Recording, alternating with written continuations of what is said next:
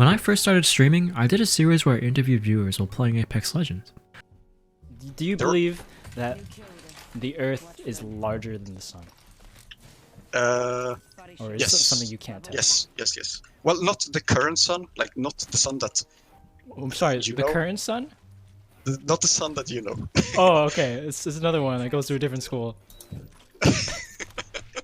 About 3 months ago, I had this idea to make the interviews the main focus of the content. In the background, I'd play some word game, an FPS, or occasionally fold some origami, but it opened up an avenue for me to converse with my viewers one-on-one and hear them talk about anything. We had people talk about their passions, their problems, their jobs, everything.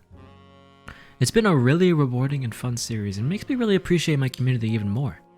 This video is not really meant to be watched as the main focus of your attention in one sitting, but throw it on in the background or jump to one that you think sounds interesting and you might enjoy yourself or find some new motivation. Check out the timestamps in the description for questions or interviewees that you might find interesting. And if you'd like to tune into one of these live or be featured on one of these interviews, stop by the stream sometime. I've known MARVELOUSKHEZU for about 3 years from playing some dead Korean MMO called Blade and Soul. I vaguely knew that he was in school to become a doctor, but I didn't think too much of it at the time. All I knew that he was somehow reliable enough to show up to all of our raids, even the ones that involved like 3 or more hours of progression multiple times a week. At some point, I finally convinced him to come on and tell us a story. How did he do it? First of all, walk me through your educational career. Like, you're coming out of high school, you're trying to figure out what to do with yourself. What are your thoughts? What path did you take to get to where you are now? Wow. Dang, you're making me go all the way back. I'm making it all the way back. All right. So to provide some context, I'm a first generation kind of like college student. So my mom is from Sierra Leone, which is in West Africa. And my dad is like do you know the capital of Sierra Leone? Freetown. Correct? What? No, that's correct. That's correct. Oh, okay. I thought you said incorrect. I'm like, what do you mean by this? Sorry. But yeah, so, you know, my mom raised me on her own. So there was like a lot of stuff I kind of had to figure out on my own regarding my education. Kind of the upside is, you know, I was kind of smart and I grew up in a county, like I grew up in PG County, Maryland, where they have programs for like, you know, detecting kids that seem to have, you know, some talent and, you know, developing them. Yeah, you know, I was a pretty smart kid. So I ended up going to schools, I guess most people call them magnet schools, but I ended up going to schools that, you know, help cultivate my abilities and stuff. And that was kind of my track from like elementary school into high school, where I went to a school with a science and technology program. So there was a big emphasis on teaching, you know, science focused like specialties so people can go to college or like get jobs related to that. So that kind of provided my like, you know, foundation. So when it came time to, you know, apply to college, it's like, okay, well, I'm probably going to become a biology major because, you know, I've been learning a lot of biology. I'm seeing me good at it. And, you know, that's a good chance of being a doctor. You know, I've grown up broke, so I might as well become a doctor, you know, get bank. I mean, there's other reasons now. Like, I'm a lot more mature now, but it's like, yeah, like, I don't want to be broke. Like, let me go ahead and be a doctor. Wait, so you went into college with biology as your major immediately? Yeah. Okay. Like, I just chose it straight up. And I know for a lot of people, like, there's always that question of, like, what I'm going to major in. I think, honestly, and this is not from my experience necessarily, but just, like, being around my friends and stuff who... Oh, wait, hold up. Nice. Yeah. You know, just being around a lot of people that had their own unique journeys in college, you know, you don't necessarily have to decide, but, you know, you might as well just pick something starting off that's, like, you know, related to what you're interested in, just what you're good at simply. Like, you don't necessarily have to like it, but you might as well choose something that would be a little bit easier for you to learn as you're navigating that space. And then, you know, you're free to switch like sophomore year or junior year. At worst, you're maybe doing like maybe one more semester. In the grand scheme of things, like, it doesn't matter. Like, in my opinion, like, once you hit college, like, there's no real, like, I won't say competition, but like, you don't have to do things in a certain way. Like, you don't have to finish in 4 years. Like, you have nothing to prove. Yeah, that's it. You have nothing to prove. So just be comfortable, you know, navigating that space so you figure out what's best for you. I completely agree. I feel like a lot of people get caught up with like the competition, comparing themselves to other people, but there's really no benefit to finishing early or just doing things because of the pace that other people are doing them at. Right. Because, you know, you don't want to end up in a situation where you're like, you know, doing something you don't like and you're feeling like you're wasting your time. I think, you know, especially for our generation, there's this push like, okay, you need to be successful by the age of 25. You need to be making 6 figures. You need to have your own house. You need to be getting to have a family. Like, no, that's just nonsense. Especially considering that, you know, this is something I learned very early on in college. People don't really reach their peaks like professionally and like with all their interests until they're in their like 40s or 50s. Like, it's something that takes time. So whether you're starting on that process at 25 or at 35, like, it really doesn't matter that much. Yeah, that's huge advice. So what else about your path in college went on, other than like you picked a major and then you just followed it through up to where you are now? So you went into it with the idea of like, okay, I'm gonna become a doctor, and that was because you just like the subject? And yeah, I was good at it. Okay. That's it. Yeah. And it was a lucrative career. Like, that's it. Was it interesting to you, or was it purely because of your skill? I was kind of in a position where it's like, I don't really fully understand like what this all means, like what it means to be a doctor and all that other stuff, but I might as well just like put my best foot forward in finding out. So let me just, you know, put myself in a position where like I'm learning the necessary information for, you know, becoming a doctor in the future. Let me take these classes, and, you know, even if I end up deciding to do something else, like I've accumulated, you know, quite a bit of knowledge, you know, in science in general, that I could, you know, kind of pivot into something else. Right. I'm also, you know, training myself to think in, you know, unique ways. Like, you know, I got to take biology, I got to take chemistry, I got to take physics. Like, you know, that's going to be a benefit in some sort of fashion, even though it's not necessarily going to lead to medicine. So it wasn't really like a stressful choice for me. And, you know, you have about like 3-4 years to really think about it anyway. So I wasn't really stressing it, honestly. Do you have any other advice for people who are going into college and have no idea what to major in? I would say, for people who've already decided, like, you know, this is the college that I'm going to. Oh, your application. Well, who've already decided, like, you know, what college that they're going to. You might hold up. Wait, no, not okay. List RA. Yeah, I couldn't think of anything.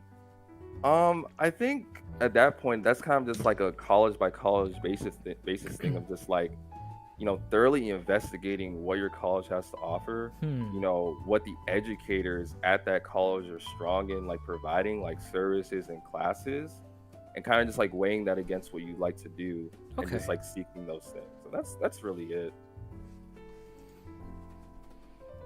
I mean, you have time to figure it out. Right. It's not like you have to commit at the first year and you're stuck with that forever.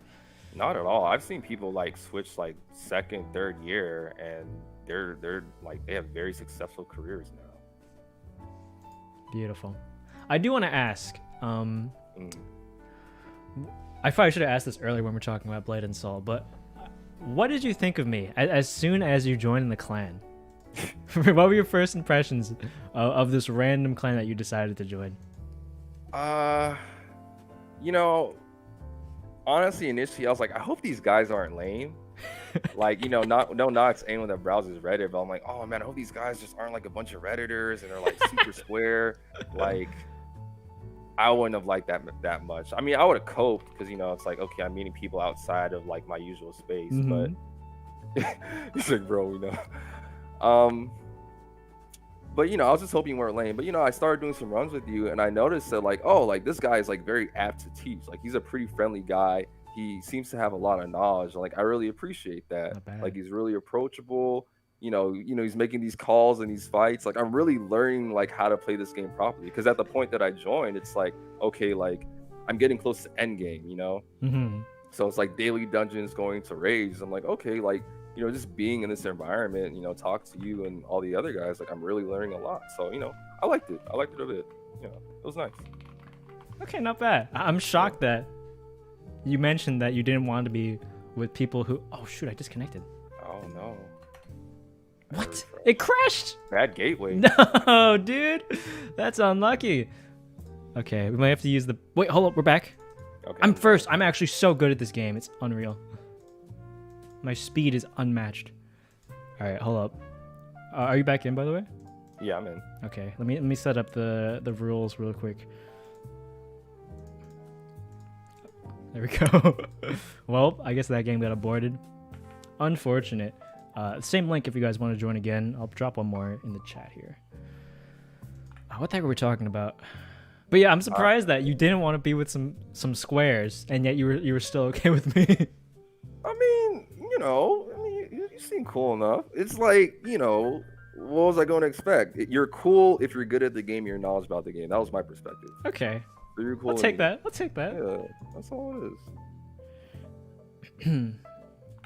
Okay, so as I mentioned earlier, hold up.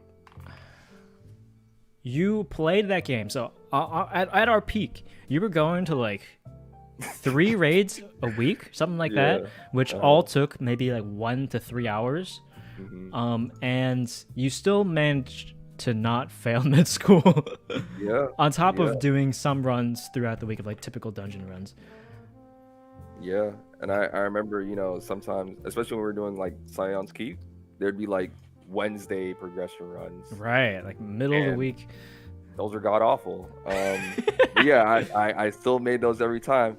It's interesting because we're playing an MMO, and not only that, like a KMMO, which is like that's like a second job, honestly. So I understand like how you could be curious.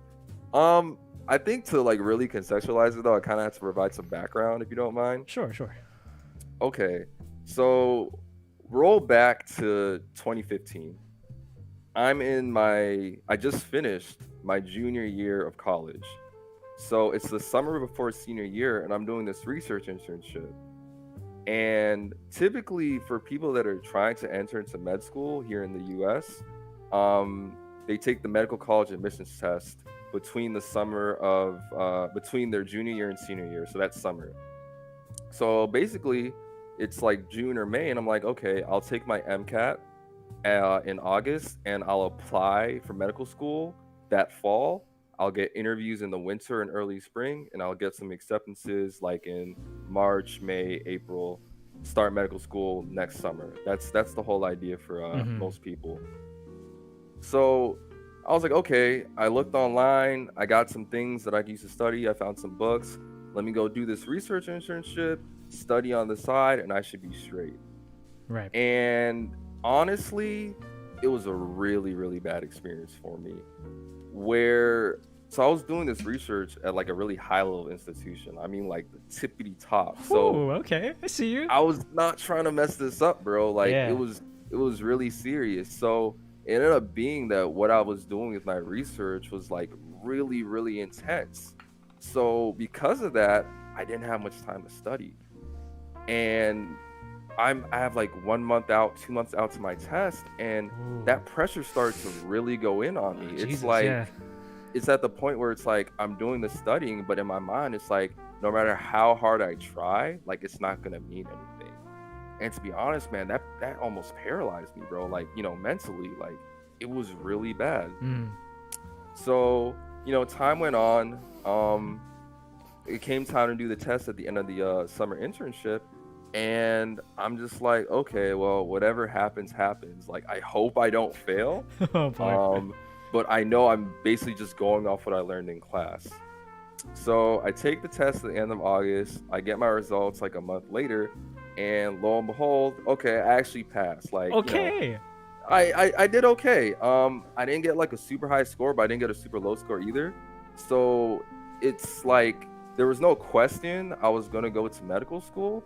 But it's like deep down inside, I was really salty because it was like, did I really put my best foot forward in this? Like, did I really like study and bring out the best of my ability here? And then it's like, I went through all that stress, prior to taking this exam for this kind of like, okay result. Like, I can't let this happen again. That's what I remember telling myself that, like, I cannot let this happen again. So like, from that point up until the next summer where I was going to enter medical school, I basically spent hours upon hours doing research on like how to study for medical school, specifically for this test called Step 1. So kind of like how the MCAT is like the, I guess, like litmus test or like barrier or gatekeeper for entering medical school. The Step 1 exam, which you take after your first 2 years of medical. Wait, did I die? Okay, never mind. Which you basically take after your first 2 years of medical school. That's like what decides what specialty you can go into. So it's like if you want to become a neurosurgeon, you need a certain Step 1 score. If you want to become a dermatologist, you need a certain Step 1 score. Like this is non-negotiable. It's a super important test. It's the test that med students go neurotic over. Yeah, I was about to say that must be an incredible amount of stress. Yeah, it's super bad, and it's changed now because they changed the pass fail. But back when I entered, like this was the big boy test you had to do well on. So I was like, okay, I need to take some time before I even start school to figure out how exactly to study for this test for the next 2 years, so I'm fully prepared to like just completely ace it. Like I'm not about to have another MCAT moment again where it's like it's up in the air whether I do well or not. Because honestly, like on that test, I was just carried by talent, and I'm like, that can only take me so far. So, you know, I researched those methods, and fast forward to me starting medical school. You know, I start employing them pretty well. I'm pretty consistent in using them, but what you'll learn is that in medical school, there's this balance that you have to strike between studying for your internal exams, which are like, you know, questions that your faculty provides based on lectures, and then studying for your national exams, which is like your board exams. And if you don't strike that right balance, like you can kind of get messed up. So my mentality starting off is like, okay, I'm not gonna worry too much about internal exams because my goal is to do well on Step 1. Like I'm gonna try my best. I'm gonna stick to this plan that I established and see where that takes me. So with that, I'm kind of gonna break like next 2 years of medical school into 3 parts. First year, the fall semester of second year, and then the spring semester dedicated Step 1 study period in second year. So first year was pretty straightforward. I made pretty okay grades, you know, in the B range, sort of. And I was employing my study techniques. And looking back overall, I found that, you know, because I was studying in a certain way, I didn't have to study very long. So it was very efficient. But at the same time, there were certain areas that I was kind of weak on that I wasn't necessarily hitting with what I was doing. But I wasn't really like introspective about what I was doing in that sense. So I was just like, let me just stick to this. It'll all work out in the end. Let me just stick to this. Like, sure, maybe, you know, certain like grades aren't going to fall through, but it's going to be okay. As long as I get that Step 1 score, everything's going to be okay. And that was pretty much first year. Going into second year. Oh, so just for context, first year, you're learning like kind of like basic things like anatomy, biochemistry, and like how to be a doctor stuff. Second year, it's a little bit more involved where, oh God, IMO. Long car. Oh my God, you want me to spell that? You're so close. Med school student, by the way. We made it though. Okay.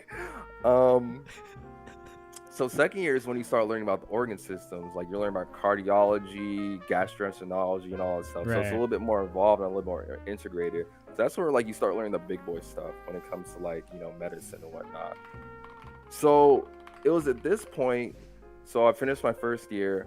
I'm doing the fall semester of my second year. I'm going through organ systems and I'm learning. You know, there's a whole bunch of information that you're responsible for cramming into your head, you know, within that span of 2 years. And it's like, okay, I'm learning some things, I'm picking up information, but for some reason, like it's still not coming together. Mind you, this is around the time I think I picked up Blade and Soul again. You know, I was playing with you guys. So once again, like I'm very efficient with my studying, so I kind of have a little bit of time, you know, play with you guys, but I'm not necessarily seeing the results I want. It gave me the idea that, you know what, something is missing here. Like there's something like fundamental, something foundational I really need to make sure is in place if I expect to do well on this exam. Because it's like I'm doing these study techniques I research, I'm committing to them. If I don't do all this exam, I just look like a fool. Like I just look like an absolute clown. So I had to figure out something. Like something's missing. So was it the you know- internal exams or the step 1? So it was step one. Step Okay, one. okay. Yeah, my internal exams, they were kind of like whatever. Sometimes I did well on them, sometimes I didn't. I kind of just like took them in stride. I didn't care too much. So, mind you, this is fall semester, second year. Next year, next summer, I'm taking step 1. I was like, I think I really need some help here. Like, there's something I need to do differently. So what ended up happening is I heard about some ARF, like ARF. It worked. I ended up learning about these tutoring services that they're offering in school. I was like, let me go to this. Maybe this will be what I need, because like what I'm doing on my own just doesn't seem to be enough. And that for me was what put everything together. Because what ended up happening is I found the right tutor for me, and he kind of impressed certain ideas upon me to help align everything I was doing. It wasn't that like what I was doing was wrong necessarily, but there were certain things I needed to connect with my study plan to like bring it all together, to integrate all the knowledge I had accumulated thus far. So when it comes to medical school, like, yeah, there's value in like, learning how to like interview patients well and stuff like that. But at the end of the day, like doing well on questions, doing well on your exams, that's your currency. That's how you become successful. Like you need to learn how to, go through medical questions on exams in order to do well. And these questions are written by like, PhDs, doctors, like using their own clinical cases that they've seen throughout their careers. And, they're just like testing you on different things to make sure you have like, some basic level of competency, arguably even mastery over like, certain clinical knowledge. So what I gained like the most during that time, getting tutored by this guy, was how to go through questions. And this is the big wall that a lot of medical students will run into, where they could actually be doing very well in their classes. They could be learning a lot, and they're not necessarily like, bad per se, but they don't know how to do questions. Interesting. So it wasn't about the studying, it was about the testing. Right. It was Okay. the application of sorts, right? Like interpreting the challenge that's before me in the form of the question and relating it to the knowledge pool that I had. There was a disconnect there for me. So a couple of things that he told me is that like, you're getting ready for step 1, right? This is a standardized test. If you want to do well on this, it's about developing a standardized way of thinking. And that really struck me, like, okay, so it's not that like I'm dumb or like I'm just not getting it. It's just like I'm not framing things properly. So over those months, where I was getting tutored, he taught me how to break down questions into their simple language. Because, there's a lot of like confusing medical terminology and stuff like that.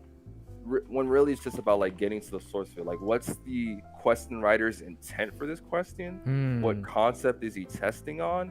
And what's my diagnosis? Like, what's the clinical like case that's happening here?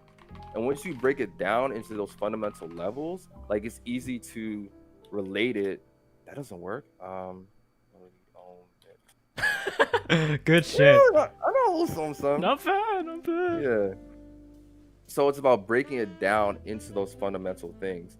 And once I got that down, once I learned how to go through questions, pretty much everything, like my grades started improving, my studying was improving. And this was like at the peak of me playing Blade and Soul. So this was like, us doing raids very often and stuff like that.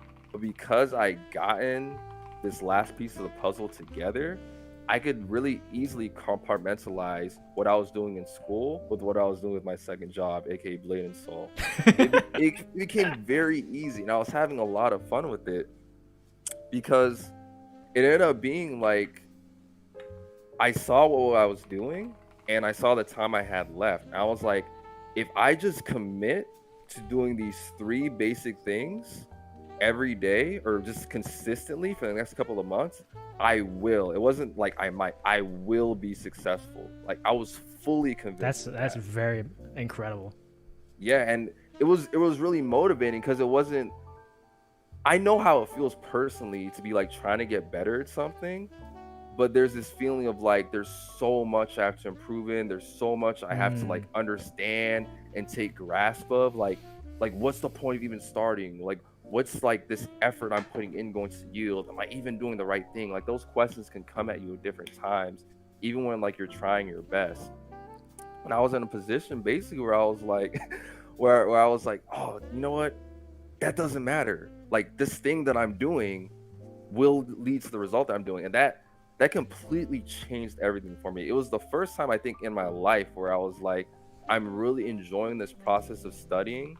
I'm not stressed, all that much about the result that I'm, gonna get. So I'm pretty convinced I'm gonna do well. And most importantly, this isn't taking up too much time. So I can do other things and like, enjoy my life. And that was honestly one of the most comfiest periods of my life. Mind you, this is like the spring semester of my second year. And it was around this time that I was going into my dedicated study period for step 1. So there comes a time around like, April or May where, the school kind of lets off and they're like, okay, no more exams really. You don't have to come to class, just study. Like just study all day. And I think I took step 1 like June 12th or June 13th. Oh, here we go. You remember the exact date? Wow.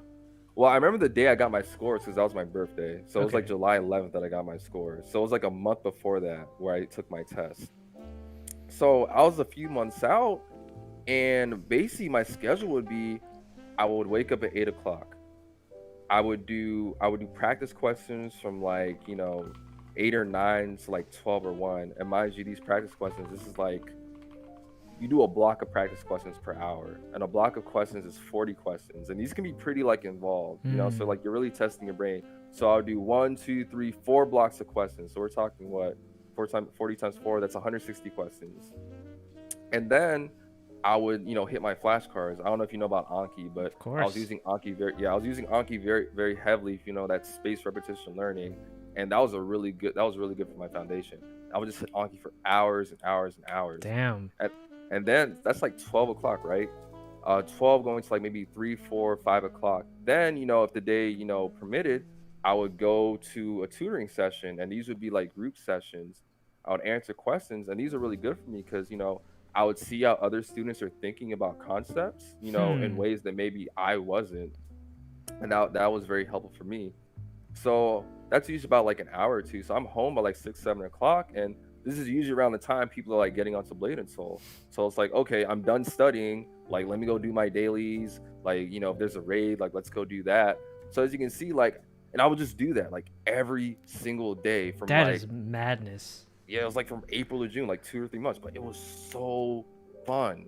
Like I can't tell you, I can't explain how studying for hours upon hours every day was like, this guy's bugging out, was fun. That's not the word I expect you to use. It was so fun. Like I was at home, because I could sense that I was improving. I could sense that everything I was working for, towards the test was like actually like, okay, there. It was actually working for me, and that was just so motivating, and that was so fulfilling. Yeah, okay. And there was that element of like, oh shoot, like I'm actually smart. Like, I'm understanding these complex medical concepts. I'm able to like break down the most complex of questions into like 1 or 2 word phrases. Like I'm exposing these test writers. And it was like, it was almost like a game at that point. I was just playing it and I was enjoying it because I understood the system and I was just gaming it. Yeah, okay. Yeah, so I went through that, took my test. My tutor said, yeah, test day will be the easiest day. Sure as hell was. Got my results on my birthday. Absolutely destroyed it. Oh, man. This was like a complete 180 for my MCAT moment. Yeah. I put in the work. I was not like super down on myself prior to taking it. I destroyed the test, and I have a future now. I was super happy. And yeah, I think after that, things kind of died down with BNS, but yeah, man, that period was like really special for me. That's not a one. Archipelago, Opine. Alpin. Someone who tutors you is help. Oh my god. Helper. Good Okay, enough. nice. Terrible hint, but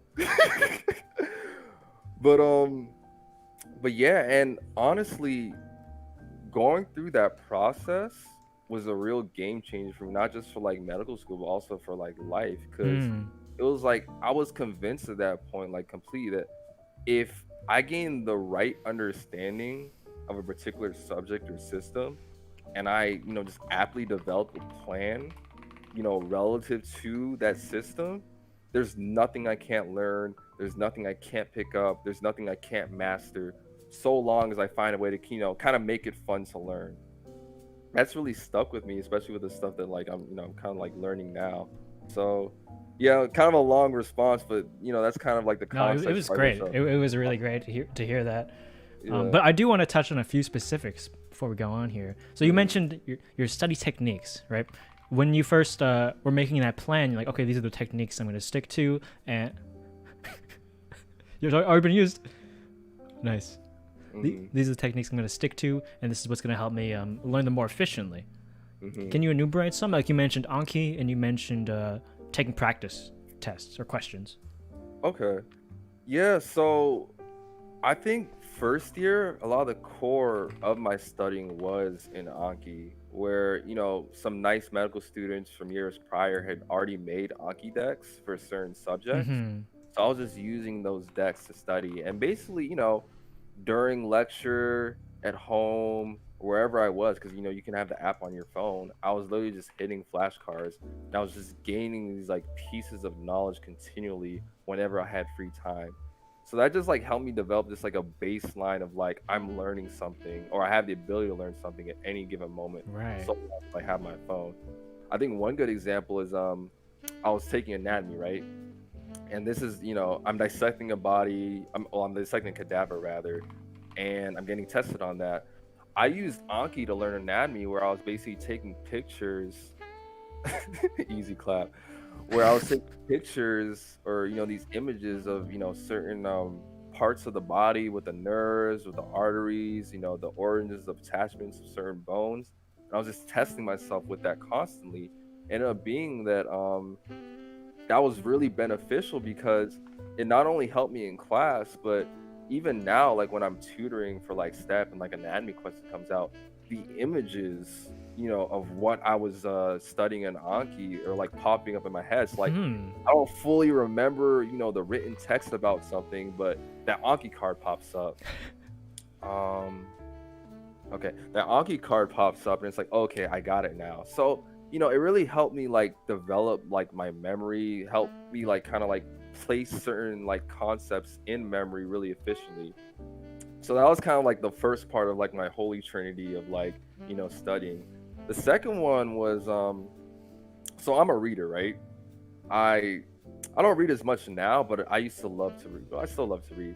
I remember in elementary school once, I don't know if you had them, but there were like these like reading like lists that you would fill every semester, or every quarter rather, and you just like put in the book that you read, how many pages it was, and they ended up turning into a contest. I remember one quarter, I read like 1,000 books, and a quarter is like a month, 2 months. 1,000 books? Yeah, it's like 1,000 books. I might be misremembering, but it was a pretty substantial amount of books. I wouldn't be surprised if it was like 1,000. Maybe it was like 500 or something like that. But I always say I'm a reader. I love reading. I love the art of like reading comprehension. So what was it? Nonfiction or was it? It was literally anything. Okay. Literally anything I got my hands on. So that is madness. I was just freaking reading, bro, like crazy. So going into school, it's like I like reading, but reading takes a hell of a lot of time. Like there's a lot of stuff you have to process. So I was like, I need to do something different. So I started picking up videos a lot more. So videos not only save time, but basically it was a situation where, oh, god damn it. Oh, did I fail? Okay, You did, it got indeed. faster. Yeah. It was a situation where I was making Anki cards based off the video. So I would never have to, watch a video more than once. Can you explain Anki before we go on here? Like what exactly it does, how you use it, and Okay. what its benefits are? So Anki is like a flashcard application or program that uses a space repetition algorithm. And basically the idea of this algorithm is like okay, Uber. Oh no. A baby bear is called a. Oh no, no. You got tunneled on the Ubermensch. Yeah, I'm not even sure. I don't even know I tried that. But it's a space repetition app where it's like, you know, if you were to make flashcards from like index cards on your own, right? Like you'd kind of flip through it like a deck, right? Like you just put the first card in the back, and then you like see it again when you finally like reach it again. What Anki does is like it brings back the card not in the order that you saw them, but in the order according to your response to that card. So you'll solve a card, you can say, okay, that was bad, I need to see this again soon. That was okay, I need to see this again a little bit later. But that was super easy, I'll see this again way later. So the idea is like the next time you see the card, oh no, okay, I'm dead. The next time you see the card is right before the moment you're gonna forget it. And that, you know, scientifically, you know, through study, that helps you remember things more. So you're not just like wasting your time seeing a card of a thing that you already know. You're seeing it right before you're about to forget it. Anyone can access it. It's free. You can use it for literally anything you want to learn. So it's pretty useful in that sense. So the good thing is like there's integration for not only text but also like pictures and like I guess like GIFs and stuff like that. They're very flexible. It's kind of like, you know, back in the early days, people were using like HTML to customize their MySpace pages, right? Like you can customize an Anki card to like that degree. Oh wow! You know, to meet whatever needs you have. Yeah, it's a pretty like flexible app. So I would make Anki cards off the videos, or I would use Anki cards based on videos. So I didn't have to watch a 30-minute video again. I could literally just like hit the flashcards to help me retain that knowledge. And then the third thing, of course, is just like me doing my practice questions, and I would just be hitting them super, super, super hard.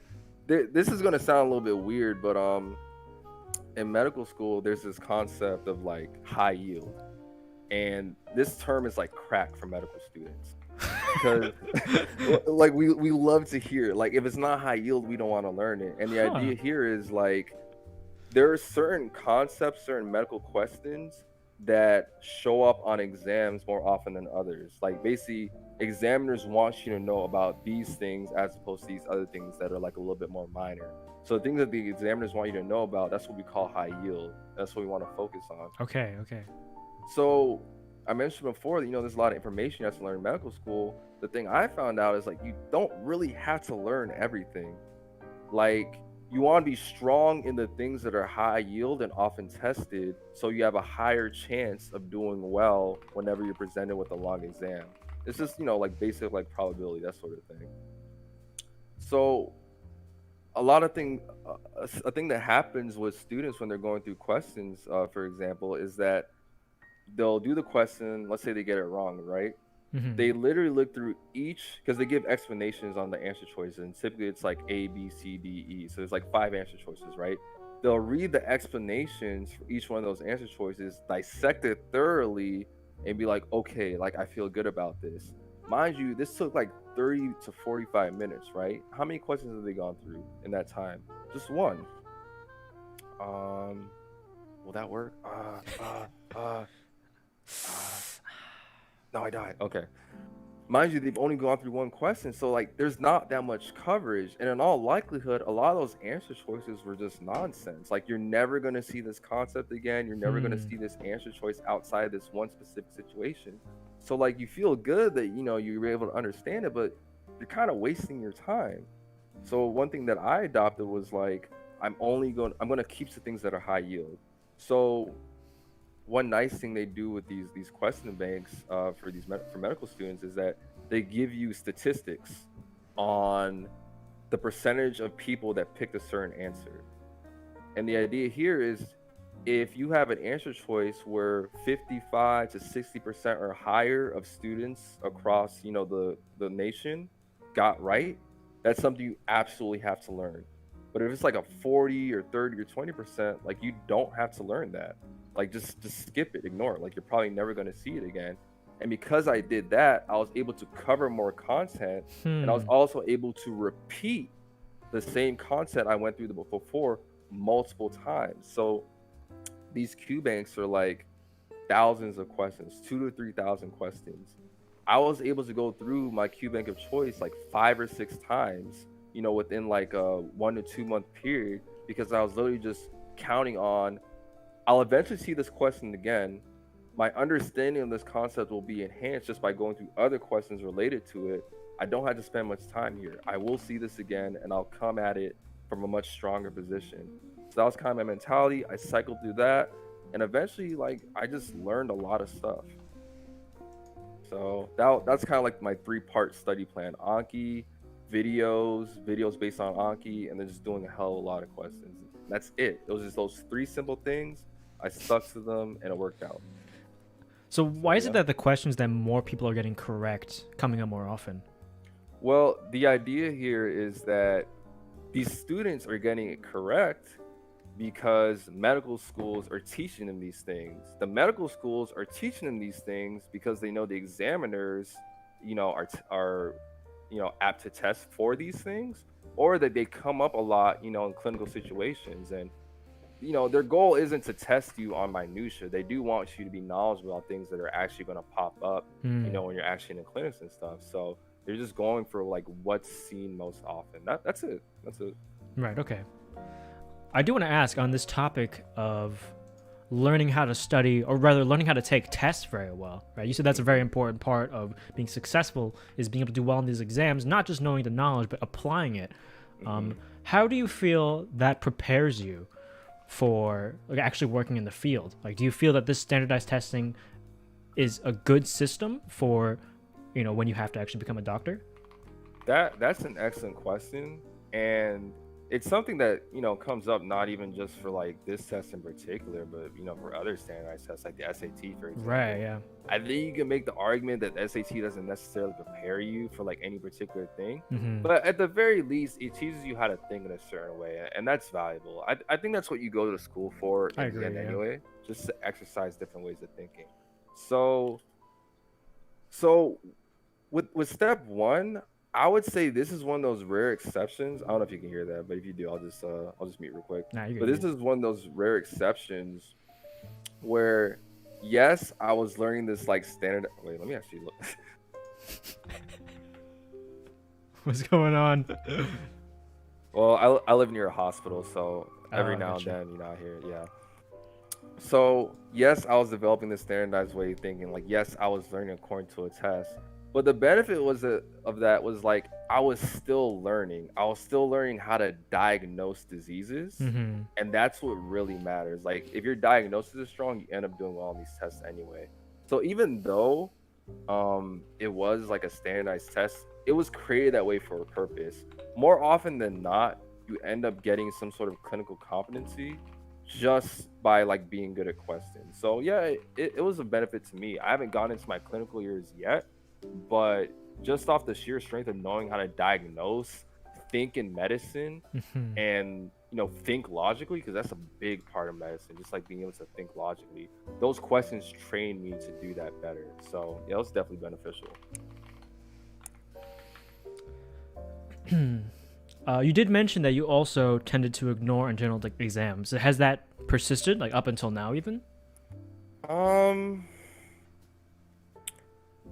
Oh, I'm glad you brought that up too. So what ended up happening was when my study like technique kind of came together, and like I learned how to do questions, like I was still like focused on step 1.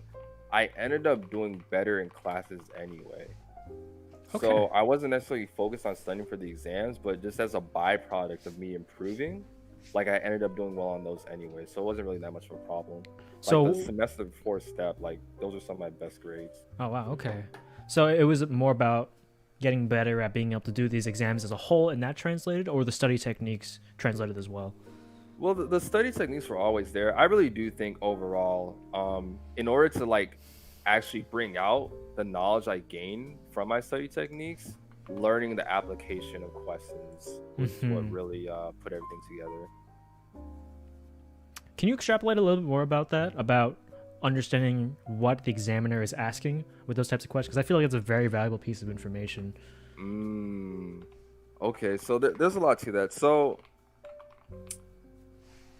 basically, there's a set amount of concepts that you're going to be tested on like your step 1 examination, for example. So this is a 7-block exam. So I remember I said a block is like 40 questions. So that's 280 questions. Jesus. You have about 7 hours, 8 hours to do Jesus the whole Christ. Yeah, so you get there like 8 o'clock, you're done at like 3, 4. Like it takes a minute to do. So the thing is, like, there's a confined amount of concepts that you're going to be learning, and there's some concepts that are going to be tested more than others. When it comes to like understanding the author's intent, it's kind of just like, I need to kind of get past the language that's being used here. I need to kind of get past the terminology and like break this down into its discrete parts. In that sense, it's what are the things or what are the pieces of information here that are leading me to a diagnosis? Like, that's going to be your first step no matter what. What is the diagnosis? And then from that diagnosis, that's when you can start pulling your knowledge. Like, I know that, in an MI, these are the markers that are upregulated in the serum. I know also for an MI, if they ask me a question, for example, like this person had a heart attack, it's 1 hour after the heart attack and they die. What killed them? I know this is a what happens after an MI type of question, in the sense that there's a time-related response to things that happen after an MI. If it's like hours, within 24 hours, you're more likely to die of an arrhythmia. If it's like 3 to 5 days after, there are other things that can happen, like you can get like a tear in your heart, for example. That's not right, is it? No, it's not. Yeah. Ooh. So eventually, just by doing a lot of questions, you begin to see that they're not asking about like a billion things. They're really only asking about the same 70 things over and over again from different angles. And once you're able to recognize, once you're able to like get used to those angles that they're asking this from and relate it to like a major concept you probably know pretty well, it becomes a very simple task of reading the author's intent. That's when you can kind of go into some of the more nuanced aspects of answering questions, where it's like there's always a line at the end of the question asking like, what is the diagnosis, or what drug would be contraindicated for this patient. Just off of that line alone, you can be able to reach a diagnosis. Sometimes off of the first sentence or the first 3 words, you can get an entire diagnosis for like a paragraph or 2-paragraph question. You just start to get into their heads and understand, this is what they're testing me on, this is what they like to do, and this is how they like to do it. And once I can expose that, it becomes a trivial task. Beautiful, beautiful. So let's talk a little bit about the work-life balance, right? Because you told us that you spent like 8 to 10 hours a day studying in the mornings, but then afterwards you had that time to just play games. Do you think that was a very important part of keeping yourself sane and not letting the pressure get you? Yeah, I'm glad BNS was in my life at that time, because it kind of gave me something to focus on, where, I was working hard at it. I was feeling a sense of progression in life. It was in a game, but progression is progression. Right. And I was working at something with a group of people. I remember the earliest like team experience I had was like in high school when I was on the wrestling team. I was kind of a scrub. I got my match. I got a win or two. It was a fun experience. But I've never had like that really deep, like, here are these group of guys that I'm teaming up with, and we're like really trying to accomplish something. Like, we're putting hard hours, hard work to like really meet, a common goal. And BNS was like the first time I really had that on a legitimate level. And that was really important for me because, it kind of gave me, I don't want to say identity, but just for lack of better words, it kind of gave me an identity outside of being a medical student. And this is really important for just, mentally. Like, I'm not always thinking about medicine. Like, I'm thinking about, like, okay, when is Trove coming? So, like, I mean, when is this next raid coming out? So I can, Drop upgrade my $1,000. gear. Yeah, drop $1,000 on cosmetics. Look, my character was cute though. Yeah, I mean, I can't deny that. Yeah, see, there you go. How can I, improve my rotation or improve my understanding of my characters? Okay, look here, sir. Shadowson was a very high-level big brain class, so you don't understand that, fine. But I played it, and I know. Yeah, okay, buddy. And, just being able to be really intense about something else aside from medicine, it was just really fun. So, I really appreciate those times, and it provided that balance I needed for sure. Beautiful. So, one thing that's okay. First of all, I want to mention before we go on here that it's actually incredible to me that I knew like none of this before coming into this interview about like how much time you spent studying every single day. Like all I saw of you was like you show up to raid, you did your part, and then like we just talked about, I don't know, anime or something. But yeah, I never heard about your life outside, and yeah, that's humility right there. God damn. Yeah, appreciate that, man. I tend not to talk about school too much, like, in my online and gaming spaces. Part of it is because, other people aren't necessarily going through it, so like I don't want to like burn them with like, oh man, like I'm complaining about this or that. I sometimes I just like keep it separate just cause I think it's interesting, like, when I'm a student, like I'm like working really hard, I'm like, fairly responsible and all these other things. When I go on Discord or like, I'm playing DNS, like I'm just, shit posting, I'm like, just messing around, having fun, and wait, is this work? No. All right. It was kind of a nice paradigm, and I enjoyed it.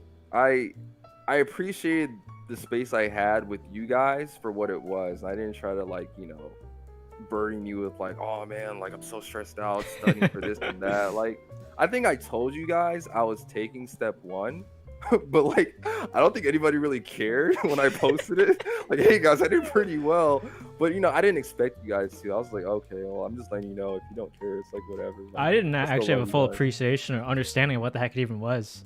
Oh yeah, it was a big deal, but yeah, I myself didn't inform you guys of that, so like why should I expect you to like really like appreciate it? So now you know. Now I know. Yeah. Oh Lord. Another life. Another striking thing about like not only, but okay, first of all, did you ever struggle with like this motivation and time management and being able to keep yourself on task or like time boxing, all those things? Because you've got a lot of hobbies like gaming and anime, which is very time consuming and almost addictive. So how did you manage, or rather did you ever struggle with that first? Yeah, I mean, I'll say this, I don't want to give people the impression that I'm like a really hardworking dude. I'm not, like, at all. I prefer to take it easy. I don't want to say I'm lazy, but people could throw that tag at me and they wouldn't be far from the truth. I think when it comes with that is just that recognizing that like laziness isn't necessarily a bad thing. Like, prolonged it can be. I think laziness is something that kind of just like is on a continuum. It's on a continuum with wisdom, in the sense that like when you're feeling lazy, like your brain is telling you like whatever you're doing, it needs to become a little bit easier. It needs to become a little more simplified, because I can't produce anything in you right now that makes you want to do and commit to this thing. That's very interesting. So you believe that innovation and like searching for more efficient ways to do things comes from laziness? Yes. Wow. So in this, so that's how. So you didn't develop ways to combat the laziness. You developed ways to work with it. Exactly. Wow. And that's where the wisdom came. Yeah. Okay. So, like, I can afford to be lazy now. I can afford to slack, like not be as efficient with my time because I developed these things that are just intrinsically efficient to do. So it's kind of just like how like if laziness is on the continuum with like wisdom, hard work and overwork are on a continuum too. And like you got to find the right balance between the two, or else you end up like exploding. That's kind of just how I see it. So I mean, with all my hobbies and stuff like that, it kind of came down to like doing a lot of things at the same time. I know, like, when I was playing Blade and Soul, I'd be doing Noxun runs a lot for Moonstones, and I'd be doing Noxun. I'd be watching anime at the same time, that sort of thing. Sometimes when I'm doing my Anki cards, like I have a show on, like I kind of found a way to do something enjoyable and do like something study related at the same time. Sorry, you watched anime and did Anki simultaneously? Sometimes it wasn't. How? It wasn't. Was it subbed? Yeah, it was subbed. Yeah, Of course. of course. Yeah, of course. How it did you was do subbed. that? Sometimes you just get into a flow, like where you're able to like kind of divide your attention in that way. It's really hard to explain. Like, it's just something you get used to. Okay. Yeah. But yeah, I don't know. Did I answer your question fully, or like? Well, did you ever struggle with that? Like earlier on, did you have to develop these ways because it was an issue, or you just kind of? Okay. Yeah, I mean, I'll be honest. Like, what I did in medical school was like the first time I really felt like I worked hard at something, like achieved something substantial with like focused hard work and diligence. Like, personally, I feel like I've been like carried like most of my life. I don't want to like spell it out like, oh, like I'm really smart, I'm a genius, but I think I've just been like blessed to be put in like the right positions, and I've kind of just like rolled with that. But this is like kind of the first time where like my success was more so going to be dependent on what I produced out of my own hands, out of my own intellect, and that sort of, like, I had to be a bit more serious. Like, this is what the situation called for. So, but yeah, prior to that, like, I didn't have anything like that. Like, being in school, I would just spend hours upon hours just like playing games and stuff like that. I rarely studied. So like senior year, like my grades were like the worst they were ever, like my entire school career. And this is coming from someone who like, did pretty well leading up to that. And in college, those habits kind of persisted where, what the hell? Oh, hold on. I got this. Those habits kind of persisted. I still did well. Like, I mean, I was one of the top students in my class, but I was like, how long can I do this like BSE stuff? You know what I mean? Like, yeah, like not have to try and still manage to do that. Yeah, there was definitely a limit to that. So was there a moment like when you got into college where you're like, okay, this has got to stop, I need to start devising ways, or did it just gradually happen? It was the MCAT moment. Okay, right. Yeah, and I was like, I need to be more intentional about what I'm doing, or else like this is gonna blow up in my face and I'm gonna get exposed. So, and that was it. I definitely had like that exact moment as well, like an event where like, okay, this can't happen anymore. Do you think there's ways that people can develop that sort of like motivation and time management without having to go through, well, not really failure, but just difficulty and distress? I think part of that is just the environment you grew up in. Like maybe your parents like, really push for that and put you in, certain circumstances that, kind of gave you that mentality. I mean, I personally didn't. So, I don't think it's anything you have to force. I mean, I don't want this to like sound like negative, but sometimes that's what it takes. But at the same time, like that's okay. Like that's just like the human experience. Like sometimes things have to happen to you for you to be able to take certain steps forward. Like just accept that and recognize that, like, it is, I wouldn't say it's your fault, but it's like you have the capacity to grow from this. And if you recognize that and like, roll with that, whatever happened in the past is going to seem very small. Like when it happened, my MCAT moment happened, I felt really bad, but looking back, it's just like, okay, like I appreciate that moment because it brought me to where I am now. And where I am now, I'm more so focused on where I'm going and how I can apply, what I've gained through this process to the other things, that I'm trying to like, develop. And that's more exciting to me. When it comes to motivation, I would say that like, that's something you don't necessarily force either, in the sense that like, if you're having issues with the motivation, maybe you need to like, kind of reassess the system that you're using. Like on some level, you should reach a point where it's like, oh, what the heck? Yeah, this is unfair. What the heck? Okay, yeah, I'm dead. You should reach the point where it's like, yeah, I'm working pretty hard at this. Like I'm putting, effort and hours, but like I'm enjoying the process of what I'm doing and I'm seeing returns on it. And then I think when you're at that point, like motivation is not really an issue. Like even if you like skip a day, it's not because like you're unmotivated. It's just like I can pick this up at any time and it really won't be a problem. That's kind of just how I see it. I do want to say before we go on, Girk, the guy who's asking you about like med school and such, he says, "Tell Kezu I love him." Twice. Thank you, Girk. That's my dog.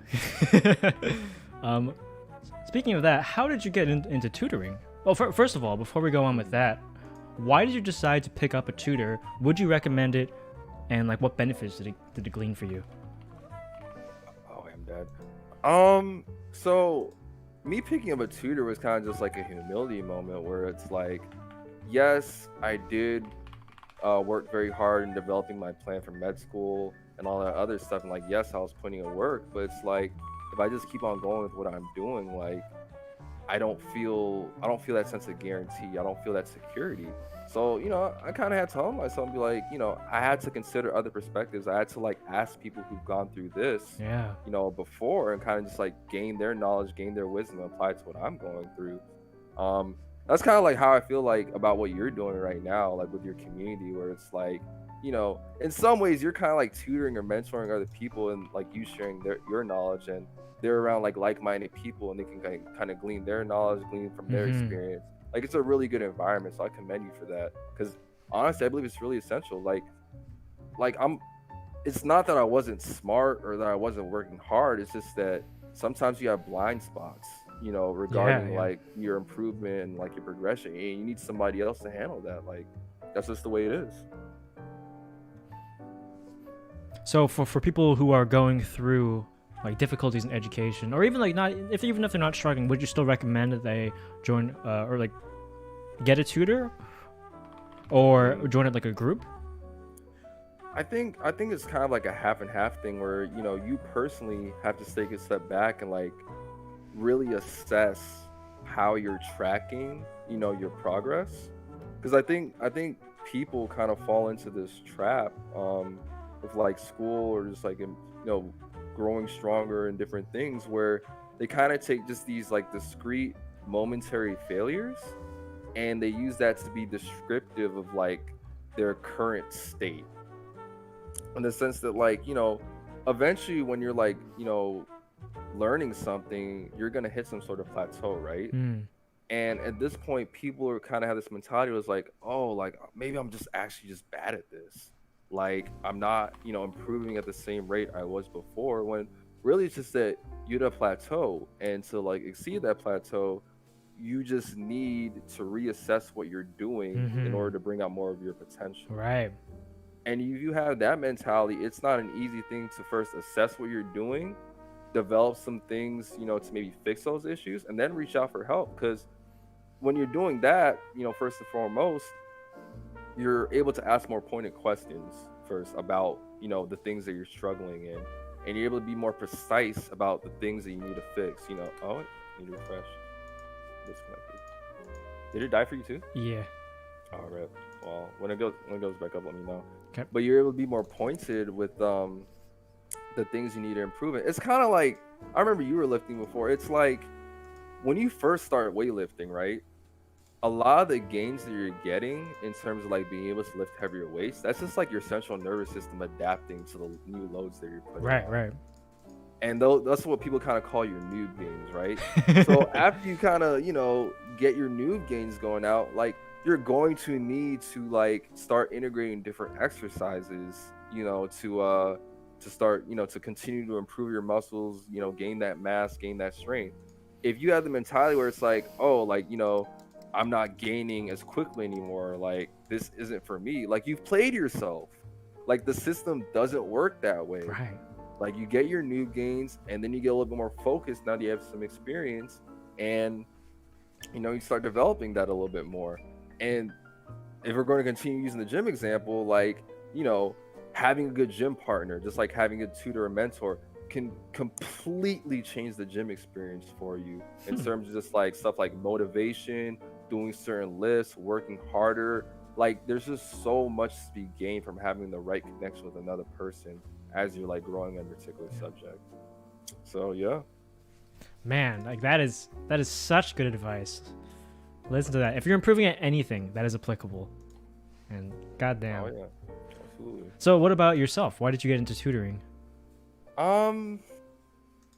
It was two things. One was that I really wanted to pass on, what I had learned, because it's like I've gone through years of being in that place where I was so unsure of what I needed to do to get better at something. It became really like, it was really sad. Like, it was really demotivating. It was a source of worry. It's like, I don't want other people to experience this. So because I've grown in this way and I'm confident in what I've learned and how it's applicable to not just myself, but others, I can pass this on to help other people improve and get past that wall. Because, the sad thing is, like, especially for med school, you can get in, right? And, honestly, you're paying like tens of thousands of dollars, to go through school. And a common wall for a lot of people, I've seen it so many times, can be the step one exam. It's a little different now, but back then it can be the step one exam. So it's like, why should I just like sit here and like let people fail, who've been working hard, who have the knowledge, but just need the right set of strategies to bring it out? Why should I just sit here? Like, I can like teach them what to do. And I say that with the caveat that, like, in all my years tutoring, and I've tutored like a bunch of different types of students, no one really completely listens to my advice. And that's like the most interesting thing. Like, I'll tutor them, they come back a week or two later, they're like, okay, I've been doing these things, but this isn't working out. I'm like, okay, are you doing thing X and thing Y? And they're like, well, no. But I'm just like, bro, like, literally just do 1, 2, and 3 and you'll be fine. People, there's always some sort of pushback, and I used to get really upset about that, but then I had to step back and realize, nobody thinks exactly like me. Right. Nobody grows exactly like me. So if they can take just one thing that I gave them and run with it, and they're improving, like, I shouldn't be like salty about that. Like, it's almost like when you're like comparing your growth with another person, right? And they like get to like some sort of point like faster, for example, right? There's no reason for you to be upset, because literally your brain is engineered differently. Like, you're almost disrespecting yourself by telling your brain, like, why aren't you working exactly how this person is working? Completely ignoring the experiences they've had up until that point, or even their theoretical like limits. Like, when you more so just like focus on how like your brain is working, I think you're able to go a lot farther with improving things. So I kind of just like let them have that, and more often than not, like really more often than not, they did well. A lot of the students that I tutored were retaking the exam. Not a thing you want to do, but you kind of need to do it you kind of need to pass to advance. And I just remember, there were just some days when, like, I'd be really down on myself for just different reasons. I would be getting phone calls from like some of my old tutees, and they'd be like, yeah, man, like, I passed the exam. Like, thank you so much for your help. Like, I wouldn't be able to do it without you, man. That really, like, oh shoot, like, you did something. Really did off. Yeah, like, wow, like, I'm really benefiting the lives of others. Yeah, so, I kind of felt that way about Blade and Soul too, in a much smaller sense, of course, but that's still that passing on of knowledge and experience is very valuable. But you also mentioned earlier that in becoming a doctor, your motivations for doing that have changed over time. So what do you mean? Like, what is it nowadays, other than just the like sustainable income? Well, before that, I do want to take a second to like just like give a plug to Pingu for those years playing Blade and Soul. Since you brought it up, you did an excellent job, man. Like, not only as like a leader, but just like establishing an environment that we could like kind of grow and have fun with. Like, I'm like looking at Limbo right now, and like I can just go to one of the channels, and I'm looking at like these raid spreadsheets, right? Showing this is who's coming, this is the people that have met like the gear checks, here's the schedule, here's who's getting the drops, and then we had that big spreadsheet of the parse DPSs and stuff like that. Like, you putting in that time, whether you realize it or not, to even like do that one little thing, like, really had a big impact on the culture of what we were doing, and you made it for a really fun experience. So I want to say thank you for the work you put in for that. No, like, like you don't get that everywhere you go. Like, I'm in another guild now for another game, and it's kind of just like kind of loosey goosey. We're doing what we want. It's not as like focused and ordered. And there's a place for that, but it really makes me miss some of the things that I had back in Ajuban. So, Hey, what are you playing? Fucking traitor. No. I'm not playing any MMOs right now. I'm just playing Grand Blue. It's a little bit different. So yeah. But yeah, to answer your question, about how my motivations for being a doctor changed.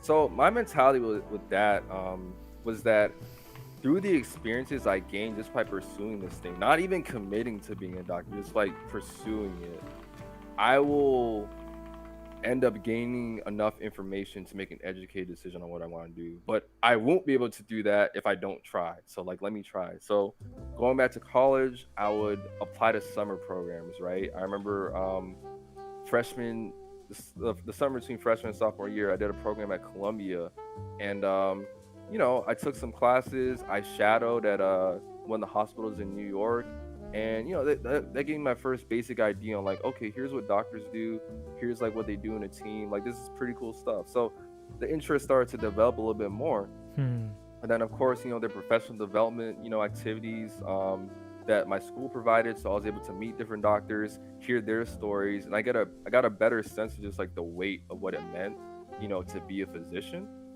And I was like, okay, like this is something that I'm interested in. And it helped that, I was also concurrently producing like, PhD. So, I had a love for science too. So those things in combination, when it came time for me to apply to medical school, it's like, okay, I still don't fully understand what it means to be a doctor, but I have enough to go on where this is something worth pursuing, and this feels fulfilling enough, for me personally. So it's like, I'm just gonna go for it. I'm not exactly a person who like tries to have everything in their life planned out, like a year or 5 years down the line. I kind of just like go with the flow. So I was just like, let me just go for it and see what happens. And lo and behold, just as in the past, as I built up these experiences, just studying, like if I didn't have my med school studying experience, I wouldn't have had the confidence to like try to like grow in other things as a person. Like it was that instrumental for me. It's like, if something like this is happening to me and I'm not even a doctor yet, like imagine what can happen for me in the future. Like the experiences I can, the people I can connect with, the experiences that I'll have, like this will be an awesome thing. So at this point, like I still don't fully understand what it means to be a doctor, but I'm feeling good about the process. And if you're in a position where you're feeling good about the process, you're probably doing the right thing. Right, okay. In my mouse acceleration video, I wanted to try making a frag video that synced some of the shots to the music, but with my love for this strange genre called math rock, I thought it'd be a neat opportunity to expose viewers to the genre. After going through countless albums, I stumbled upon one that stood out to me, Sketchbook by Cuzco. So I put it in the video. Soon after, I received a comment that read like this. Bro, here I am enjoying some good content from Pinguify, and all of a sudden I hear my album play. Pause the video. Wait, no, that's in the video. Love the content, my dude, and appreciate the feature. So with a little bit of time, we set something up and ended up playing some Call of Duty Warzone while talking about their band. To this day, still one of the coolest experiences I've ever had as a Twitch streamer. Before we talk about the band itself, I do want to talk about the genre. So math rock. It's a name that is jarring to hear for the first time. It doesn't seem to make sense. Can you describe the genre as a whole and how exactly you guys got into listening to it, or just knowing of it as a whole? This one will. Math rock. If I describe it to someone, if they've never heard it before, is more or less like taking the conventional 4x4, like 1 2 3 4 start over situation and then change number.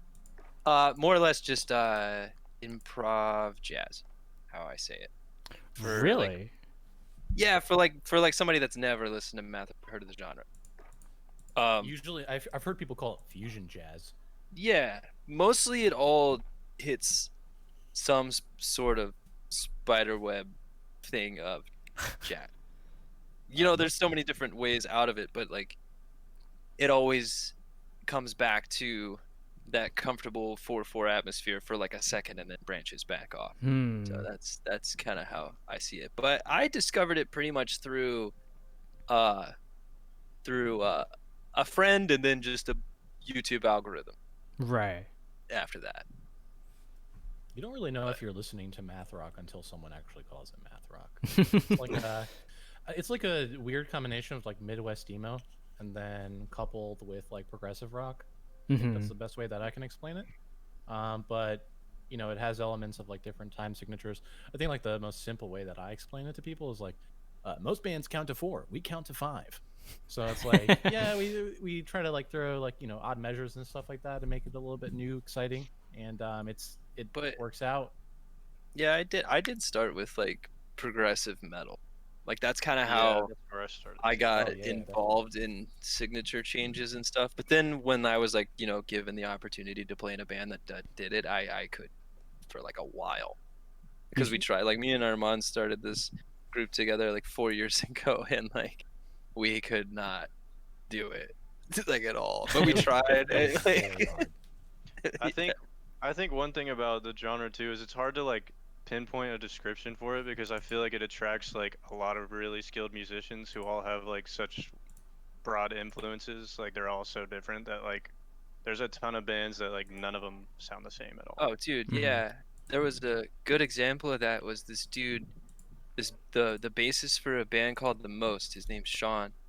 We were in Florida playing some house show, and like it's kind of a surreal, weird situation. But Armand was like cooking steaks on the balcony for like this house party, and like there's bands playing inside. It was this party was lit, dude. This was there were nuts. seven bands on it. Yeah, and Sean was standing next to me, through the glass door, and like through the glass door we were looking at the band play in like the living room of the place, like everyone's having a.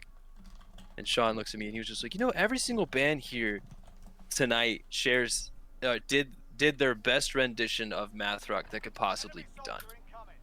And it's like, that's the best explanation I can give for it, because like there's so many different types of math rock, but it's all math rock. So I thought that was really, I was like, props to you, brother. Math rock is just one huge circle. Oh, this guy just turned on me so hard. How exactly does it differ from prog metal, which is another genre that shares like Gen.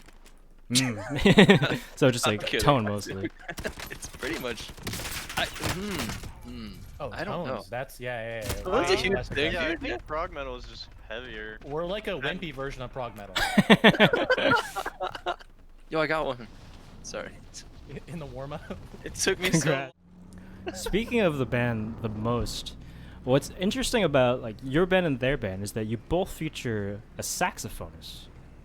That's a pretty rare feature of a math rock band. How did that come to be? Did you do that intentionally, or did you just know somebody who played the saxophone and wanted to be in a band with them?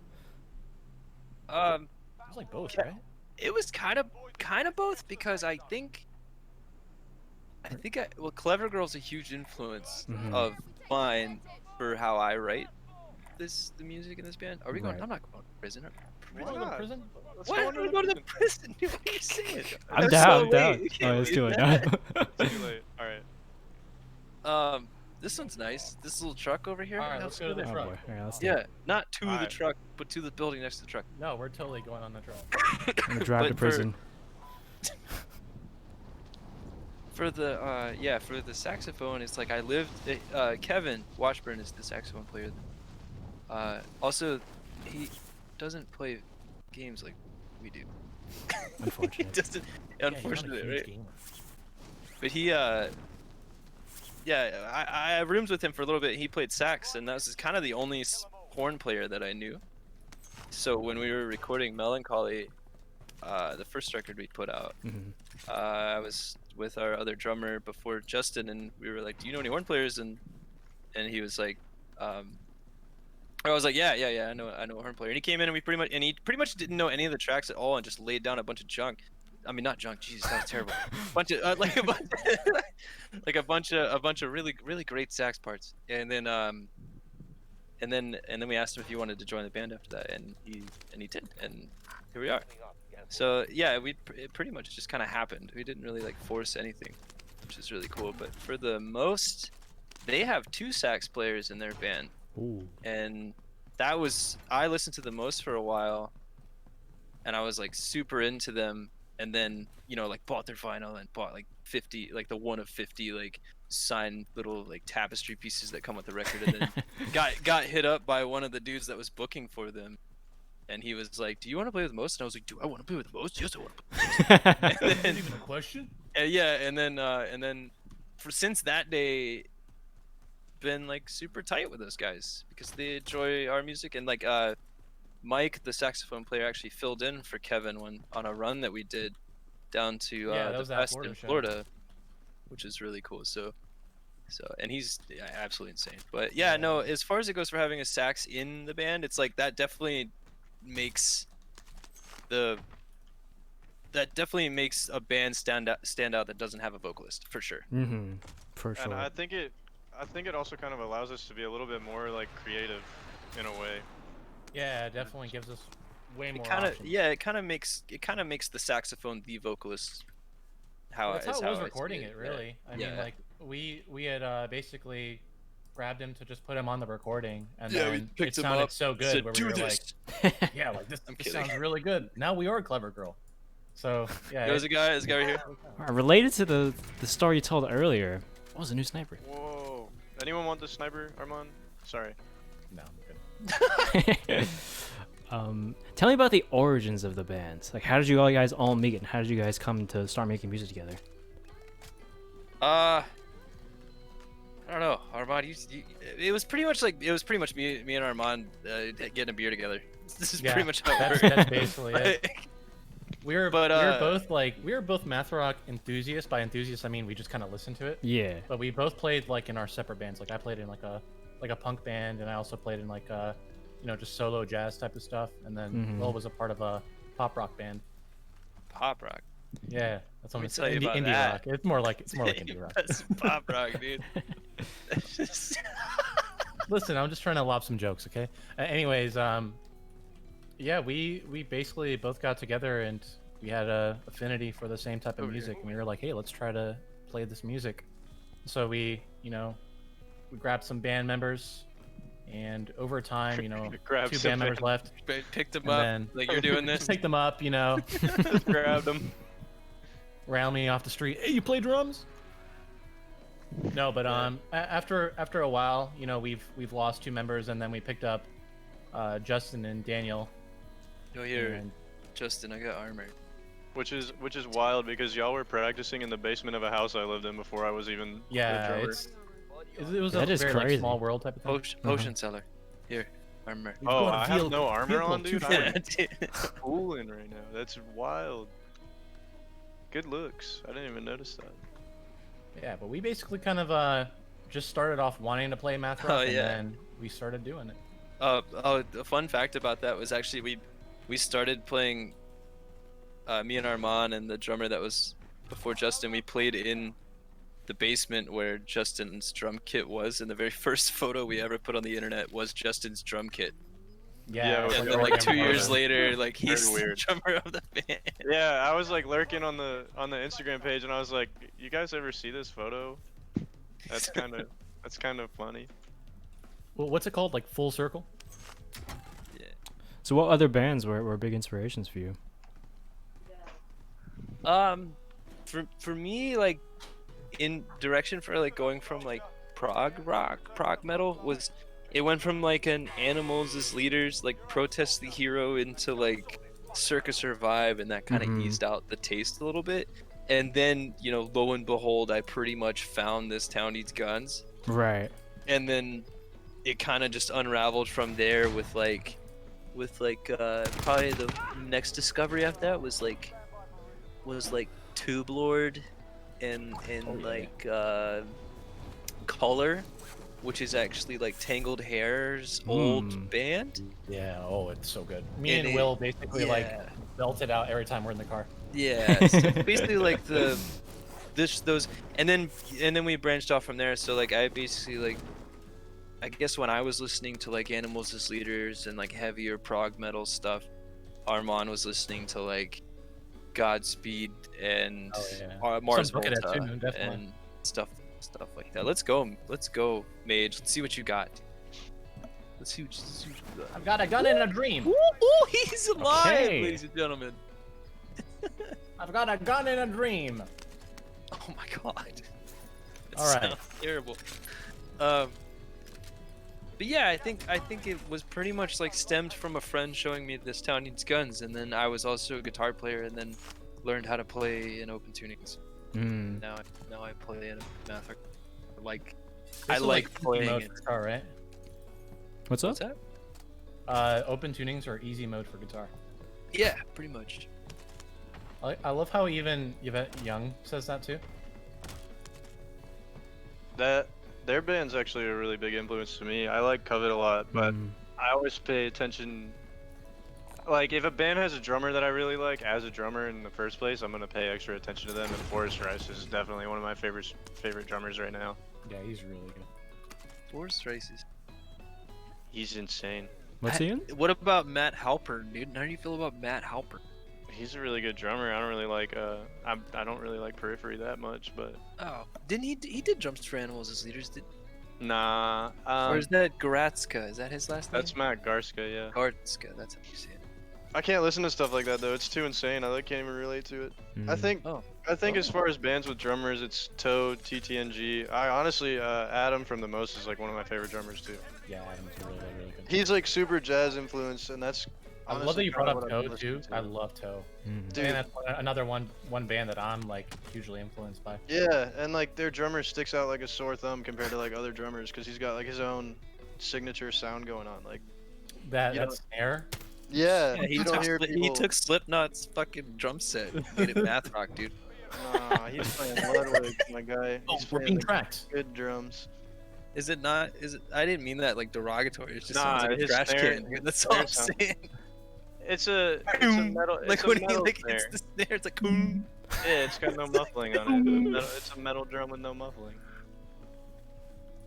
But that's the thing is like no one does that. Like I always muffle my snare a little bit. Where? Speaking of your instrumentation, I want to hear about your musical background. Like, do you have classical training? Are you self-taught? Definitely self-taught. Yeah, Oh. I'm all self-taught. Wow, that's crazy. Yeah, I took drum lessons for a little bit, but I only learned like snare exercises and stuff like that. Mm. And I kind of just wanted to like learn how to play whatever I felt like playing. Honestly, So- I thank YouTube so much because like YouTube Yeah. has like taught me so much of the basics, and then I kind Yeah, of look up a lot of like concepts there. built onto that. But there's still a lot of like there's still a lot of stuff and information to learn. So I think Right. I'm probably gonna take lessons in the future to get Every better. now and then I'll take like a lesson from someone that I like either meet or just like a drummer that'll like a lot of drummers and musicians in general are like posting on like their Instagrams and stuff like, yeah, I do Skype lessons for like this amount, and if it's someone that I like they're playing, I'll just see how much it is, and if it's like affordable enough, I'll take a lesson just cuz you can learn a lot in like 1 hour yeah. from somebody who's that good at an instrument Mhm. anyways.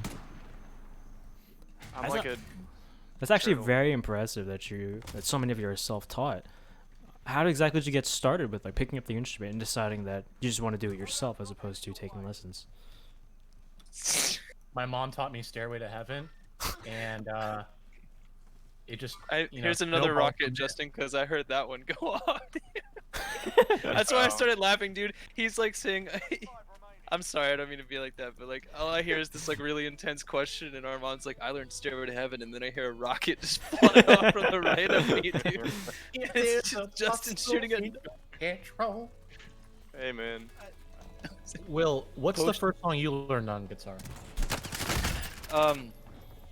The one that I could, a lot of them, but I think the one that I could remember the most would probably be System of a Down's Hypnotize. Ooh, that's Mm. That was probably the one that I learned first and like could play comfortably. What was the first song you ever played live? Did you ever do like covers or recitals or anything? Because I did a bunch of those. I did in high school I did a cover of Make Damn Sure. Hell yeah, Wow. Oh my dude. Hell god. yeah, dude.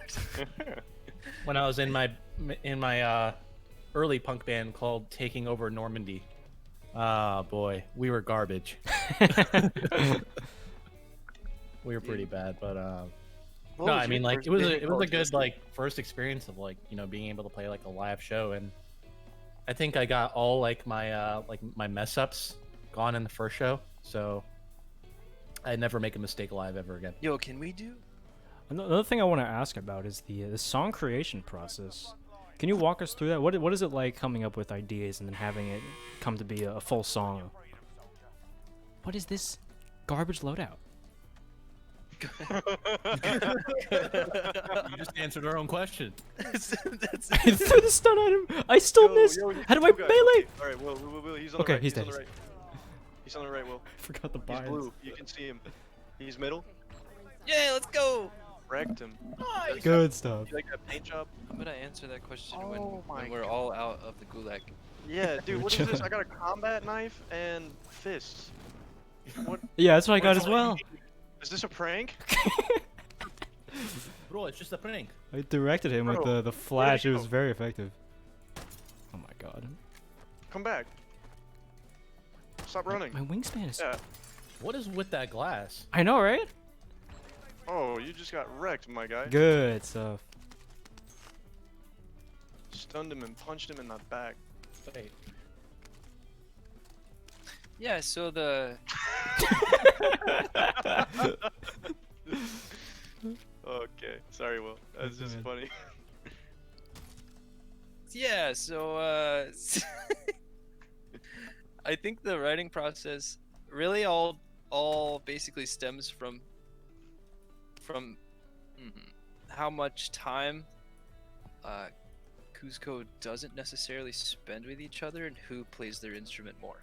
So it's like when we get to the practice space after not being together, like for instance, like after these like 3 weeks of not practicing, we're gonna get in the space and we're literally like, we don't go into the space together to just play the songs that we've already written. We pretty much all just go in. This is a map from COD, dude. What the? Yeah, it's What the it's oh, I forgot what it's called. Shipment? Vacant. Is it vacant? I don't know, but I've seen Yeah, it is many- vacant. I think it is vacant. So we This is get vacant. so we get into the zone, the practice space, and In the zone. we get into the zone, dude. You gotta We get run into into the zone though. and then yeah, wait, no, we don't. We're in the zone, dude. We're like dead zone. We can go to the A lot- prison. A lot of our practices just start off with like 20, Yeah, just 30 it's just minutes jamming. of us just like Yeah. improvising and having fun. That's really and cool. So then, like usually like 10 seconds out of that, I found a most wanted contract. I'm not picking it up. Please don't don't. do that. But yeah, it stems with like basically us pulling like a 20-second, 30-second segment out of whatever jam session that we, Hmm. and then we slowly over like the course of maybe 2 or 3 months we'll turn it into a song. Essentially, it's like we'll just write part after part specifically in the same. And then try and connect them and like come up with transitions that flow good. And like there will be parts of it that'll change over time. Yeah, we Because- record everything too, so we'll put everything like on a drive. Mm-hmm. Yeah. There's a guy. 50 Ping, bullets. thanks for doing this, dude. This is cool. I'm very okay with this. This is my favorite interview that we've ever had. Yeah, this This is like the best with a one. capital D. Yeah, we were watching that video and I was like, does he know that we're all gamers? Like, what's going on? Well, I obviously had no idea. Yeah, It's a Sky killed. crazy coincidence. Yeah, I was like, that's wild that like we literally all play video games. Mm. Do you guys ever have significant creative differences when it comes to the direction that you want to take, like the composition or the song? And if so, how do you work through it? Creative differences. I'd say it's more or less like suggestions of a Hmm. part that could be different. I don't think we've ever had like a crazy like You definitely have argument like or, had anything some like like that where we hate something that someone brought to the table or anything like that. Right. yeah. I think we're good on being like that riff doesn't like match like a certain part of the song, or like we'll like jam on something and then after a while of doing it, someone will be like, it sounds too stale or it sounds too chaotic, and then kind of all of us will agree on whether or not we either scrap the part entirely or change it up to the point where everybody's kind of happy with it. I mean, every song that we do kind of have like a problem with, we just solve it out with hey, what would you like in this? Yeah, part we'll instead? like try different arrangements of like the same parts until we find Yeah. something that Oh, works. shit. And some stuff will get lost in the process, and some stuff will stay. Just depends on how we're all feeling about it. Mm-hmm. One of the oh look ping. Oh, Mage is here. Let's go. Oh, you're in the gulag, my guy. I think one of the coolest things about the concept of I'm gonna let Mage finish. Oh, You got it, dude. my Let's go. God, dude.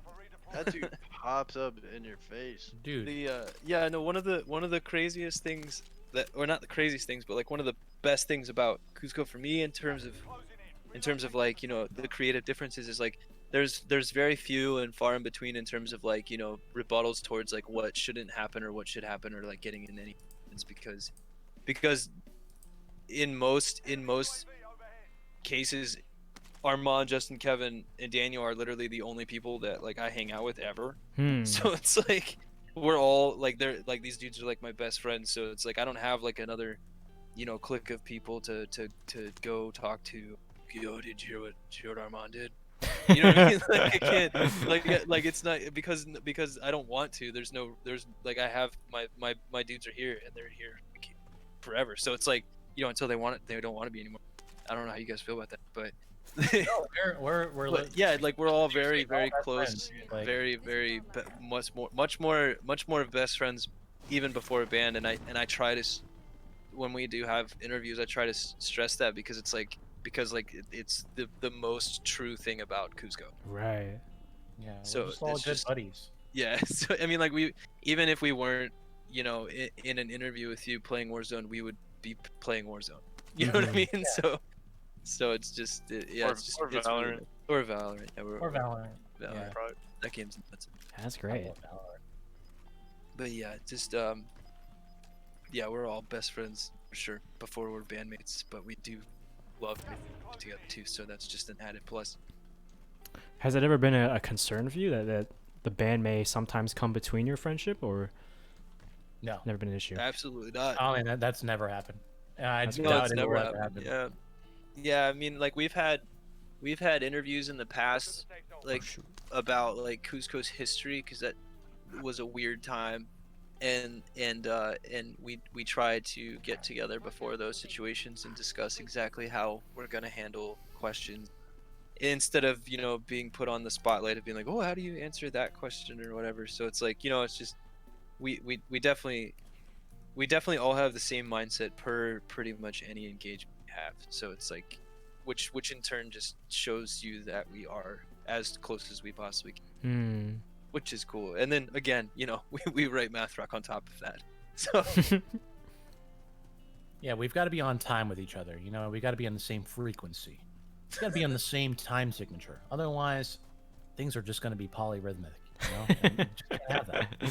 dude, we do have this sick polyrhythm in one of these new songs we're about to put out. I think I that's heard it gnarly before. as hell. Did you? Maybe not. Cuzco kind of helped me like transition from being nervous about playing live to like being excited about it. Pretty much. Yeah, definitely. I was always nervous about live performance. Like, some of our first live performances were with big bands like TTNG. Wow. like- Yeah, that's the other That thing must is, be like, you see- nerve-wracking.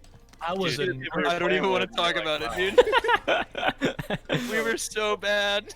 before the show. Like, I had like a straight up panic attack. 100%. Because I was like, I'm gonna be playing right in front of Tim Collis, and I have to sound like a math rock band.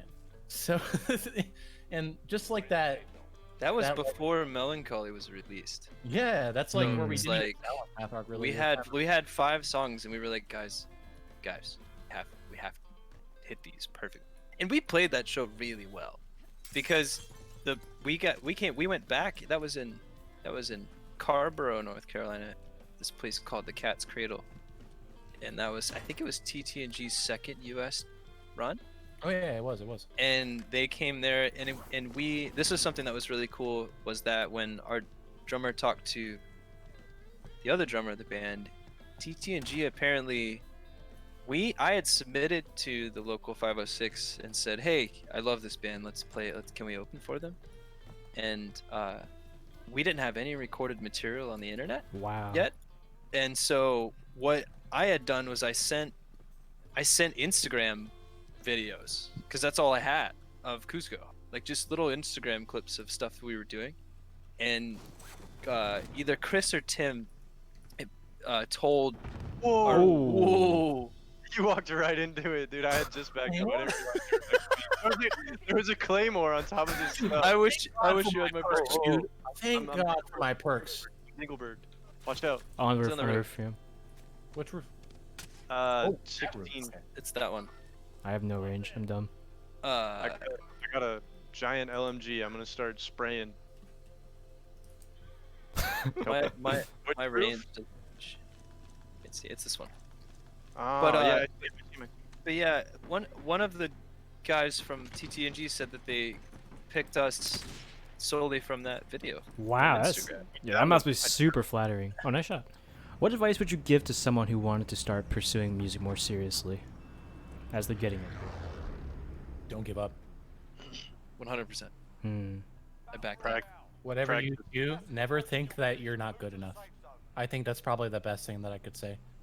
A lot of people pick up something like a guitar, piano, whatever instrument that it really is, and people drop it because they don't think that they're automatically a savant when they pick it up. Like And like you develop your taste quicker than you develop skills, depending on how much you practice. So like you're gonna hear a bunch of crazy stuff and think like, oh, I can't play that.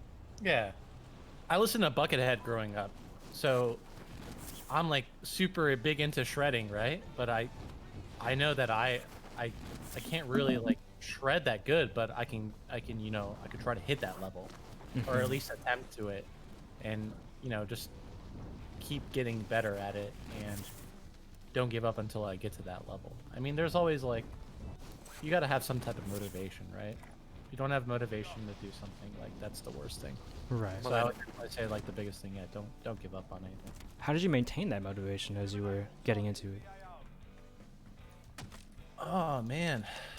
Was it just fun for you, or did you have goals that you wanted to attain? For me, it was fun. I think when you take it into like a social setting as well, like being in a band, it definitely like helps a lot. It helps you get better as a person. I mean, you're able to like interact with bandmates and everything, and then also at the same time, where the hell did I just drop? Never mind, we're good. Yeah, it's kind of weird, right? It's like you want to have like a motivation, but there's like there's definitely something that stops you sometime, and I think that having like a band behind you and then being able to push you a lot more is definitely helpful. So like, I agree with that. Yeah. stick with your friends, do stuff that you love, have fun. yeah. Doing it at the same As time. Armand gets taken Stick down, with your dude. friends. It's like he's- Yeah, I was about to say Armand's Stick with your about- friends, and he's so far away from us. Armand just got Give up. wrecked. Never hold C to give up. All right. No gulag, okay? I see one. Hey, you walk back. So whenever you're feeling down, just know that you're in the gulag and you always get that one more shot. Is this a turret? Can I use this? Oh no, I can't. Damn. What about plateaus in skill? How do you push through those? And how does it not affect your motivation to keep playing? No, Justin, yeah. I listen Justin to it. practices more than any of us, dude. Yeah, especially since the Justin doesn't work coronavirus. all the drums. I go to the practice space for like 4-hour periods of time, like at least like 3 or 4 times a week, honestly. And I'll like listen to. I've been into like a lot of like really hip hop oriented like jazz stuff, and the drummers are nuts because they come from like a jazz background. And to me, I've never like tried to play anything like that, but over time I've developed like a taste for it and started trying to teach myself it a little bit. And like I'll spend a lot of time looking at technique and just hearing like the stuff that these dudes can play like casually makes me want to just practice more and like learn the techniques that they have to use. And like drumming is a lot more technical than it seems, so it does get really intimidating, but I'll play along to a song, see how well I can do it perfectly, and then play it my own way to be comfortable. And then I'll come back to it a couple months later and like see, like literally be able to hear like the improvement. And sometimes I'll use my phone and like tape my progress just to see like where I was at then and where I'm at now, because you can't really visualize what your technique looks like Yeah, unless it's like working out, man. It's like yeah, working out. so I can like Gotta have watch nerve. that and see the difference and hear a difference in it. Like helps me stay focused, and you know, This is unlooted. sometimes it makes you feel worse about it, and sometimes it makes you feel better. Like if Right. you're having a bad practice, you'll watch it and be like, "What are you doing?" But like, there'll be most of the time, if you practice like diligently enough, there'll be good ones, and you'll like see the progress in that. Keeps me going a lot. Yeah, that's great advice for pretty much any skill that people want to get better at. Yeah, like monitor it, and you know, try not to take it too seriously, but take it seriously enough to where you're actually making progress too. Yeah, like putting in the time for it. Right. Kind Because of like aim training, where nobody wants to do Yeah. that. KovaaK. Someone asks, what albums would they recommend everyone listen to? Yo, Ooh. I How much have time an you got? answer. I have an answer 13 for point that. whatever Okay. by TTSP.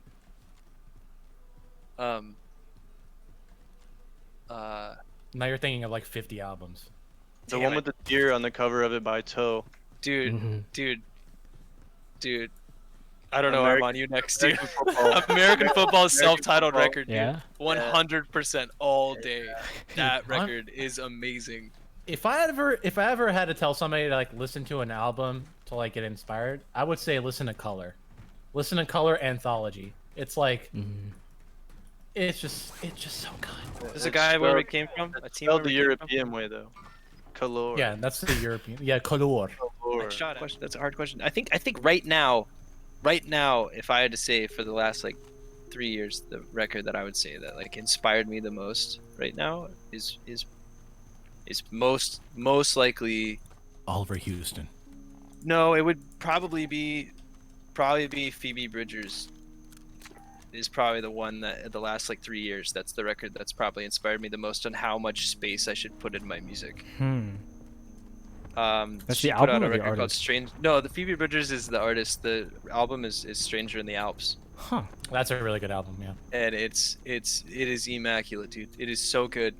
It's so sad, but it's so good, dude. But Yeah. Savannah showed me that album. It's really good. but in terms of technicality in the past, you know, like if I had to say the record that I would listen to, that I would give someone and say, dude, listen to this whole thing. It's very short. It's very to the point. It's very good. Is Clever Girls, No Drum and Bass in the Jazz Room. Yeah. That is hands down my favorite record of all time. I love that record so much. Yeah. Yeah, they're right here. They're right here. They're right here. And if there's any like advice that I can give in terms of that, listen to albums over and over and over and over again. Like if you're a musician, I drum you cash. kinda like if you want to find any type of like inspiration from something, Just drum you. listen to something over and over again. Hmm. Especially the Clever Girl album, because you'll notice things that you won't notice like the first listen, right? So you'll notice like, you know, what the left guitar does, what the right guitar does, what like the small little nuances in the album. Like just giving a listen to something once is never really enough. But if you do it over and over again, you could really get a lot more out of an album. Yeah, that happens to me with even like some of the stuff from Melancholy. I'll like listen to it again and I'll be like, oh, I don't play that when I play this song, but it's on the EP. Dude, that's even for me writing it. It's like Yeah. there's a lot of things that I've done that I've changed in the old songs because that's how I wrote the songs, you know. Oh yeah, we 4 just years ago. write on everything now, right?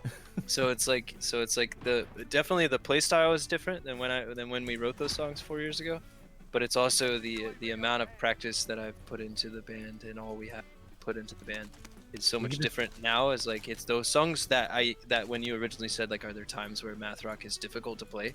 And there was a time where those songs were very hard to play, and now they're not. I'm getting shot at in the butt. I don't know who did that. It is. Where can people find your music? What platforms are you on? We're on all of it, man. We're on Bandcamp, we're on Spotify, we're on Amazon Music, we're on Google Play, is that what it's called? Yeah, we're on And then we're on the YouTube. iTunes, we're on YouTube's, we're on all of it, man. We have a bunch of live videos on YouTube. Mm-hmm. The only thing about YouTube is you have to search Cuzco band. If you just search Cuzco, then you get a bunch of Peruvian random bands. Bunch of Peruvian Actually, bands. now I think we do pop up when you type in Cusco. Yep, we do. Word. We're the second. Ooh. We are the second search result, so that's pretty good. Apart from all the people yeah, we're pretty much misspelling on- the town on of most everything. Peru. The only social media platform that we're pretty much like consistent on is Instagram. We don't really use Facebook very much, or really anything else, or Twitter. We pretty much just use Instagram. I just feel like it's the most used. You know? It's something that'll. So, just that Facebook is just a very weird place right now. So, I don't touch it. But yeah. Yeah, Facebook sucks. But Ping, dude, thank you for doing this, man. This is really cool. I mean, it came from you know, a mouse acceleration video to a donation for saying thanks to this, dude. Yeah, like, yeah. thank you, Pretty dude. good. Thank This you is so my much. pleasure. It was a great time. And I was always wondering what would happen if you found my music, if you just instant like DMCA me or something, but it turned out pretty well. Don't worry, the copyright strike will come later. No, just luckily it was like. Muffin was one of the first people to ever join my Blade and Soul clan, and we ended up spending a lot of time on TF2 together. The first time we met was actually through a mutual friend that brought us together to play the word game that we ended up playing on this stream. And he was so sure I was cheating that he ended up Googling the answer for every single prompt and still lost.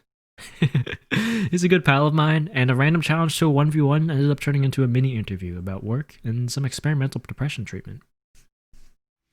Okay, I'll talk about my internship. So I work for a psychiatrist. I'm a medical assistant. Basically, I like them because they're a lot more willing to do alternatives to treating mental illness. So two of the ones that we actually have done are doing, I should say, is something called transcranial magnetic stimulation, which basically, if have you heard of ECT? ECT. No. I think it's electroconvulsive therapy. Basically, Are you in the game, by the way?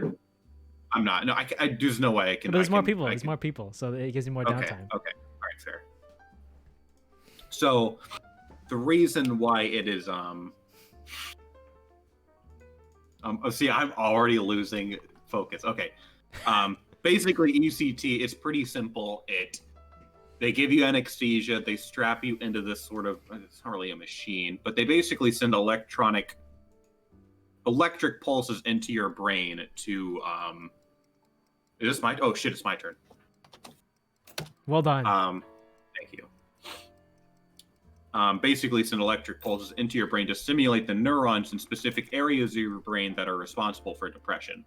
And TMS is it's very similar, but it's a lot less invasive. So for ECT, you have to get anesthesia for it. You have to be driven home afterward. It's a much more invasive procedure, whereas TMS, there's no anesthesia. You can drive yourself home afterwards. It's just a lot less invasive in general. So what exactly does it do? So basically, the way it works is first we have to target the specific area of the brain that's responsible for depression. Hold on, it's my time. Hoagie. No. E. I think it's an A actually in there, so it probably wouldn't work. Hoagie. No, Oh, okay. That's a toughie. Okay. How did I already lose 2 health? You should hearts. start with 1 less. Oh. Continue. Wait, first of all, does this fall under the branch of psychology? It's Seems like Okay.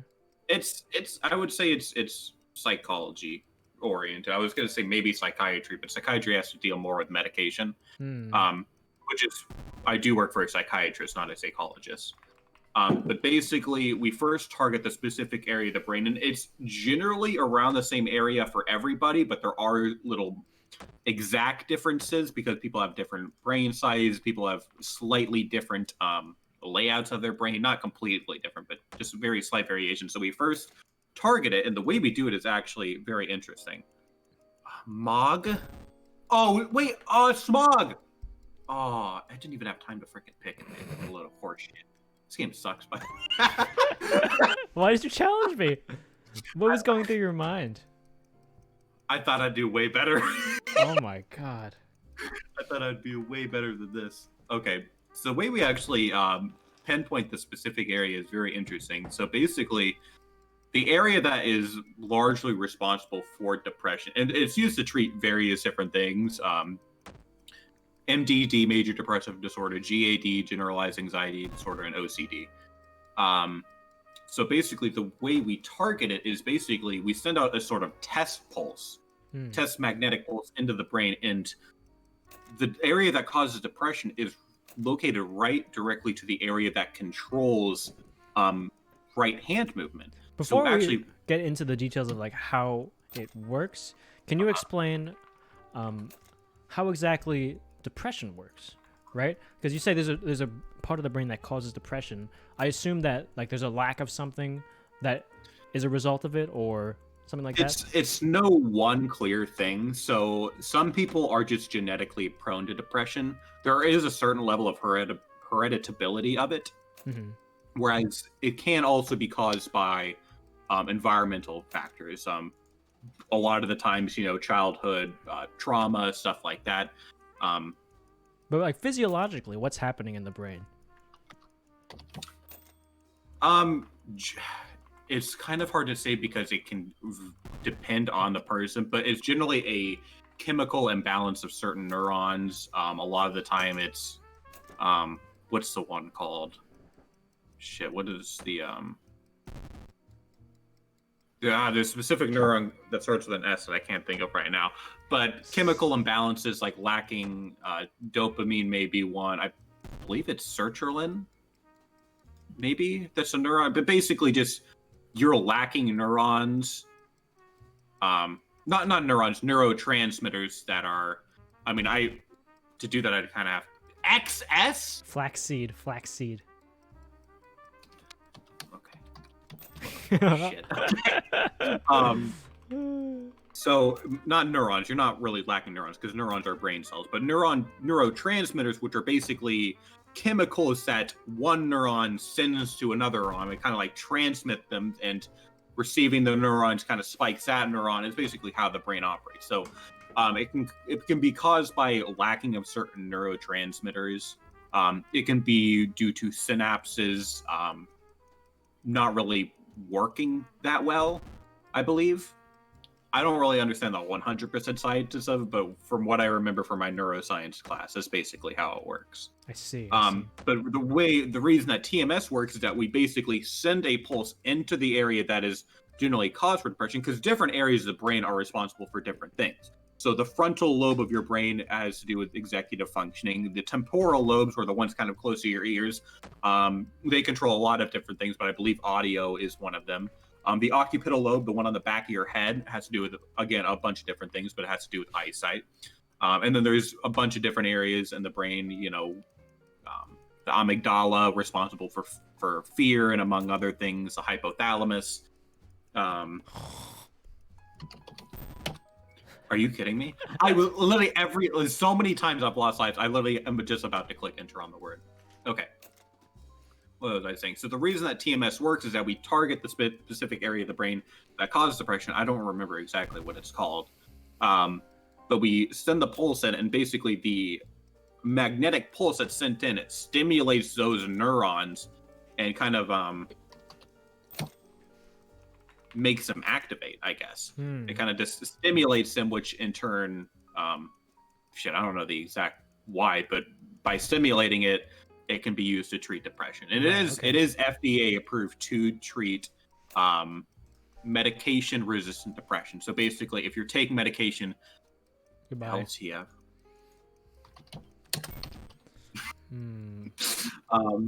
If you take medication and it hasn't worked, TMS can be an alternative for you. So if anyone's in chat has depression, you've tried medication, hasn't really worked.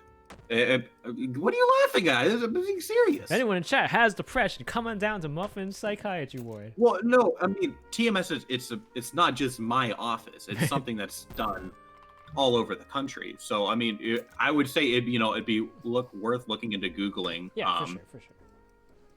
If any offices nearby offer it. I do have one question, because this is definitely like the diagnosable, physical, causes of depression.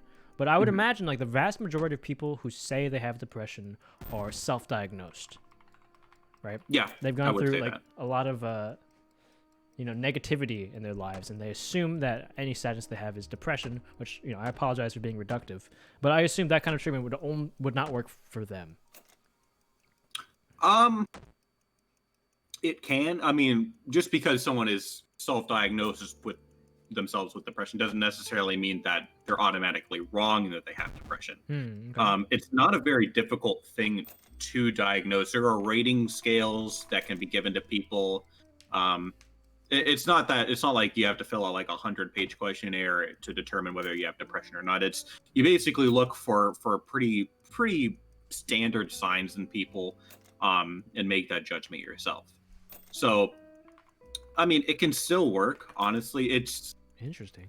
Obviously, there are major differences between having a clinical mental illness and just feeling big sad some of the time, you know? Mm-hmm. So, I mean, it can work depending on if they actually do have depression. Of course, if they self-diagnose, then there is that room of error that they, you know, are misdiagnosing themselves, which is, you know, if you're going to be diagnosed with something, you should leave it to people that are qualified to be, you know, diagnosing that sort of thing.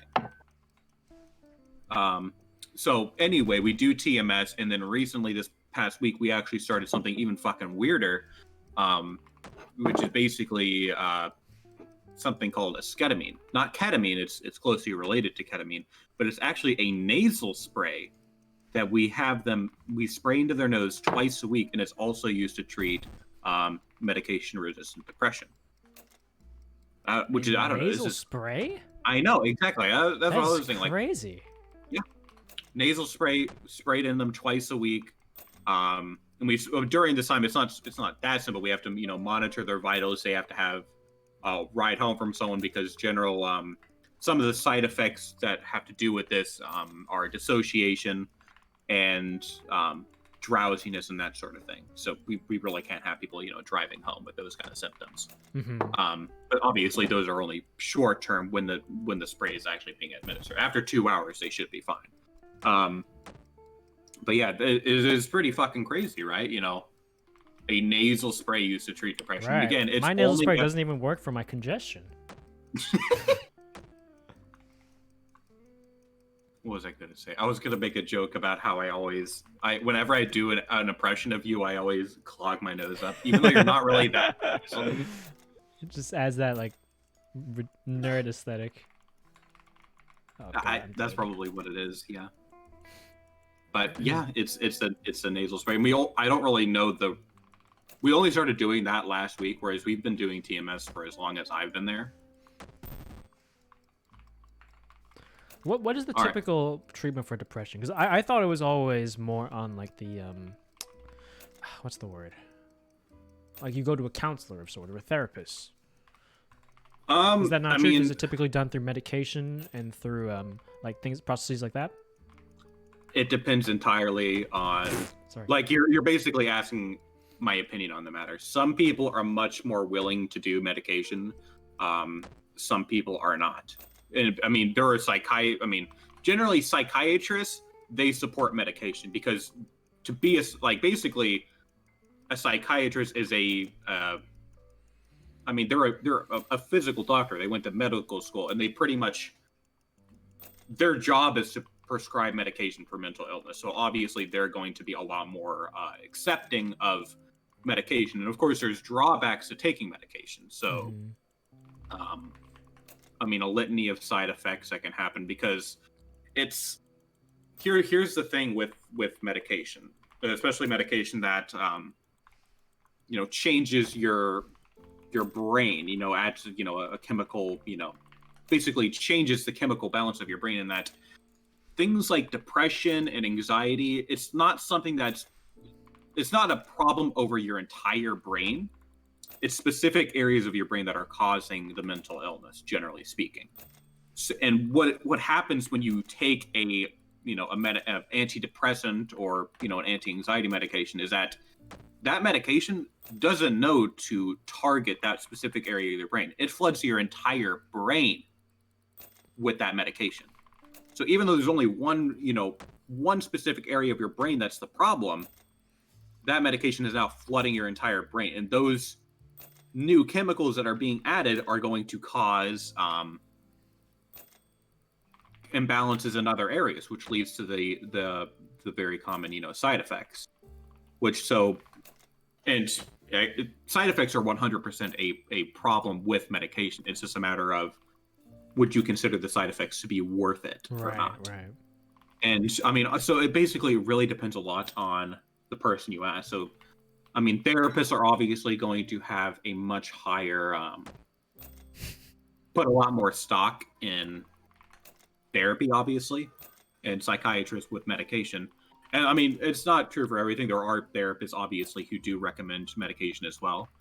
And there are psychiatrists that recommend therapy to people. It really just depends on people's opinions. I think, and of course, you can always do both, right? Right. I was about to ask. There's nothing stopping you from doing both. And I believe studies have been shown that, I mean, there are only, if you get, there's no guarantee if you take medication that you're going to get better. But the best likelihood of you treating your depression is to get, or not just depression, any sort of mental illness, is to get both medication and therapy. That's giving you basically the best shot to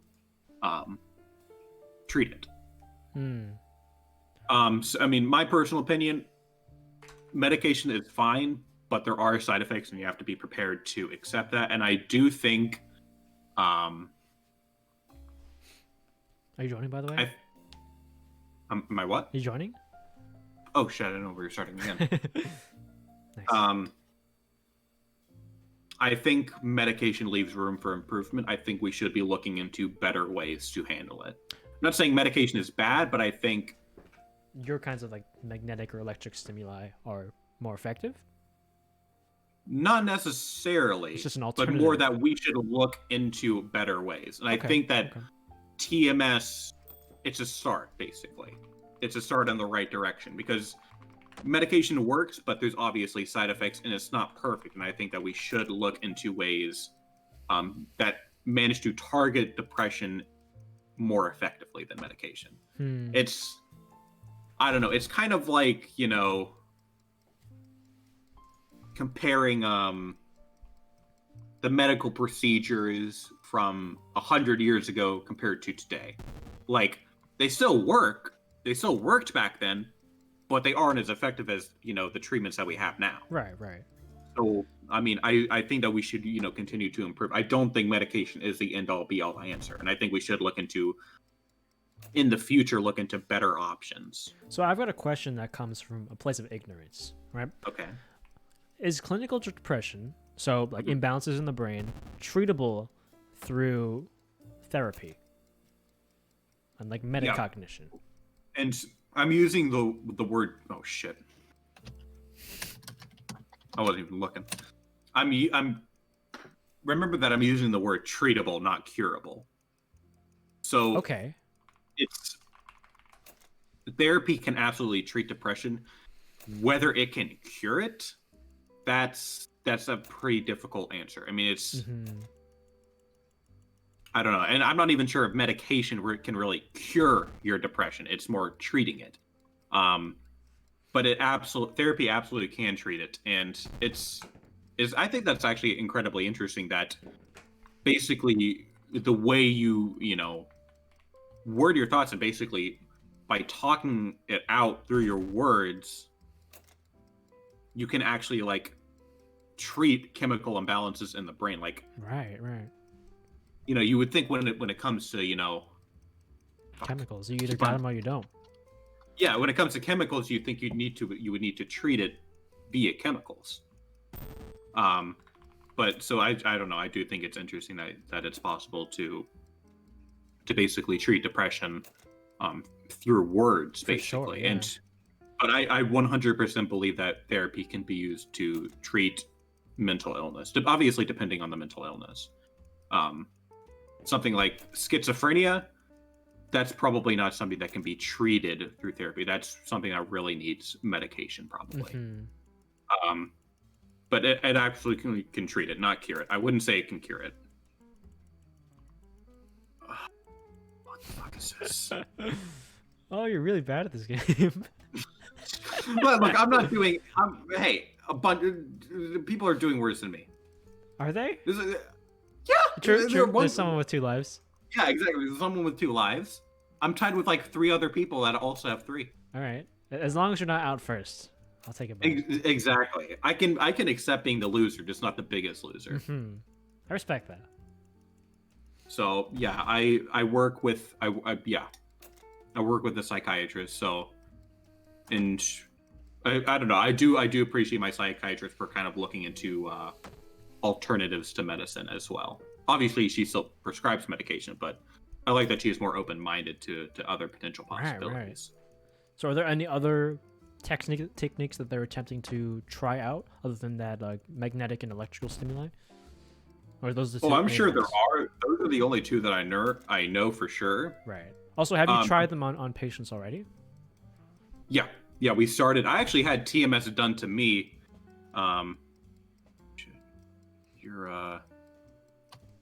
Uranus. Oh, come on. Uranus isn't a word. Element. Turn it to an element. No. He's done it. I actually did have the procedure.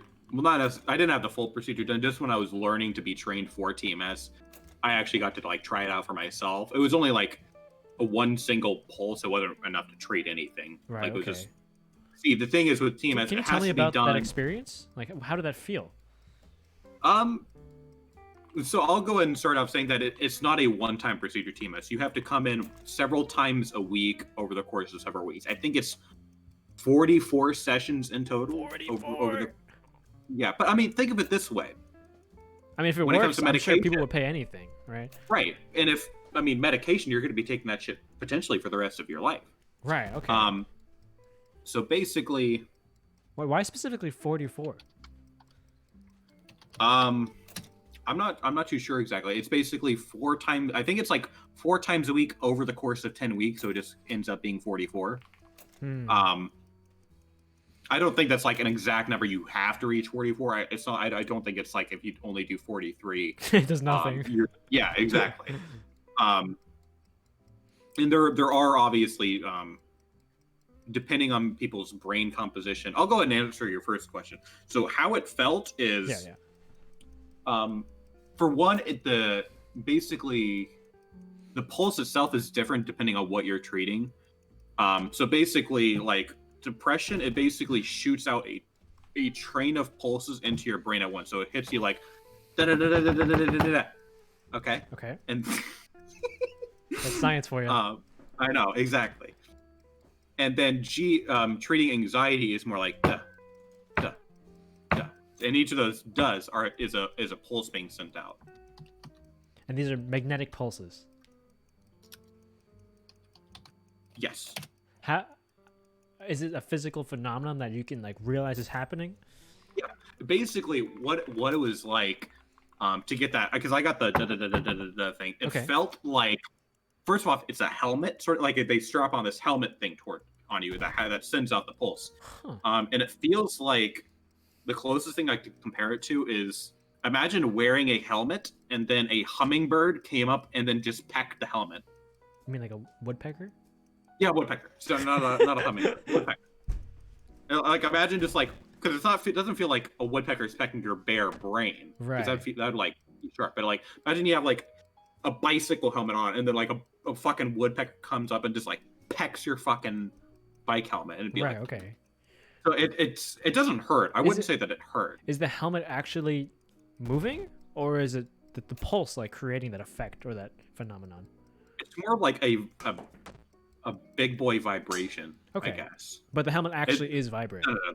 The helmet does not vibrate. Oh, okay. Well, no. Well, I mean, the helmet, you can't see the helmet visibly move. It's not like that.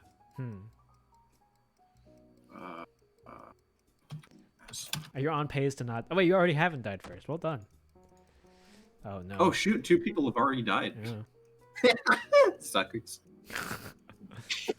What was I gonna say? Anyway, what I was gonna say is even crazier. Is basically we have to find the pulse to find the correct area, and it's right next to the area for depression, at least, that controls like movement in the right hand. So the way we actually find the correct area is we send out a test pulse into the brain, and we basically watch the right hand to see if it twitches, and if it twitches, we know we found the right area.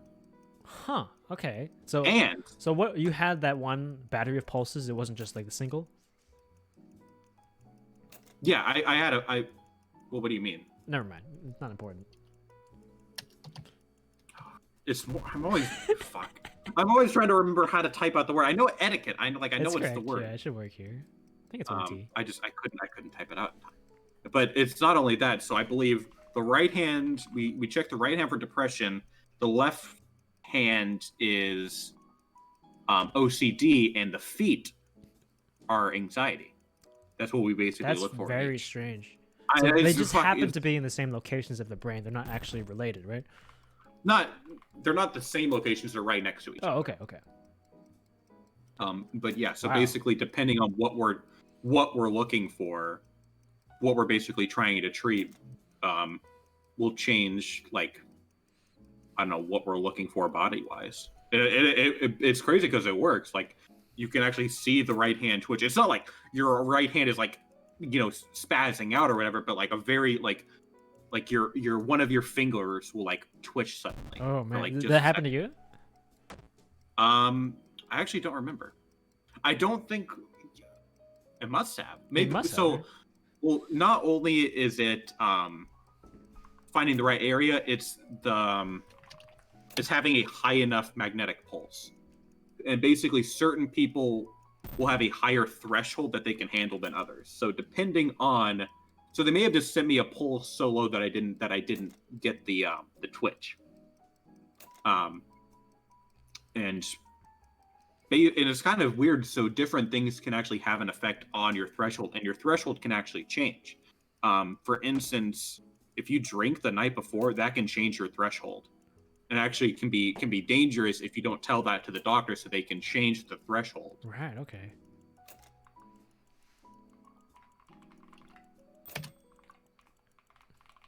What is this treatment called again? TMS? TMS, transcranial magnetic stimulation. And it is, I should say that the reason we're doing it is FDA approved. So it's like, well, I'm just saying, it's not like some quack, Right, yeah. There is some basis of like, Yeah, it sounds like not there's like, definitely science behind what's going on here. right. It's not like snake oil or anything like that. The first encounter I had with Goonesky was when I was hosting open lobbies of Diabolical for my stream, and one of the best players in our community, Champa, saw Goonesky and said, "You might want Goonesky on your team." I saw this as a challenge and decided to put him against me and some friends who I had confidence in. We did win, but it was a Pyrrhic victory, since he swept the floor with us in terms of stats. He ended up coming back to the community for more pugs in the future, and with time I began to realize how vast the gap was between our skill levels. But the more interesting thing about him was the fact that he seemingly dipped his feet into every competitive game on the planet, and he's somehow pretty good at all of them. You've got your own like strange theories on aiming though. But you haven't wrote a thesis paper on it. Yeah, but I think my theory of like games in general is all based around like fundamentals from like 3 different games. You know what I mean? It's just like, because I play so much stuff and I come from so many different backgrounds that like my fundamentals get changed up all the time, and I just like blend them all together. And then what it boils down to is just like being the most anxious player on the planet, because I just play worst case scenario in every situation. Huh, that's interesting. Like, and it just like happens at different paces. Like fighting games, it's more like frame perfect, and FPSs, it's more like prediction, like what's gonna go wrong. And then like card games, it's like what's gonna go wrong and like how do I play around it. That's interesting. So you're always thinking of the worst case scenario and how to avoid that. Worst case scenario and very reactionary are like 2 ways that I feel like I act. Yeah. Okay. So someone puts in chat like, are you playing to not lose then? Because that represents its own issues. Okay, so card games, definitely. There is situations where you have to play to not lose, but that's just the correct thing to do. So do you play for draw or just like keep yourself alive until something happens? So this is where I shut my brain off sometimes. This is another thing fighting games taught me. It's just like sometimes they can't block everything. Somebody told me that at a Magic tournament, because I used to play combo decks, and that's like what I wanted to play. So at the first Modern Grand Prix that was hosted in Lincoln, Nebraska, I showed up to play Storm. I did not play. but there was a quote that somebody said to me was like, they don't always have the counter spell. So it's like, you just got to play like that sometimes. It's like, they're not always going to have it. And I like use that philosophy in a lot of things that I do, where it's like, I mean, they don't always hit these shots. You know, throw enough darts at the boy, one of them's bound to hit. Yeah, but I mean, like, that's like how you have to act. It's just like recognizing when you're in that position of just like, if they don't do X, it's like you get super rewarded, and you force the pressure onto them to perform. Right. So it's like that's like one of the things about like playing Brain Dead is like, you could act like you're playing Brain Dead, but you could just make it calculated risks of just like, he could miss these. It's like, he's done it before. And if he does, it's like when you catch people with a rail. When you dash people with rail in Diabolical and they miss that shot, what, like 90% that's a huge of the time, window, yeah. You just die. But if they hit the rail, it's at 50-50. If they hit the rail, then you're fucked. Yeah, exactly. But sometimes, yeah, they don't hit it. I don't think Cypher was allowed to leave his country. But the one tournament, I remember watching a tournament and watching Cypher play, and I was like, there's no way anybody's going to beat this person. And then Rafa vs. Cypher happened. This was like 2012, 2013, I think. This was a random DreamHack event, I think that happened. And Cypher, and that was a really good set, actually. It was Rafa Cypher, and Rafa lost 2-3. I think is what the map count was. I wish I followed like the Quake esports back then. I feel like there would have been so much hype. And I think I remember like messaging Rafa on Steam. I was like, it's insane that you got 2 games off of how good Cypher was playing. And like thinking back at it now, it's like, that's really BM to say. Yeah, it actually is. But I was just like, he was playing out of his mind, and Rafa was still able to take games off of him. And I was like, this is insane. From a spectator position, I was like, that's insane. I was Did like, he respond to you? I don't think so. Oh yeah. That's hilarious that you said that. Like, I don't think Rafa has responded to anything I've ever messaged him. Are you still friends on Steam? Yeah, Alright, we take those. I don't talk to him ever. I just like watch him. I just like watch him load up Left 4 Dead. Dude, playing Left 4 Dead with Rafa was one of the most sweating experiences of a single player game I've ever experienced, though. Sweaty? Yeah, he's got championship mentality for sure. Okay. That's hilarious. I feel like if you ever meet like him, it's you understand. Like even if you watch his stream, it's like you understand that he is like what you want out of somebody who's so fucking good. He will always like play to win, regardless of what it is. Yeah, 100%. He's a born winner. Right. You gotta respect him, man. Like even his scrims, it sounds like someone's life is on the line with how like seriously they're playing.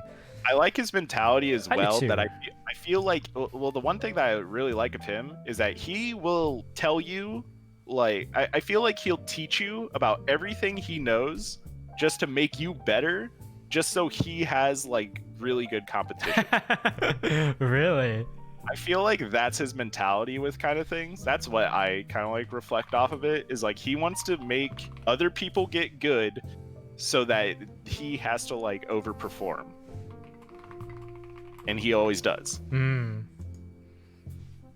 Because if you go into his stream, like he used to do like Q&As for like Quake for Quake and stuff like that, and he would always give you like every thorough response of like, hey, how should like I approach a situation, or like go over his VODs and stuff like that. And he's this great intuition and like very good at expressing himself of like how he thinks about things. Right.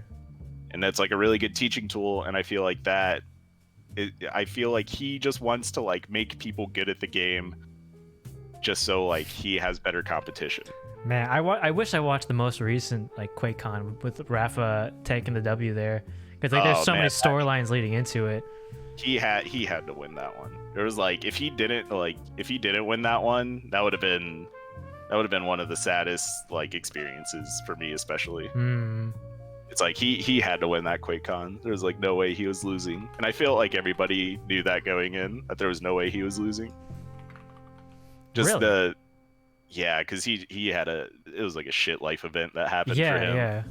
And then that happening, and then him having to play like this QuakeCon game, and everybody was watching it the same way of just like, there's no way he's fucking losing. Didn't drop a game, of course. That's a very impressive mental game you have to have going into that.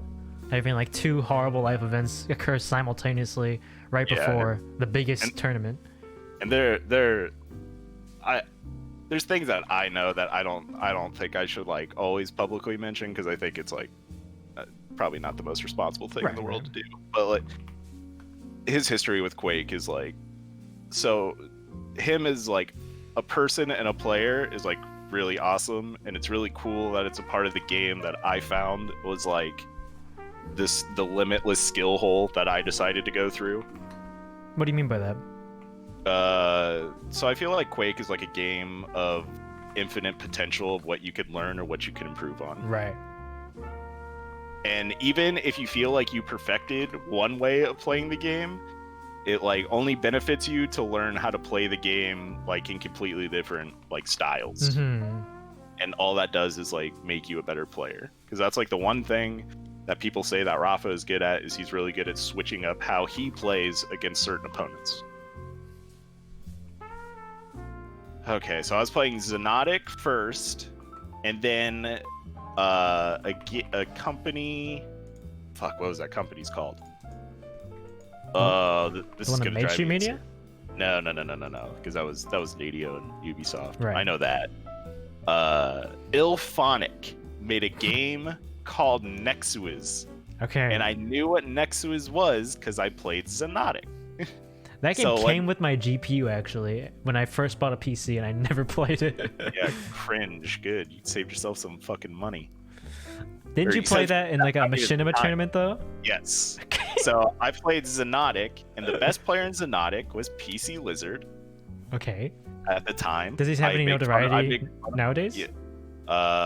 In the Nexuiz Xonotic community, you might know who he is, but he also like played a little bit of Quake. People knew his brother in Quake, and he's a meme. He's a meme? That's slightly my fault. Oh no. So I think you put up like like a looking for a fourth kind of thing, because Machinima announced the Nexuiz tournament, and I think he put looking for a fourth on something. I'm like, okay. So I like asked him, and he's like, yeah, sure, whatever. And so so I got to play with PC Lizard, and I remember talking to my friend that I dueled with in Xonotic. I was like, yo, PC Lizard said I could play with him. He's like, that's so fucking cool. Because like we knew him as like, he's just an owner. Right, but turns out he was just like this kid who was 4 years younger than me, and just like playing Linux games for some reason. But he was really good. So we played this new game, and it was shit. It was the worst fucking Ilphonic. If anybody, God, that game was shit. What made it so bad? It had no netcode. Like zero. Like the game lagged. No matter how good your connection was, it was hot garbage. Nothing registered at all. like if you think Crunker was bad, Nexus was way worse. All right, this is the honest to God, like one of the worst experiences I had with gaming, and I have 70 hours in this game of me just pub stomping people for hours just so I could feel good about myself. Was like the core game good? Or just the netcode was terrible? No, netcode was terrible. Game was just shit. Oh no. The rockets were completely broken, but it was so hard to hit because you didn't even know where people were going to be. You could just shoot random things, just things would hit things. The movement was terrible. It was too fast, and nothing made sense. The maps were terrible. Everything was terrible. Game was bad. That was the moral of the story. So I played in this Nexuiz tournament. Like, I think 100 teams signed up, and only like 5 showed up. Oh no! How is that possible? The game was so shit. It was dead. Like they signed up before the game came out and then realized how bad it was? It was just like Machinima was like, oh, we're hosting a tournament for this game. So everybody and their mom just like, oh yeah, I guess we'll sign up for it. And then just proceed to not show up. which is exactly what happened. So I think like the first, so like we got do not shows for like our first 3 or 4 rounds in this tournament. Jesus Christ. And then we played against somebody, and that was cool. And then we beat them because I was playing the game, and then PC Lizard was playing the game, and we were just like playing it basically against ourselves. Just fighting the netcode? Yeah, it was terrible. And then we had somebody else, like, and then one of our other teammates was playing it, and then PC Lizard's brother would just not stop playing Quake. We like kept telling him, it was like, can you please just play this game? It's like, get 20 hours in it, and then we'll just call it good, and he just wouldn't do it. Oh, so no. he was a reliability, and he was shit at the game too. So was he at least good at Quake? Yeah, he only played 1 map in Quake. He's just done to only play ZTN. Huh. So he like wasn't bad at Quake, but it just like didn't translate as well over to this game, I guess. Gotcha. It was just if somebody learns the game, you're just gonna get shit on because it just uses autistic fucking fundamentals. It's just fast. The game is just so stupid fast, and the netcode is so stupid shit. Mm-hmm. It's just hard to like play around it. So you ended up winning that tourney? No, second. Oh, you same second. And I didn't even go to the LAN because that's what I figured out. I have a serious case of social anxiety that nobody decided to tell me about. Really? How did you never find out about that beforehand? So when I was a kid, I always went to the doctor for like stomach issues or something along those lines. Yeah. And then just like, I didn't learn I had like a social anxiety problem until I was like 2013. So this was 2-3 years after this event happened. I got on a plane and I just freaked the fuck out. So was it the flying or the people around you? This is probably the people. That's crazy. Like just weird, like agoraphobic. But I mean, Yeah. I'm a fucking nerd who never left his house. Of course, it's like I need What about, activity to not panic around people. Okay. So it's like I can go to like it's like easier for me to like go to like parties and play Smash or like go to like a card shop, play card games. Right. But as soon as it just like becomes a social hangout, that I'm just like either get outrageously bored and uncomfortable, or I just actually vomiting. I guess just get nauseous, That's stuff crazy. like that. But yeah, I got on a plane to go to California to go play in this LAN tournament. And I stopped the whole You plane. stopped the plane. I stopped the plane, and this stewardess looks at me. I remember how fucking pissed I felt at myself because I was like, I hate myself that I have to do this right now. Wow. But it's like I need to get off this plane. It's like we just closed the door. It's like, do you need to get off? I'm like, yes. It's like you're gonna delay this whole flight for you to get off, and I'm like, yes. It's like, get me off. It was like, that bad. Yeah, I did not want to be on that airplane. that's for sure. So I think I got over it a little bit more. Okay, like okay. obviously, it helped when I got a job. So makes yeah, sense. if you have terrible social anxiety, force yourself to work at Walmart. And it's funny because I think like the thing that I sell myself most in my career profession is I'm like more personable than your average computer guy. Huh. So funny how that thing works. Mhm. Terrible case of social anxiety. But that So- was like the instance that like made me realize it. I like described that to one of my friends and it was like, yeah, that's called a panic attack. I'm like, oh. Oh, interesting. I was like, I didn't know. I just thought anxiety was just like this word that got thrown around and I never knew what it was. And I never been diagnosed with it. Probably been to a doctor a bajillion times about that exact same occurrence. And they're just like, nah, you got a fucked up stomach. Wow. So, but have you been diagnosed later on in life? No. Or still never? Okay. I haven't gone to a doctor about it. I just kind of live with it. Actually, I've had a doctor tell me it's like you have anxiety, but you have to take antidepressants. So I'm just like, I don't want to fucking do that. That's, I mean, kind of impressive then that you still work through that and you do a job that's related to working with people. Yeah, sometimes you got to nut up in life. Hell yeah, brother. So it was the people around you immediately that caused the issue? It wasn't like the prospect of seeing these people on the other side? It could be a cascade of things, just an Okay. overthinking. Yeah. Like listening to like how my brain works, where you have just like an anxiety worst case scenario of like every situation that you put Right. yourself in. When it That's applies crazy. in That real applies life, that too. hell, it's like yeah, you could overthink a lot of scenarios of just like you fucking up. Wow. So you thought yourself into that panicked state, and then like everything. What was going through your head as like you were starting to take off? Like I can't do this. I can't do this. There was like a flight in between. I was like, man, I feel sick. Just like, what if I get lost at the next airport? I miss my flight and I ruin everything. What happens when I get there? Who do I talk to? Do I get a taxi? Yeah, do they have a car for me? Do I have to do something? You know, it's just like I have no guidance and I feel really uncomfortable about it. So I just overthink myself into a hole. Gotcha. It's a nightmare. What did you tell your teammates? I was just like, I couldn't go. I was just like, I had to get off the plane. I couldn't make it. I was like, I was getting sick and I couldn't make it. That's what I think I told them. I was like, I was sick and I couldn't make it. But it's actually pretty cool that you were going to be going to a LAN for this new game, like because of the tournament you played in on release.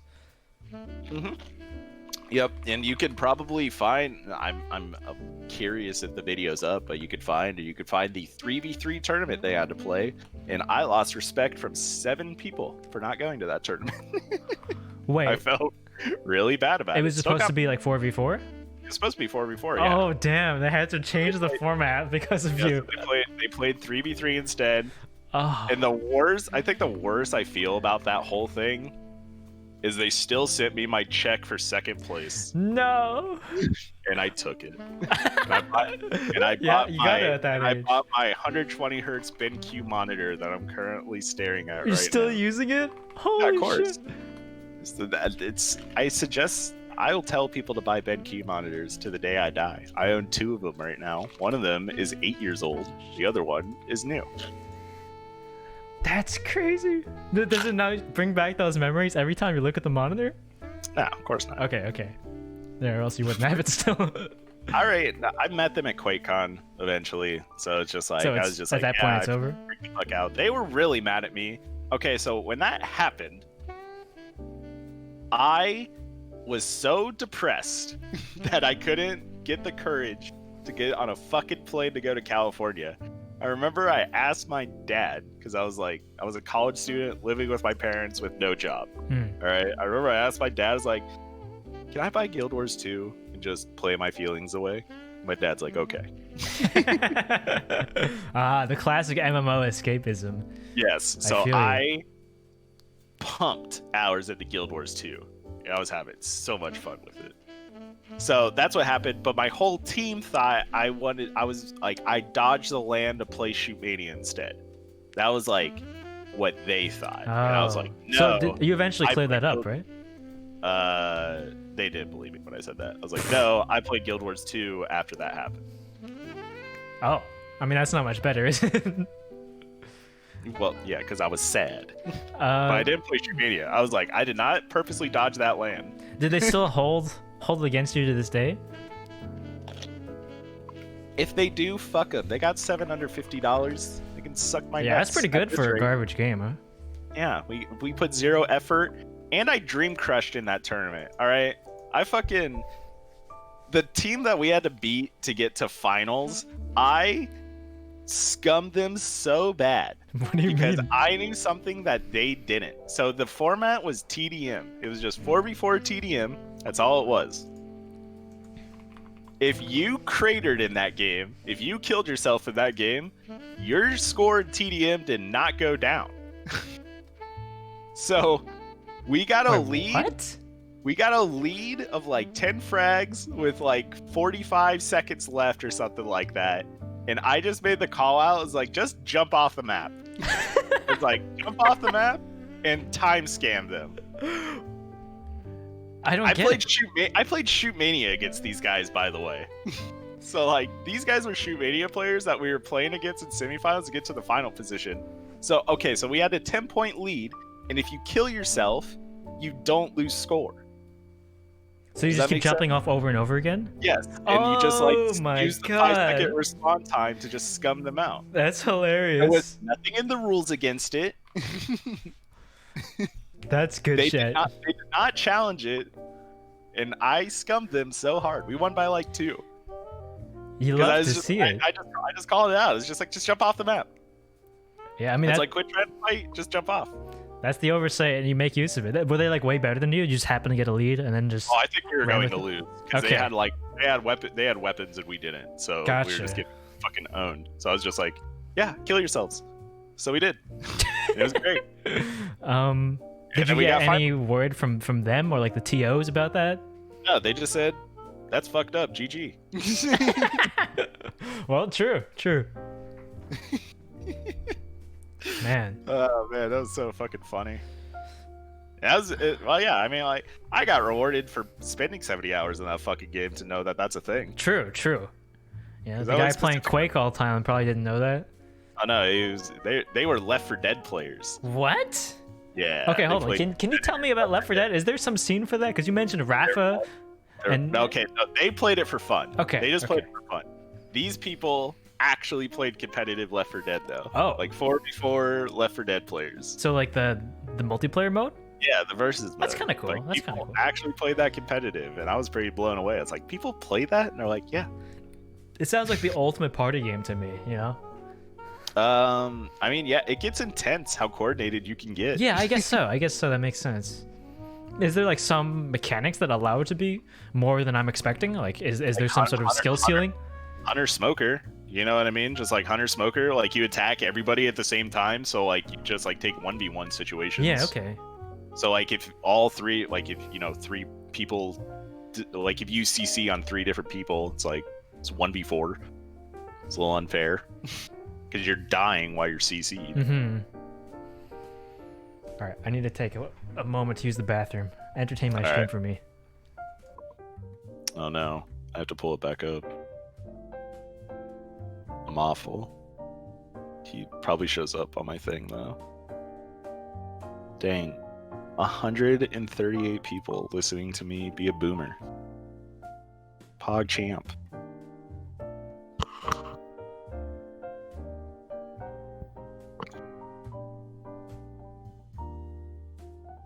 I don't know, somebody bring up a topic. Who's got a question that only I can answer?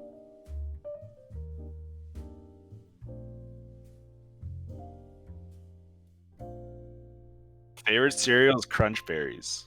I'm 27. Favorite cheese has got to be Pepper Jack. Work can be scary until you get a job that you enjoy, or you know, you get a job where your manager gives a shit.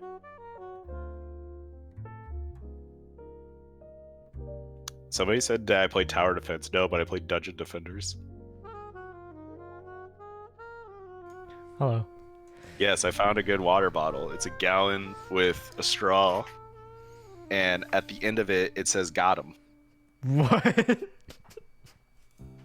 Yeah, Why? it's got like times of the day that go throughout the day, and then where it's supposed to say 9 p.m., it actually says 9 a.m., and then it says "Got 'em."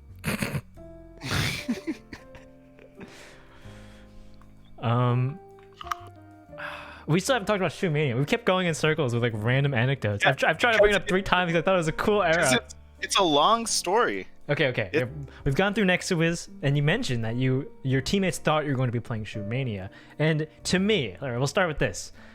As someone who knew nothing of esports at the time, I followed this guy who, rest in peace, is named Total Biscuit, who... Yeah, I love Total Biscuit. Yeah, he was a great proponent of esports as a whole. Like, he really loved competitive StarCraft, and Shootmania was supposed to be, like, the shit when it came to esports FPS. Like, the whole thing was formatted like this futuristic, game show kind of shooter. I don't know how to put it, but it seemed like a sport, you know? That's how it felt when I watched it. But elitists is why that game did not thrive as well as it Really? did. Yeah, it's fucking pussy ass Counter-Strike players not wanting to play anything other than Counter-Strike, and pussy ass Quake players not wanting to play anything other than Quake. That's what it boiled down to, and the community was built of people who weren't that like stubborn. What do you mean? So like the whole Shootmania community was just like a bunch of people from different FPS games, just like kind of combined, and it was the people who weren't very elitist about their game. Gotcha. So it wasn't like the only game that they would ever want to play in their life is X. Mm-hmm. You know what I mean? It's like, I only want to play Quake. Like, Dehang was one of those players who hated Shootmania. Same with, like, Jahar and stuff like that. Huh. They It's fucking really hated cool it. to They me thought to it- they hear thought it these was, like, names that I know of from Diabolical, and like how you've thought had the they- interactions in the past. Yeah, it's like, they thought it was a shit game, never play it. It's like, this game's Damn. terrible, why would you ever want to play that, blah, blah, blah, blah, blah. And then there's just people who were just like, hey man, they're throwing money at it. Okay, so tell me about that piece of history. Tell me about like when it was announced and how people reacted. Alright, so I learned about Shootmania. How did I learn about it? I saw it at an E3 tournament.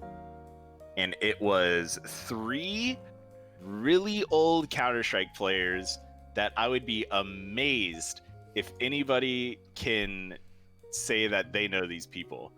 The team that won the E3 tournament was Hostile, or HST, Master Nook, I think is what his name was. It was Master Nook. Yes, that sounds right. And the Bears. The Bears. I remember that name. Is probably the name that you would know the most because I think he helped MLG. Or I feel like he Twitch. showed up in like a joke frag movie at some point. He was in esports. He was in esports ordeal. He got into esports pretty heavy, but he used to be like an old Counter-Strike player. But Oh, that was a interesting. team, and they played pretty early too. And okay, so here's how I got into that game. So I think I saw that game. I watched the qualifiers of the people who got to the E3 tournament. I think that's how I figured it out about it, and I don't remember why I watched it. I don't know if it was on a random Twitch stream or if it was a YouTube video. Couldn't tell you. But one of the people that was playing in it was Lost Cause. And if you saw the Frag documentary, like Lost Cause has an arc in his thing about how he got stranded in Africa. What is this And frag also, like, documentary you keep bringing up? So there's a documentary. It's called Frag. It's literally Oh. about like how esports, Came like, to be.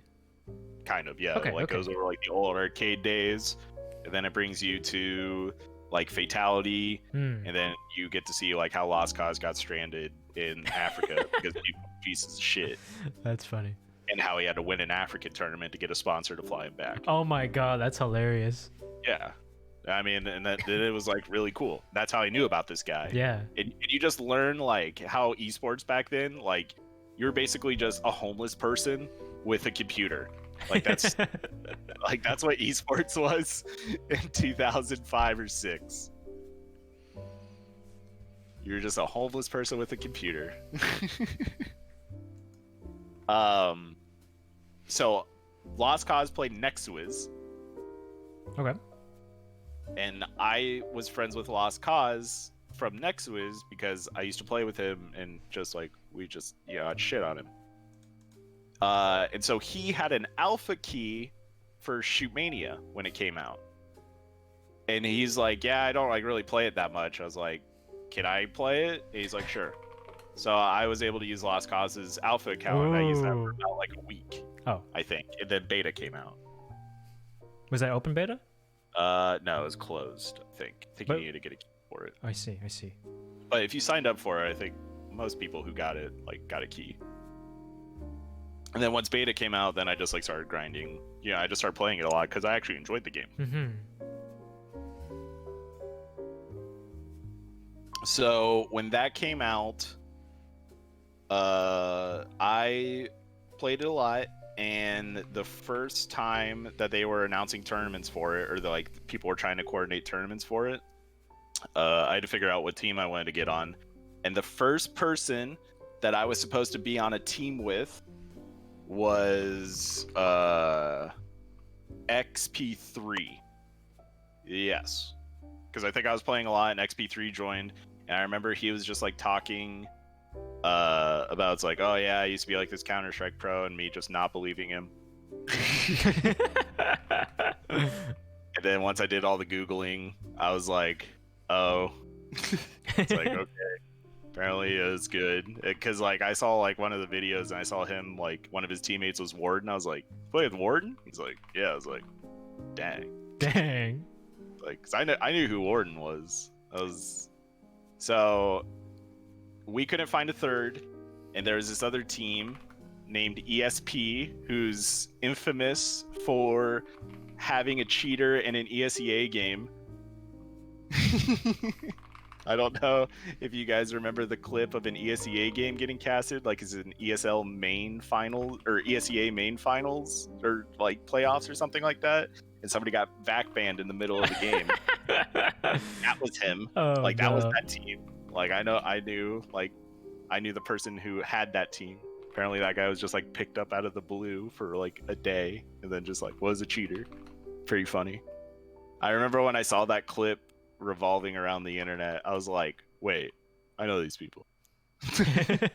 It's actually really cool to me that like you have all of these interesting relations with people that I like vaguely know of from a distance, but because you've been around for so long, like you've seen them go through all these random FPSs. Oh, and the person that cheated in that ESEA game was in the Overwatch League. What? Yes.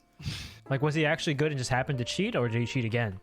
I mean, who knows? He was probably cheating in Overwatch and got into the Overwatch League and then stopped. Jesus. Like that's a thing that could happen. Who knows? Cheaters are like, if you get caught cheating and you're allowed in like other esports, it's just like that's cringe. It's like this guy like got banned on stream, and then like for an ESEA game, and then that man is in the Overwatch League. So people have thrown out names: Emilio or Nilair or Baby Bay. Dude, I cannot. I couldn't figure out. I couldn't tell you who it was. Yeah, I would have to ask my friend of who it was exactly. But yeah, I know it was the same person though. I can't tell you what the name of the person was. But if you look up, okay, so like, if you want to do your Sherlock Holmes investigation of it, you have to Google person gets banned during ESEA game on stream, because there's only one of them. So you gotta watch that game, figure out who the player that got banned, look up that tag, and then type in Overwatch League, and then there'll probably be a BNet thread. Jesus From Christ. 7 months. Goes deep. Yeah, thanks so much, critics. That's how I'd figure it out. So let's see. So XP3, okay, so XP3 played with those people. That's where we were at. Yeah. And then I got kind of left high and dry. They ended up winning a tournament to go to a convention of some sort. I forgot what it was, but I didn't go. Obviously, because they didn't play with me. It was XP3, Paradise, and Godson. What do you think you would have had the wherewithal to take a plane and go to a convention after that? At that point in your life? It would have been risky. Would have done it. You would have tried. I would have tried at least. Yeah, okay. I didn't know I had a problem. I just thought it was a random occurrence. Okay. So yeah, like if I would have got flown out somewhere else, I probably would have once again tried. If it was a consistent thing, then obviously that there would be a problem. Right. I don't know how that would have happened, because it never really happened again. Damn. Imagine if you took off after that happened. That would be horrifying.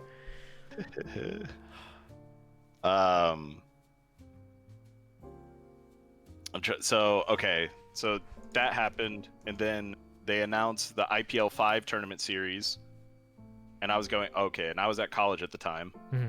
So they announced this IPL 5 series. I was like, okay, well, I guess I got to make a team. So I was making a team with Talespin. I do know that person. Doesn't he play Overwatch?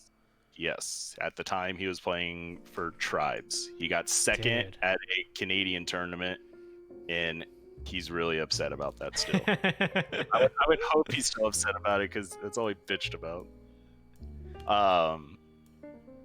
So I was going to play with Talespin, and we needed to find a third, and I couldn't find a third. So my brain decided to recruit somebody from Quake. Okay. So at the meantime, we were playing with my friend named Greg, also known as Grego Maego, who's a Valorant player. I don't know if you know. Like he played. Did you play? Let's see, he was on Cloud9 for Apex? Overwatch. Oh shit! And I think he was on Cloud9 for Apex. I think I know him then.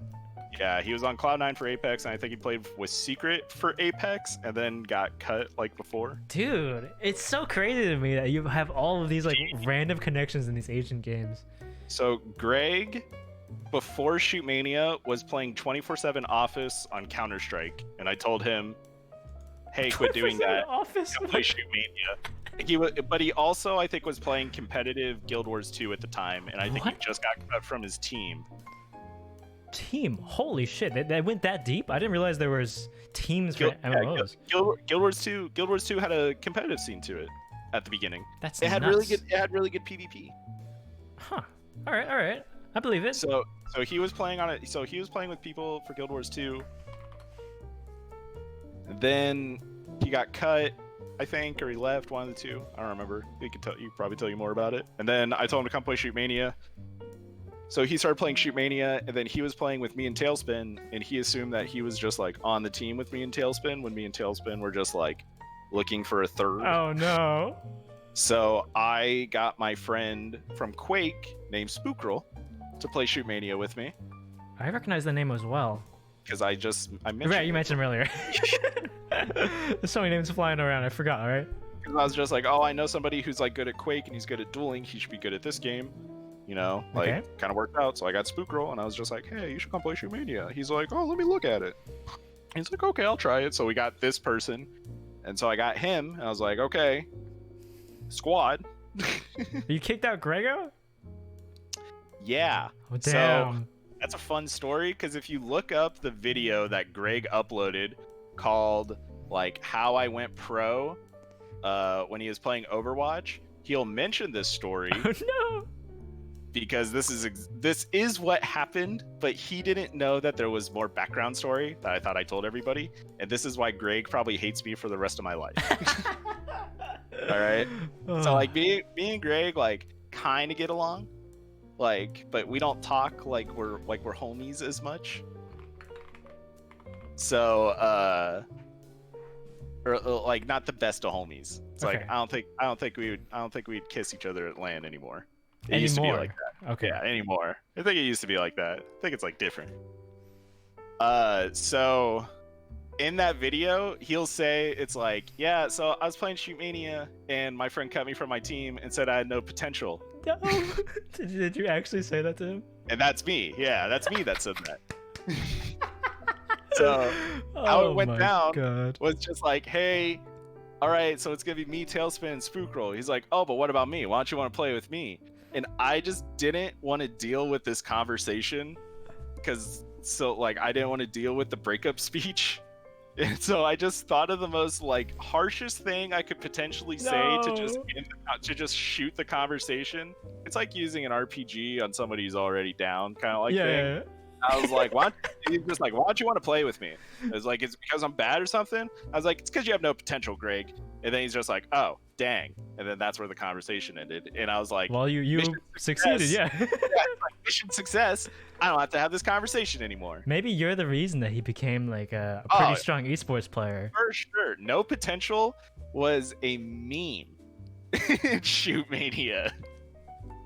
If you played Shootmania and you hang out with like some of the community, it's like the no potential meme is definitely a thing. Not much to say. Thank you for being It's one of the meanest things Much I love, could possibly Penge have for said. shy, Then. Penge 4 thumbs up, Penge 4 hydrate. It really is.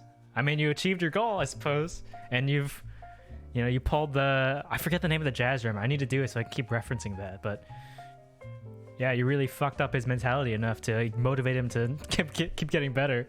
Yeah, just when to you prove bring you it wrong. up 4 or 5 years later in a video, and I have to watch it and just be like, that's not exactly how it happened, you bitch. But it's pretty much how it happened.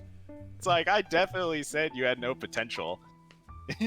But there was more to the story. Oh man, that's good. It's so interesting that I know this person from Apex is randomly one of the many pros that I was vaguely aware of, and we have this connection. It's because there was a lull in esports that, okay, so 1.6 So CS:GO is in beta. 1.6 was dying. CS:GO sucked dick and nobody wanted to play it. Quake was dead and replaced by League of Legends. So the only game that's getting money thrown at it, which was $100,000 tournaments, was Shootmania. Right. That was the whole appeal of it on release, right? Nobody was playing it. That was like the thing. So it was just like, you know, if you're a good player from a game and you see this community that's got like 15 teams, you know, you just gotta be like, yeah, I mean, like, I'm really good at my game. What's so hard about this? So I really like the concept of it though, actually, which was like a 1v3 scenario at all times. The person with one, you had a railgun and you could take 3 hits from the enemy's rocket launchers, but you have to like one tap all 3 of them. You know, play smart. The whole game was like, can this man clutch? Yeah. It was literally clutch simulator. I love that, actually. Like, those are the situations I live for in Apex. Like, the situations where I could potentially 1v3, and to have a whole game based around that, it's genius. There's one server. There's one server that I think is on North America still for Shootmania. Damn. And I would be down to play it if 6 people jumped on that server. Maybe. Because I did load it up and I was just like, dang, this game feels so fucking bad. Maybe we'll keep the nostalgia glasses on then. Well, no. Like, it like feels good, but like the movement is so weird. Yeah. Until like play it more. Gotcha. So, is he also good in Tetris? So that happened, and then so me, Talespin, Spookroll played in our first tournament, and we got fucked because we played against XP3's team early in the bracket, got fucked, and I think it was a best of 1 bracket. I don't remember. There's a loser bracket. And then I was pretty pissed about it. I also said some cook shit. Basically, throughout this like whole entire story, like, understand that I have the social skills of like a murderer, of like a serial killer. A 14-year-old with social anxiety. I just felt like I knew so much. Like, I felt like I knew a shitload. I still to this day feel like I know a shitload, but I have more like information and anecdotes to back up my stories. Right. But this is like me pretending I know a shitload without having backup, like without having any of the information. So that created a huge rift on how people treated me. Don't act autistic around random people. It does not.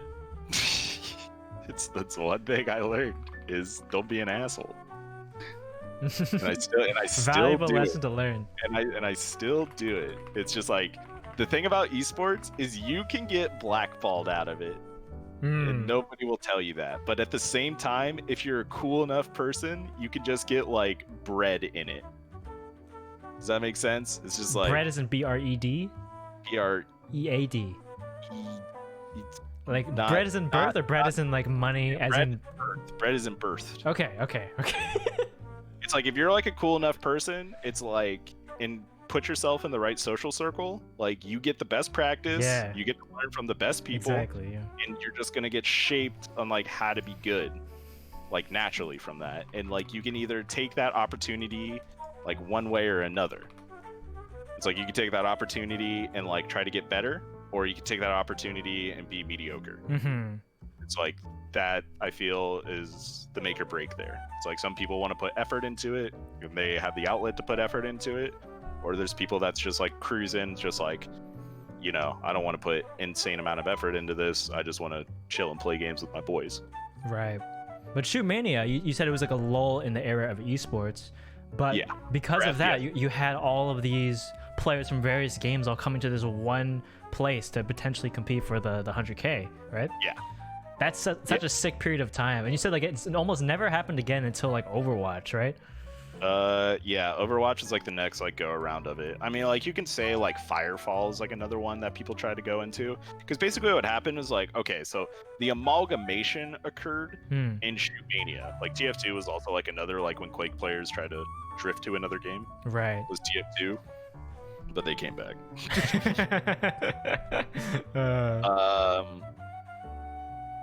So like Shootmania had like this amalgamation of everybody.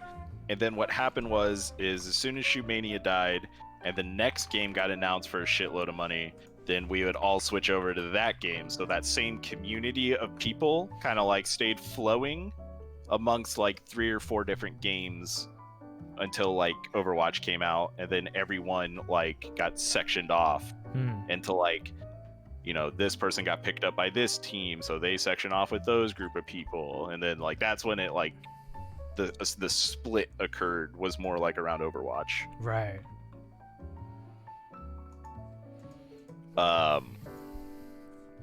But yeah, with Overwatch, a lot of those people did come from Shootmania. Talespin was one of those. There was, who was it? Like all Team Liquid, like all played Overwatch, I think, at one point. That's crazy. Like a lot of players did. So what happened to that game then? What, Shootmania? Yeah, yeah. Okay, so here's the death of Shootmania. Was IPL 5 happened, and that was the first 100K tournament, and Fnatic won that. They like won through the open bracket and then played in the actual tournament, and then also won that. So they just like won everything. So that was cool. And I was there for IPL 5. I showed up for IPL 5 as a spectator who played in the open tournament with Spookroll and Fiend, who was drinking whiskey every waking second. So we had like no chance of like doing anything there. There's probably a game of us losing to, I think, Monomaniacs at the time. How do you remember the team names, dude? Holy shit. Because Monomaniacs was Hot Mustard, Felons, and Pop Trunk. And Felons doesn't play Quake anymore, but Pop Trunk still plays Diabolical and Quake. Okay. And then Hot Mustard, I have no idea what the fuck happened to that guy. So I Do you played ever against like them. look up old names of players you used to play with, see what they're up to? Sometimes, not really. I mean, like I followed all their Twitch channels and stuff like that. Yeah, that's so fair. it's like, if they ever stream things, and like sometimes I see their name pop up. I think like XP3 was playing for some Valorant team now. Yeah, that name sounds familiar, despite Complexity, I think. Huh. Because I think his girlfriend or wife is Miss Harvey. I don't know. No, Emily? I don't remember. There was this whole female section of games that also happened around the same time. Because, okay, so there was this promotional team called the Frag Dolls, who was Ubisoft's promotional team. And Ubisoft was the one that dealt with Shootmania. So it's like... This was a specifically a Shootmania team? No, they were like a female gaming promotion team. Oh, okay. I guess it's like marketing, like people who like help with your marketing, but they just call themselves the Frag Dolls. That's what I assumed. Oh boy, this never ends well. Well, no, I mean like they were chill. Like I was like really? friends with a lot of them, and they were like really helped with the community, and that's like where I learned that like more communal ordeals. I used to be. Here we go. So. Well, no, I used to be very much against like what girl gamers had to do to be competitive in games as somebody who was competing. And I've changed my opinion about this drastically, by the way. The way that I look at it. But I used to be so upset that like there would be this female league for money and that it was like open level players in Counter-Strike. And I was just like, that's so fucked up. And then come with age and people telling me I'm the stupidest human being on the planet, I now obviously don't believe in any of that at all anymore.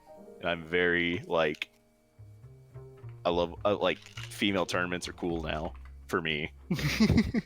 That's fair. In the sense that it like gets people into the game.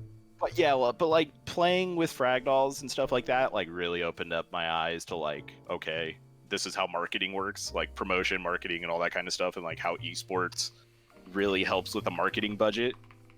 Because I was just like, oh, you could spend your marketing on X, or you could just spend your marketing on some kind of promotional event that gets people's attentions. You know, like that opened my eyes to like this kind of stuff, which is pretty cool. Playing with them. I got to meet all of them when I went to MLG Dallas, where Shootmania was being promoted. I drove 10 hours to Dallas, bought a hotel room, slept for...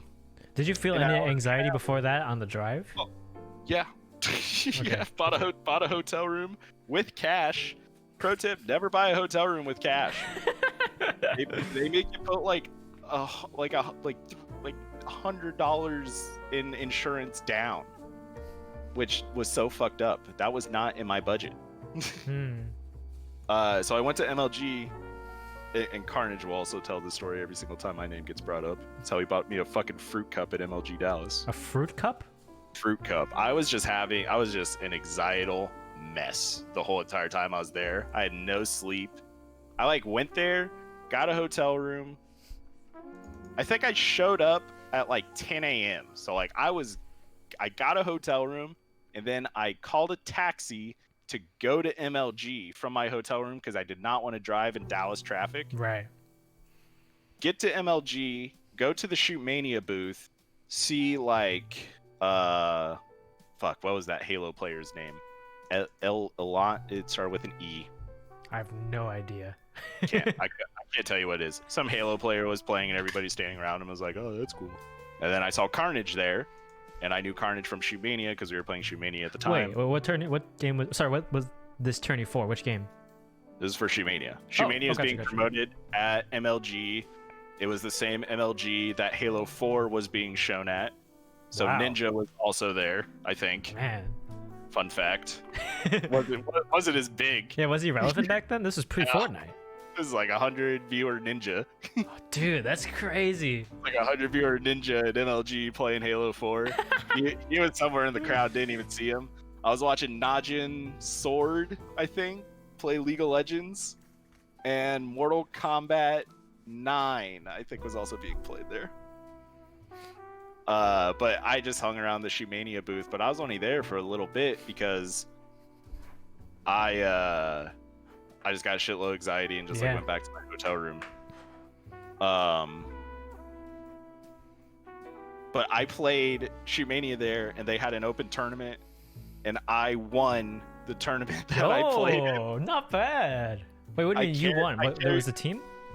They had like 4 teams or something playing this game mode that nobody played, and I was the only one there that actually knew how to play the game. Let's go. And I just shit on everybody for like 3 fucking rounds, and I won. Oh man, what was that mode called? Assault or something like that? That might be wrong. I didn't even know there were other game modes, to be honest. But I was the only winner of one of those tournaments that was not recorded.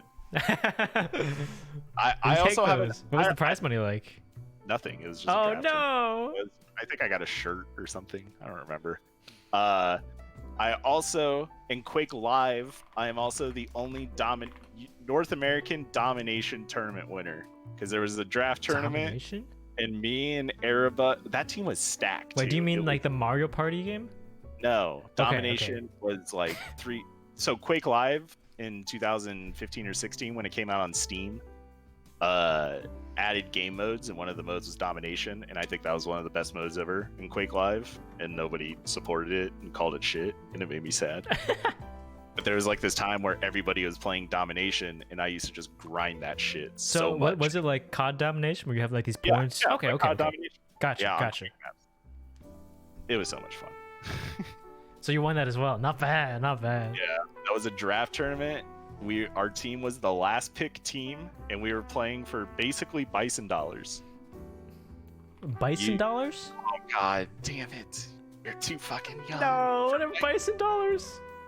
So from the movie Street Fighter, M. Bison creates a fake currency called bison dollars after he takes over the world, and everybody's gonna use bison dollars. Okay. My bad. Upset. Uncultured. I'm so upset you have not seen the Street Fighter movie. I gotta watch the Frag documentary and the Street Fighter movie after this. So that's what I called him. I called him bison dollars that we were playing for. And we ended up winning. It was a draft tournament. We were last pick. It was me, Aerobux, Flash Soul. Forgot who our fucking 4th was. I could probably find the screenshot of it somewhere. That's crazy. I probably still have the demos of the game that we played. It's like somewhere on my computer. I probably have them somewhere. Do you still use the same Alienware PC? Surely not. Oh no. Okay. No, I transferred the demos over. Yeah. It's just like it's in your app data folder. Yeah, so yeah. just slide it over. Yeah, so I have a shitload of demos. So let's see. So so IPL 5 went to that. This is the downfall of Shootmania. Yep. Or like when it was dead. So IPL 5 went to that. Saw Fnatic win. Cool story. I remember, so an excital moment that happened for me was everyone went to In-N-Out in a limo that the Frag Dolls were hosting, and I said, nah, and went back to my hotel room. Yeah, that would be me too. I did work up enough courage at IPL 5 to ask Jessica Negri to sign my mouse pad. Okay. Do you still have it? Yeah, I'm using it right now. Hell yeah. It's what's under my glass mouse pad. That SteelSeries QCK is the one that Jessica Negri signed. And then my other QCK Plus is the one that Brick used at QuakeCon 2014 and won CTF with. Yo. That's sick. So IPL 5 happened. Okay, and then IPL 6 happened. So I couldn't play in IPL 5 qualifiers. I don't know if I mentioned this. I couldn't play in them because when they announced it, there's like, okay, we play our qualifiers on Tuesday and Thursday. And I look at my college schedule and I was like, hey, my classes are Tuesday and Thursday. What the fuck? So I could, or it might have been Monday and Thursday. Actually, that sounds more right. Yeah, it was Monday and Thursday, and I had college Monday and Thursday. I had college days I was supposed to play. That's what happened. Yeah, okay. So I was just like, well, I can't play in these tournaments. I told Talespin and Spookroll, I was like, well, I can't play in these tournaments. I was like, I'm prioritizing college over Shootmania. Smart man. Which I like to tell myself was the correct decision. But boy, do I just like look at like Greg and Buds, and I'm just like, it could have been me. I could have finally been Fnatic Goonesky for once in my life. So I went to school, so that never happened. So IPL 6 qualifiers happened, and the same thing happened, where it just both landed on my college days. Damn. So one of the days that they had a tournament, I think, was Martin Luther King Day, when I didn't have school. Okay. So there was one tournament I had a chance to play in, and I got asked by Vorticore to play in this tournament with him and Instant, the Quake player I mentioned. Mm-hmm. Instant has never played Shootmania in his life. No. Or I think he played it once or twice. Yeah. I don't remember. And I was like, sure, okay. Tournament day comes up. It's me and Vorticore and Instant. And our game is about to occur for our IPL 6 qualifier that I'm allowed to play in. This is a qualifier that has a potential for us to win because all the good teams qualified already. Right. So it was the trash we had to clean out. And I was an owner. At least I told myself I was an owner, and nobody believes me. And I wish I had the demos from these fucking games because I destroyed everybody. Ooh. At least in my mind, I was owning everybody. So the first game we had to play, though, it was me, Vorticore, and Instant. Instant needed to update the game. That's never a good sign. And it was taking him way too long. Oh, God. We're talking like 45 minutes, I think, is how long it took him to update the game. So this whole entire time, this team was like, we were in the server waiting for Instant, and Instant's like, I'm updating my game. And we're just like, you gotta be fucking kidding me. So we asked an admin, it was like, our third is here, he is updating. It's like, can we get a replacement until he comes back for the first map? It's like, our opponents are okay with it. And the admin was like, okay. So I message everybody that I know wasn't playing, and I was able to get a Quake player named Banadit. I don't know if he plays anymore or Love anything, all the work that but you I do. feel Also, like I've any seen him chance at one we can point. get some If you ever see Shostakovich in here? Banadit, he's the #1 homie. This man showed up, and we just needed a body. Hold on. So yeah, Banadit, #1 homie, played the map. We won that map, and then Instant got in, and then we won the second map. So we played the whole entire tournament, and then our qualifying game was against VVV Gaming, also known as Grego Maego's team. Oh no! And that team existed of Nimbus, who I played Valorant with when it came out. He just randomly in a pickup server I was also in, and then like that was the last time I've seen him.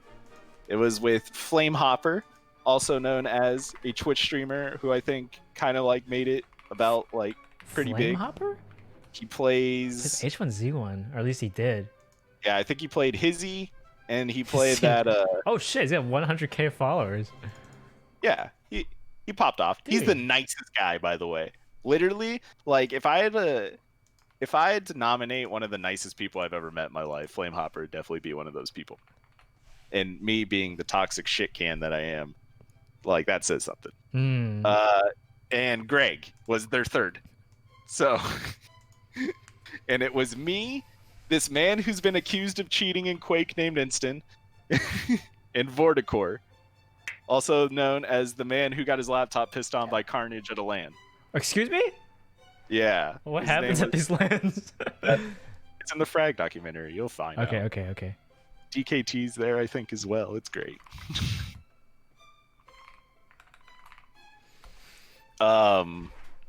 It's taking a long time for this game to die. Yeah, go ahead. So we play this tournament. This is for IPL 6 qualifiers, and I think I 3-0'd. I think I 3-0'd to qualify, and then we played against, once again, Monomaniacs in the finals. and we got shit on. And I skipped school for that day to get shit on by them. That sucks. So you didn't qualify? No, I did. No, it was top two teams qualified. Okay. I didn't make you play out the finals. Good stuff. The qualifying game was against Greg, and I shit on Greg. Oh, after you said he had no potential. Oh, I love shit on Greg. God, that must be salt in the wound. But I mean, that's how I act with like all my friends. I love playing against my friends because that's when I like winning the most. That's fair. And then if I lose, then I'm still happy. You know, I'm just like, that's like one thing that I learned, especially later on in life when I got more into like listening to comedians and podcasts, is just like talking to, like trying to bring other people up. Like never like try to do something to bring other people down. Just be happy that other people are like doing good. Yeah. That's like one thing that I like. You learned that from comedians. And I learned that from comedians, yeah, because comedians don't shit on each other. That's like one thing that's just like a, you know, it's like they don't shit on each other. They're happy for each other whenever they get a Netflix special. They don't look at like somebody who gets a Netflix special and think like, well, I'm fucking better than that guy. It's like, I should get a Netflix special. It's more like, yeah, good for them. Like everybody has their own path. That's like one thing that I kind of like. I'm just happy for everybody that like wins or beats me or anything along those lines. Can't like be upset about it. It's just like, what are you gonna do? That's a strange way to learn of it, but yeah, it's a great mindset. So you do qualify. What happens? Do you end up doing well in the tourney itself? Okay, so I didn't go to this tournament, and I'll tell you why. Here we go again. Yeah, go for it. Okay, so IPL 6 happened. I qualified. IPL got bought out by... Fuck, who did IPL get bought out by? IPL got shut down for the most part. They got bought out by another company, so IPL 6 got canceled. Dude. And it's really funny because I watched a video. Okay, so you know I'm like a big Ludwig fan. He has a friend named Atrioc. Atrioc used to play League of Legends. He was also qualified for IPL 6 for League of Legends and didn't get to go because IPL got bought out. And when I heard that story, and I was like, me too. But kind of. So basically what happened is so that tournament I was able to go to financially. Because at that time, I think my dad, who was my prime source of money, was having a rough year. So I didn't have like a lot of money to go take like a random trip somewhere. So then they made a tournament called the Shootmania launch event, which was the same prize pool. It's still going to be $100,000. And they were just going to use it as a promotional tool. And they were going to fly everybody out to this theater in San Francisco. So here were some regrets in my life of, okay, so I asked my dad, hey, I need to get a plane ticket to go to San Francisco. And he's like, I can't afford a plane ticket to go to San Francisco. And I was just like, shit. So I tell my team, I was like, hey, I'm trying to see if I can actually get money to go there. And so somebody whispered me, is just like, hey, I can pay you the money and you could just pay me back from the money you get from the tournament because we're guaranteed money. I think it was like $600. Okay, yeah. It's like, hey, I'll pay for your plane ticket and you can pay me back. And I am not the kind of person that likes to take that kind of handout. Now, I regret this decision. Right. Because it makes sense to just like somebody front you the money and then you just pay them back. Yeah. But my 18-year-old ego, anxiety, autistic brain was just like, nah, I can't take money from you. It's like, I can't do that. That's not cool. It's like, I don't want to do that. So basically, it just like boiled down to this thing where it came down to the last second, where it's just like, my team was asking, hey, can you go? Instant already said he wasn't going. Keep that in mind. We qualified, and that was the first thing that came out of his mouth was like, yeah, I was just doing this for fun. I'm not flying to fucking San Francisco. So we already needed a third, and when you have that slot lineup, boy, do you become the most popular person in the world. It's like, hey, heard you need a third for that tournament I didn't qualify for. Yep. Looking for me? It's like, that's when you become the most popular person, is when you have like that kind of spot. Yeah. So basically what happened is I was given a time frame of like, hey, find somebody. If not, we have to replace both. Like, we have to replace 2 people. So Vorticore is just playing with 2 other people. And the final day came, and my dad was like, okay, I'll pay for it. Just fuck it. And so I got on Discord, or I got on Skype, and I messaged Vorticore, hey, my dad said he'll pay for it. We're good. And then he's like, oh, I just got Dignitas instead. Oh, wait, the team? Yes. So Dignitas didn't qualify in the European qualifiers, so they got 2 of their guys to play with Vorticore, and they were going to go to the launch event. That's so unlucky. I was like, that's unlucky. So the admin was like, yeah, he already got these 2 guys, so we're just going to go with that. And I'm just like, shit. Get hit by the Grego treatment. So I got shaded out of my own tournament. Kind of fucked up. I guess it's like just desserts. You can just act it like that, but I feel bad for him because everybody is just apparently acting like a dick to him because of like they're just mad that I got shaded, which understandable. Like I'm over it now. I think I still I've talked to Vorticore a couple times. I used to like see him and just think of like, God, that motherfucker. You did the exact same thing to Grego. Well, not exactly the same. I didn't already qualify with Grego and then tell him to go. Okay, that's fair. Way different.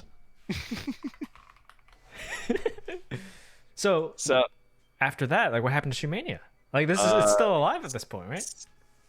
So after that, I think there was just French tournaments. Like, there was no more like big North American tournaments.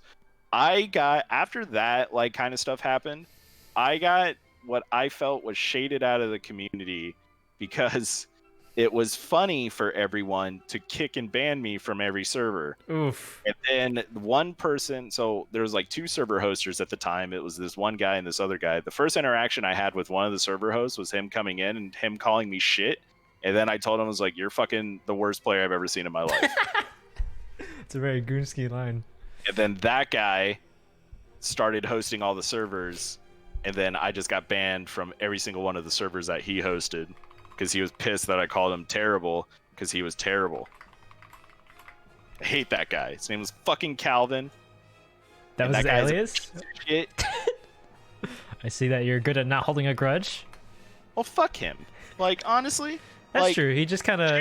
I love Shootmania. It was one of my favorite fucking games. Like, I was playing it a lot, and then I literally, like, couldn't play the game because the community thought it was funny to kick and ban me and make me not be able to play the game from servers. And then you have the other half, which is this guy who just on spot bans me from everything. I couldn't alias because I was good enough. Like, I couldn't alias and try because I was good enough that everybody just knows it's me. The community was that small at that point? Yeah. Wow. They recognized you on playstyle? Yeah, well, Holy like shit, if that's cool. a new person whose name you've never heard of before just like comes into a server and just starts owning everybody, you're just like, well, who the fuck would alias? Alright, fair enough. So then, yeah, so I just got like shaded out of the community. So I'm very against like banning people from games and like excluding them. I'll talk shit to you all day, but I'm never gonna like ban you from a server. Right. Like that's like that's what I do. It's like I'll talk shit, I'll try to rile you up, and I'll try to like make you like get heated and motivated to like play a game against me. But like I'm never for like kick banning anybody as a joke or anything along those lines. Because of that, like muting people and stuff like that. Yeah, it's because it happened to me and it's fucked up. Yeah. It like mentally so fucked me up, and it like that's how school shooters are made. Is like the social exclusion for what you feel is unjustified. So angry at everyone else for just making you like not be able to do what you like doing. It's just like that exclusion is just like I've said some fucked up shit to people because of like these instances happening, and like I understand that mentality of like don't do this to people because this is like how fucked up shit happens. Right. And then yeah, after that the game kind of just like died out for me. I just like kept playing like Quake Live, World of Warcraft, just random shit. What about the game itself? Like what happened to the prize pools that they were promised at the start? So there was a couple French tournaments, like ESL like hosted like a tournament like once a year or something like that, and then there was some North American community effort to like try to keep a tournament going, and nothing like really stuck. ESL like kind of like threw like $50 weekly tournaments or something like that. Right. So like there was some stuff like that. Curse was like at the end of North American, so like the Shootmania launch event. After that, it was like it was like weekly tournaments that were like $100 a piece. And then the game just kind of like died out. You know, like if you've been around the O's community for a decent amount of time and paid attention to the top players, you probably know who this is. Zilver is a former top 10 player who is in contention for being the best active hard rock player in 2015, having the highest PP play at the time on Ice Angel. He's also got some of the most time played out of any player in O's history. Getting that good at anything is going to give you an interesting perspective on improvement, so whether or not you care about the game itself, you can probably still learn something from his wisdom. You know? That's interesting. I remember I stopped by OMG4's stream one time, and like he was like one of the few players that entertained my like really stupid like Reddit essays about improvement. And like we came to this idea of like overthinking improvement that can be a detriment, you know? Constantly thinking of different ways to go about it. It can slow you down, as counterintuitive as that might seem. You're right. And I'm a huge overthinker, and Same. you know, yeah, we're like animal beings at the time period. But anyway, so regarding to the overthinking about improvements, sometimes making a wrong decision is better than not making a decision at all. And it's very true in terms of this game, in my opinion. Because when you like, I'll give you an example. I used to think that playstyle was everything in this game. Like you had to do what the pros did in terms of like, you know, area or keys or sensitivity or whatever, and I would like experiment with that for years. And it would come to a point where I would change my area like daily. So what that ended up doing was it never created a sort of consistent pathway of improvement, you know? Right. Like even if there's this mindset of like, oh, I gotta find the perfect settings for the ideal improvement or whatever, right? And the thing about that is, even if you don't find the ideal settings for you, with exposure to what you're currently using, you can figure out the flaws and adjust accordingly. And not only that, I do feel like every playstyle has some sort of weakness and strength to it. There is no like objective best or better playstyle. Like it just in terms of how do I say it? How you wanna which weaknesses do you wanna adapt to like the most easiest way for you? Like for example, when it comes to area size, so if you play a really big area, then yeah, you have to move your hand a lot more than you would playing a smaller area, but precision would be a lesser priority for you. But it would be the opposite with smaller areas. It's like, oh, you can move across the screen really quickly and really easily, but it's really hard to be precise on stuff. So it's like, okay, do you want to learn precision or do you want to learn big hand movements? You know, it's like, which weakness do you want to adapt to? Are like, I remember Bubbleman said that at some Twitch chat, which always kind of stuck with me. It's like, which weakness are you more half-assed? Are you the least half-assed to learn about? You know, like something silly like that. But it's true in my opinion. Yeah, it's like the exact argument applies to like high and low sense. Do you think there's benefit to practicing both? Lol. Like exposing yourself to Yes. like forcing yourself to use something you're not comfortable with. Yes. Okay. Experimentation is important. It's very important actually. And actually I want to make a video about that because a lot of people just say like, oh, just like use a setting and never change it ever. Right. And I'm like, wait, that just sounds like, that always sounded just so backwards to me. Because how do you know what's better or worse if you've only tried like one way of looking at stuff? You know? I completely agree, yeah. And like, how do I say it? Like, when I started playing with a tablet, which was about like 3 months after I got it, I played with literally the smallest possible area you could put on the driver at the time. Because I played with like 2500 DPI on 2.5x sensitivity because I somehow found that comfortable. Don't ask. But I just kind of did that for like 3 months. And I remember taking like a week break because school and stuff. And I was like, wait a second, this is annoying. Like, I hate having 0 precision. Let's just like increase my area. Like, I don't give a crap what happens. Like, I'm just going to increase my area and do whatever I want.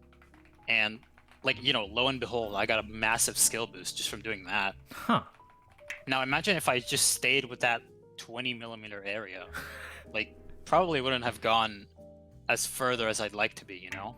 So do you think that the skill boost came from experimentation or it came from just like being a more practical area?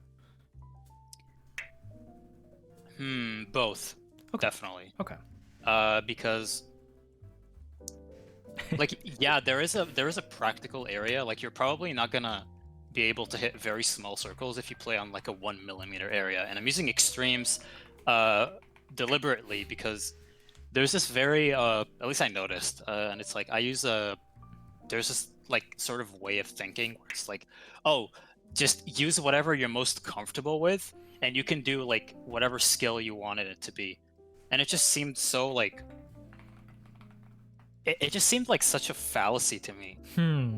At least in my opinion. Yeah. Because I think you can definitely talk yourself into using like bad settings. Like a lot of people I made a mouse acceleration video talking about how it's like not terrible for FPSs, but there's a lot of people that use that to justify like, oh, I'm gonna keep using Windows mouse accel, which is objectively bad and inconsistent, but they're like, I've used it for all this time, it would be impossible to change.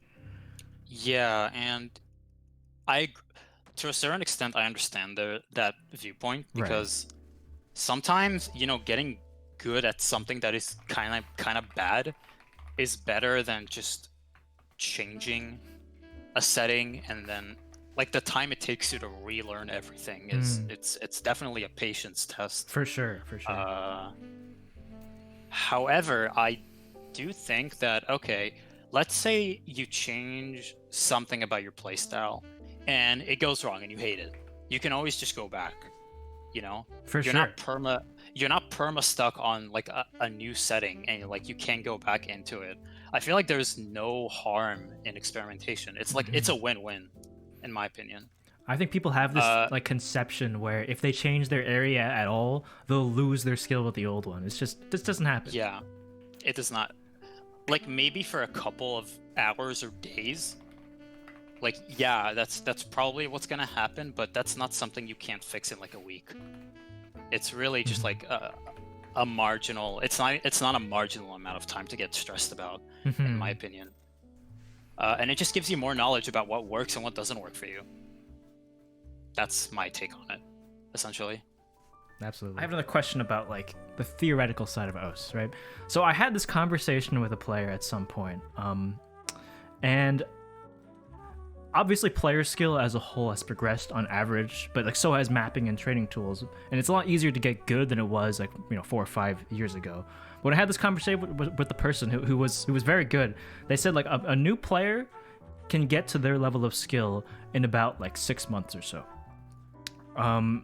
Which of course it took them like multiple years of cultivating their like reading and aim, whatever. But if he had all of the ideas and like theories that he has about like all the mechanics and improvement, it would take half the time. Do you think a lot of OS improvement is more on like the trial and error and the theoretical side of things, or is it going to come down like mostly to practice and mechanics? So I think like the sort of concept of theory crafting, you build that from people who've played before you, right? That's just like human nature. Like people discover stuff to make other stuff easier, and then the people who come after them use that stuff, and it just like decreases the length of time to do something, right? And it kind of works in the same way. Like yeah, man, I actually another video idea I was thinking about like how theory crafting is like dead in a way, because like or in general? not necessarily. I think other games kind of suffer the same thing where it's like how do I say it? It's just like high mechanical skill is more looked up to than ways to look at the game. I think a lot of conversations in 2013 and 2014 were about different ways of reading and different ways of like looking at stuff. But nowadays I just see less of it.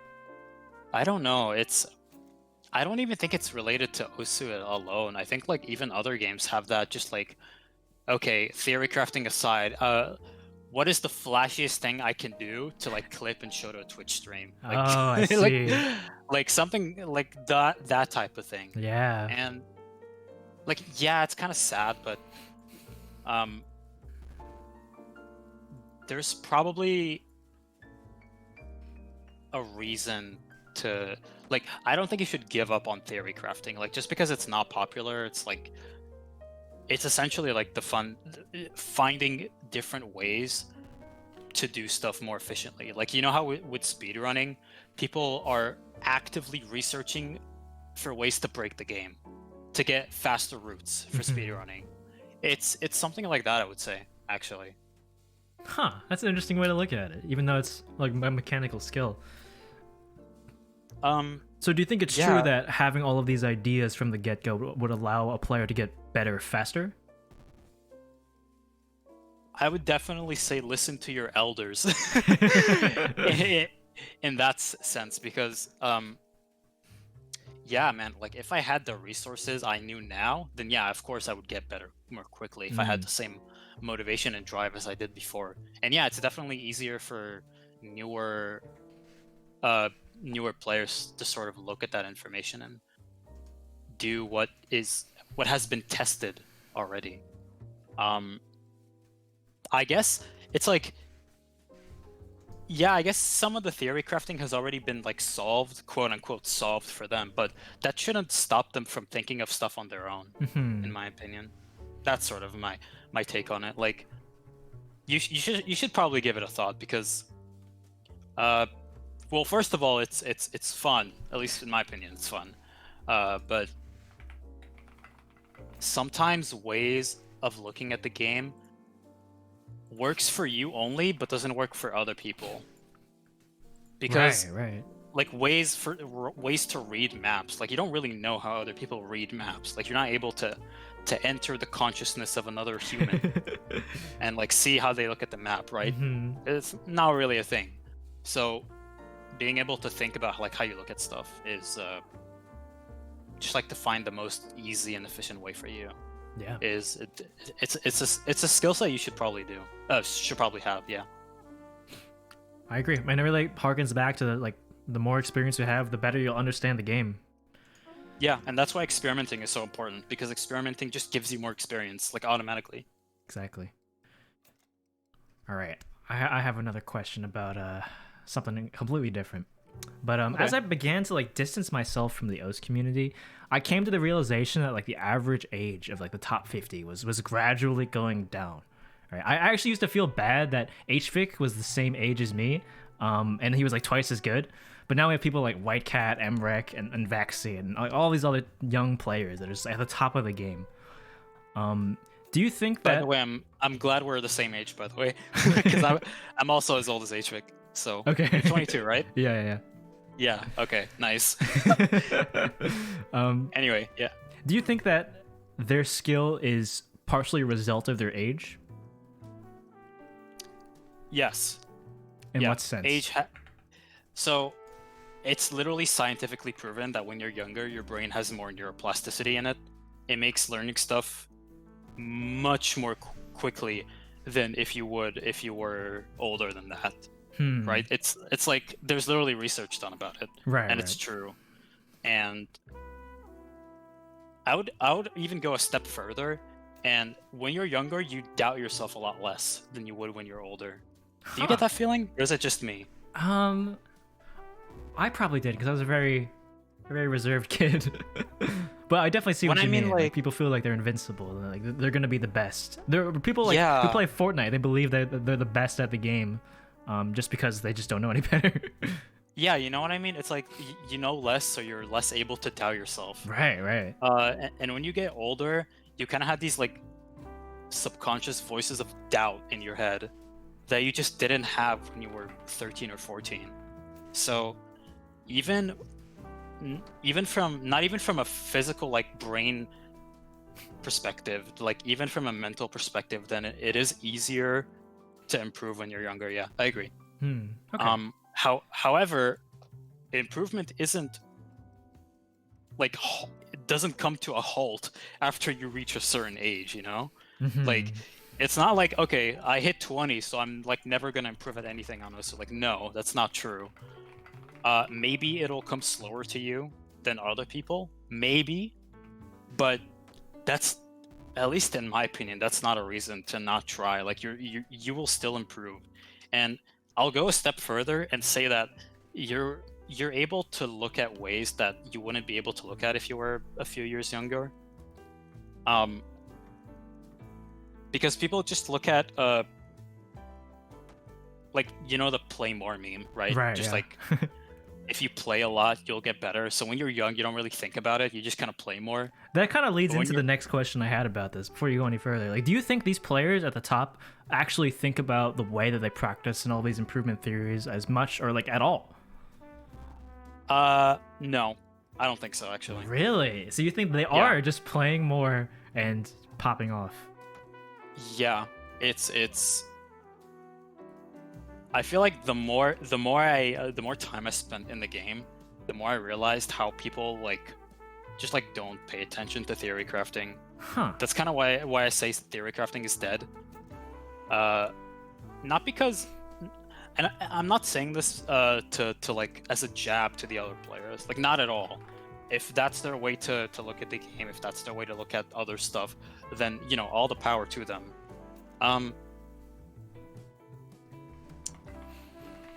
But yeah, I think there is a general pattern of just like not thinking about stuff, and it's great if it works for you, but if it doesn't work, like let's say you got correct, you got like a correct way of looking at the game on like 2 aspects out of 3.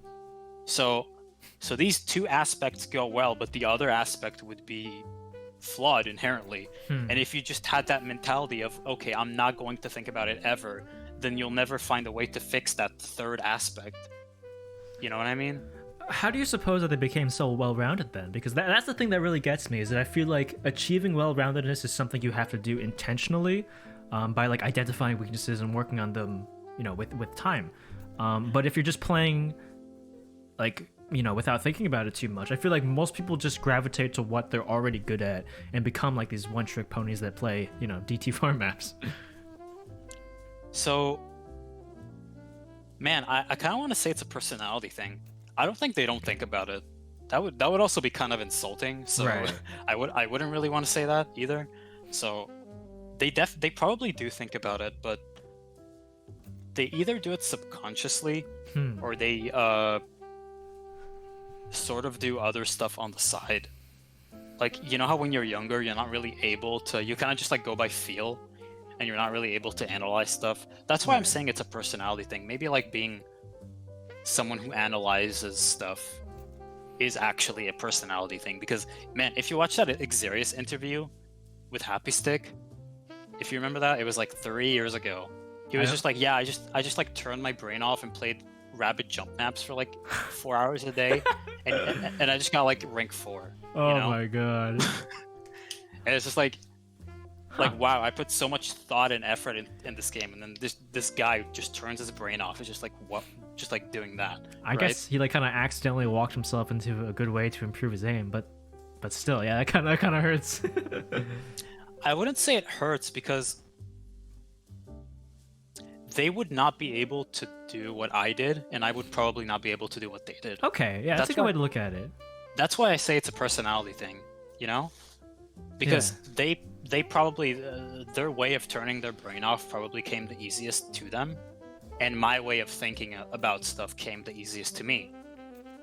And if that's your way to look at stuff, whether it be, like, not even OSU, just like the stuff you want to be good at in general, just like school or work or like other hobbies, if that's your way to get you like pumped up and stuff, then do that. Like, don't go against your nature. Just like because you see a player who like turned his brain off and just like got good that way, I wouldn't recommend I wouldn't recommend doing that, like trying to copy his way of thinking, because if it is inherently going against your nature, like, man, you're just gonna be miserable. I don't know. Right. I know I was, at least, when I tried to, like, there was definitely a period when I thought my way of thinking was flawed, but I'm like, man, this is not fun. I don't want to do something that's not fun, you know? So I'm just like, okay, yeah, whatever. I'm still gonna do what I do that I like, and other people can do whatever they want that they like. That's kind of a matter of personality. All right, that's a great answer. I really like your perspective on that, because I think a lot of people would be discouraged by this idea of like, I'm thinking about this way more than them and they're still getting better than me. But yeah, the fact that it boils down to just like people improve in different ways, you know, it's a beautiful thing. Regarding that, because man, I've had those thoughts for like how many years now? Like 5? Because man, if you don't know, I'm the highest level in standard, which means highest total score, and I have the most total hits in the game. Right. And I'm like top 10 when it comes to play count. So yeah, I've played a lot, right? And again, that's not a flex. I'm saying that because you look at other people who've put like half the time as you did, like not even, get just like so much better, and it just like kind of crushes your self-esteem. Right. I was gonna ask about that. I've got that written down. It's like, did it discourage you to see people getting better faster than you? Make you want to rethink everything? Yeah. Like to say no would be to lie. Like, yeah, it definitely was a thing that discouraged me for a long time. However, man, it's like, the thing about that is like, it's a comparison mindset. Like, you're comparing yourself with someone who's not even you, who doesn't think the same way you, who doesn't play the same types of stuff you do, who doesn't look at stuff the same ways you do. Like there's no, like you're two different people going about things in different ways. There's no comparison to make here. You know what I mean? Mm-hmm. It's really just like a race. It's not a race against the world. It really isn't. Like, especially with how like addictive games are designed to be, you think it's like literally you against the world. And that's just like, it's a flawed way of thinking, in my opinion, because it's just like, it's great if you're ahead, but if you lose, then it's just like, okay, well, crap, you know? I feel like the best players are often born from that competitive mindset, though. Like, yes, you'll be defeated and like distraught when you lose, but like that drive to be the best is what's gonna keep you up, like practicing at ridiculous hours. Yeah, probably. I mean, man, I don't know, because I guess I wasn't incredibly competitive. I mean, I was competitive with, I never went out of my way to try to look at other people, and the times I did was, you know, the times when my confidence hit like an all-time low. Right. But yeah, I think it's just important to realize, like, not even like when it comes to Osu, when it comes to Osu, when it comes to like even other stuff in your life that you have other people doing against it. It's like, it's not a race against the world. It's literally like a race between you and the you were before yesterday, like in the past. Like, are you better than the you from yesterday? Are you better than the you from a year ago? You know, like that is the only like fair competition that is like viable. Yeah. In my book. I really like that. You know, it's the whole embodiment of the self-improvement mindset. And like when you have these external forces driving you to get better at whatever you care about, eventually they're not gonna last. But like that drive to be better than you were like the previous day, like that's just gonna be there forever. Yeah, exactly. And there's this man, I don't want to sound like depressing, but there's this thing called like the just world fallacy, where it's like everyone is born equal with equal opportunities and equal, like, you know, stuff. Like, you know, there's this meme where it's like, oh, genetics are like the only reason why people get good at speed and stuff like that, you know? Right. And to some extent that is kind of true. Like, you know, some people's stuff just comes easier to them than others. It's just like, it's just human nature. It's how geniuses are a thing. It's why geniuses are a thing, you know? And I say, like, why bother yourself with that if, one, that's something you can't control, and two, that person isn't even, like, related to you in any way.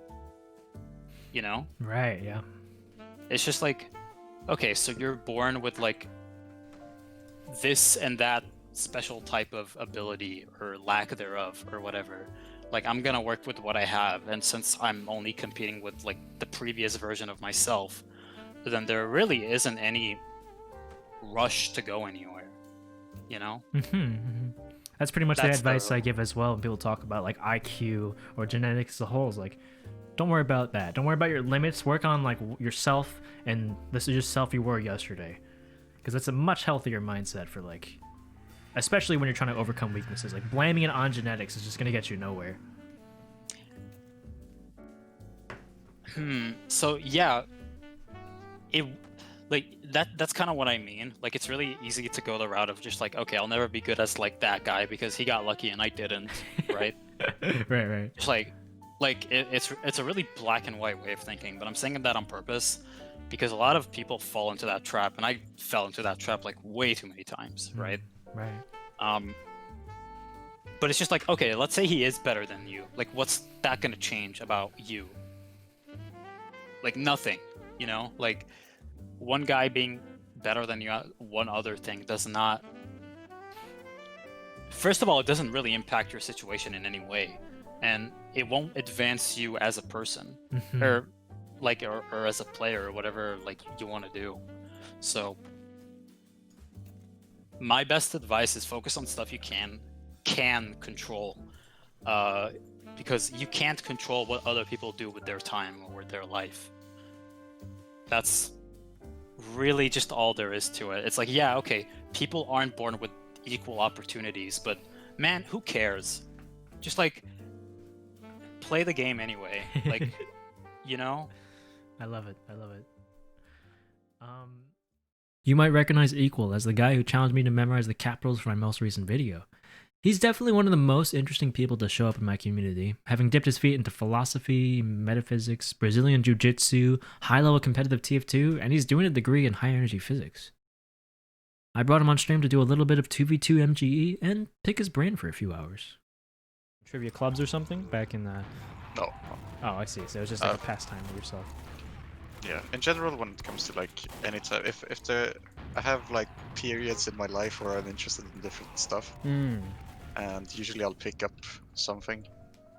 I don't know, depending on whatever it is, I'll just learn that for like a month. Some things have stuck around for longer than others. Like for example, some like ontology or metaphysics, whatever you want to call it. The geography thing was kind of a phase, but I've always been interested in cultures. Right, okay. So as a side consequence of like learning about cultures, I also kind of knew countries and maps and stuff. But specifically learning the countries was like, I don't know, maybe a couple of weeks of my life of just straight up learning names. Not a week, maybe. So interesting. So when you went about it in like the... What's the word? You just never learned it by name. You didn't learn it by like culture or anything, or did you do a bit of both? Well, I knew by culture because of watching so many, whatever, like learning about countries and stuff. Right. But I didn't like. Obviously, I wouldn't know anything about like Santa Lucia or anything, right? 46. So when when doing that, I knew many countries, but I didn't know all of them. So I was like, yeah, why not just learn all the countries? Because I'm well on my way already.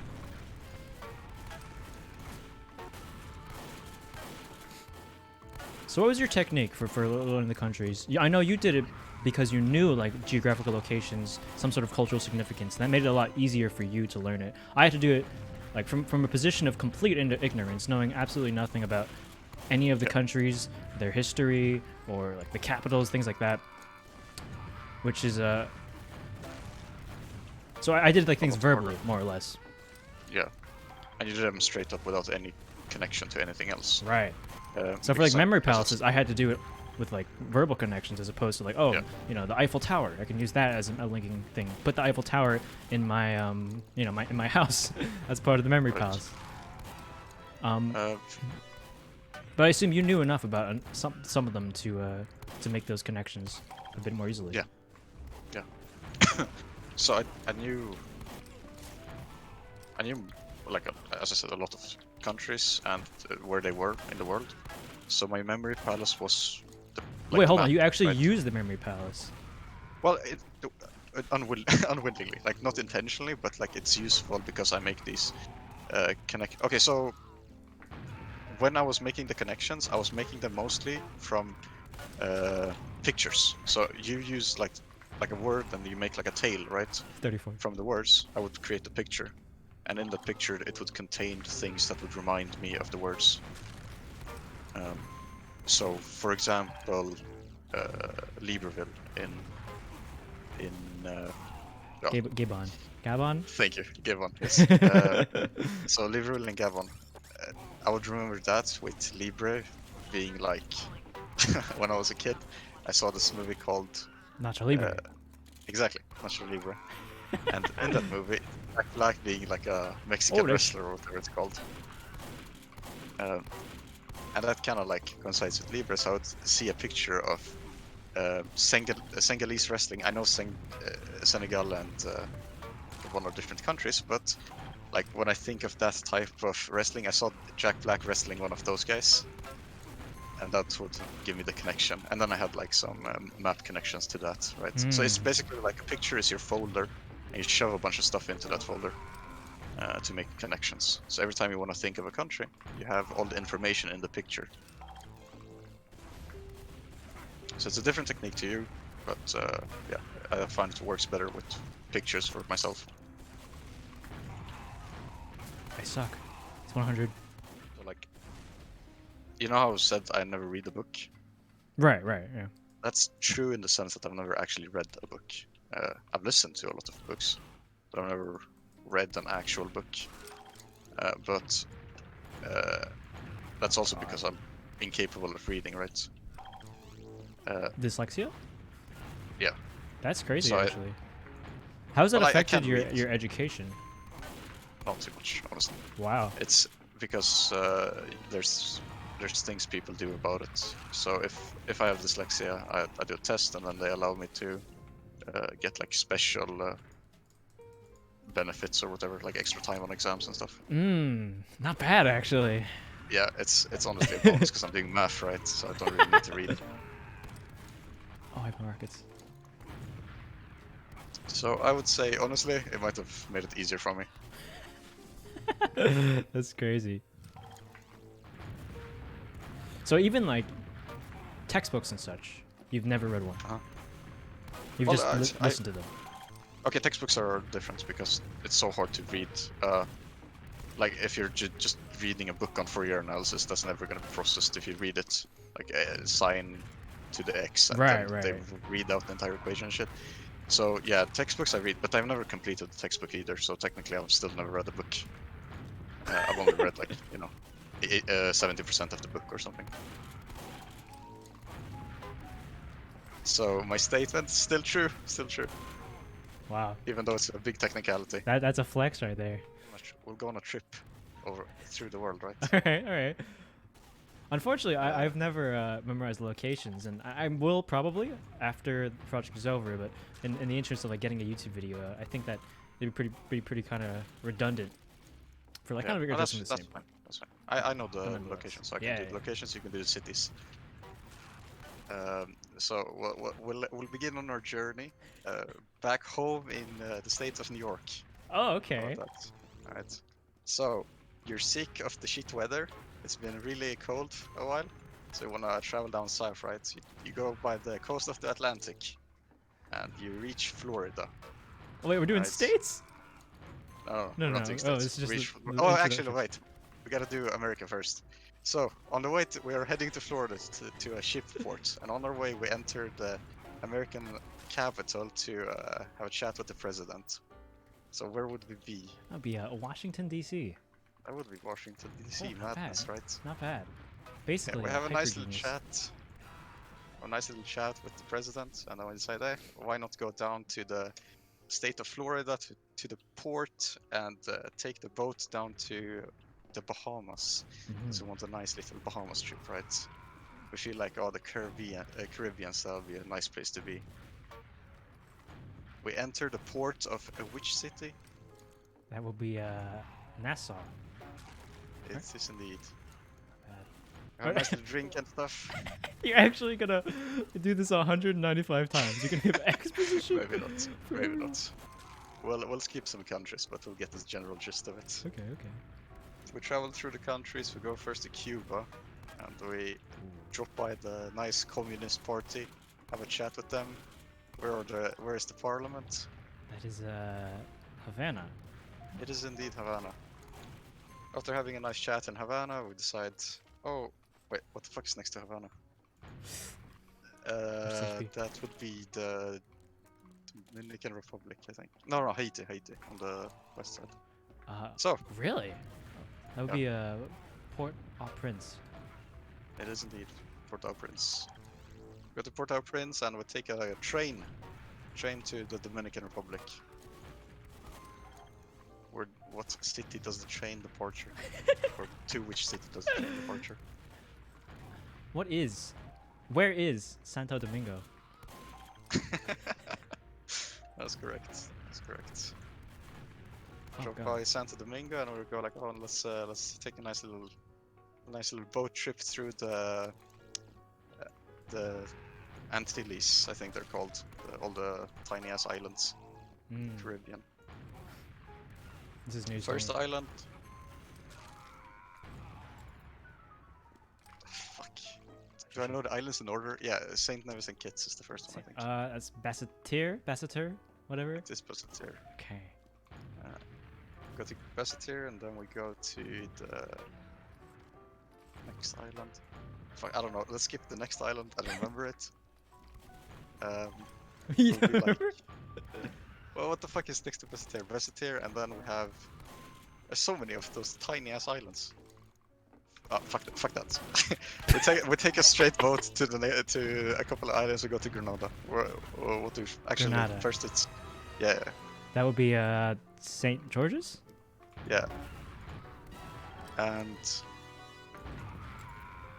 we got Grenada. Then we also actually before we go to Grenada, we got the nice Saint Lucia.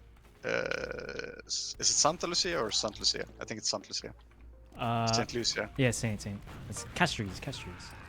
It is Castries. I can't wait till I say one like actually that's outdated. It hasn't been that way since like the 1800s when this Quizlet thing was made. I wonder if there's how many countries do you think are still that were in the 1800s are still left? It's probably gonna be like 80 countries or something. You're asking. Well, let's do Myanmar. Why not? Oh shit! I don't know it. Since you I mentioned forgot it. Still no? Well, I mean, I know It's- Rangoon, but I don't know the actual one. Is it Juba? No. Okay. Juba is in South Sudan. Okay, that's another one I didn't know. Oh, really? South Sudan? Yeah, because I had Khartoum. That's Sudan. Exactly. The normal Yeah, but I didn't have yeah. South Sudan on my my Oh, Quizlet. yeah, because it's old, right? Of course, that country doesn't even exist. What year did it come into existence? It's quite recent. I'm not sure which year it was, but they got independence quite, like maybe Gotcha. 2015, maybe? Something like that. It was a war of independence and stuff. No. Nice one.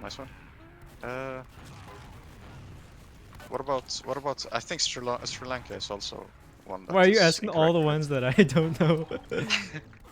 Yeah. But Colombo, you could say Colombo. That's the same Yeah, I think thing Colombo as- technically counts, right? Is there multiple what's it called? Exactly. It's multiple Multiple capitals, but like the real capital is the one with the extremely long name, Sri Jayawardenapura Kotte, Ah, yes. as they call it. Ah, yes, the best capital.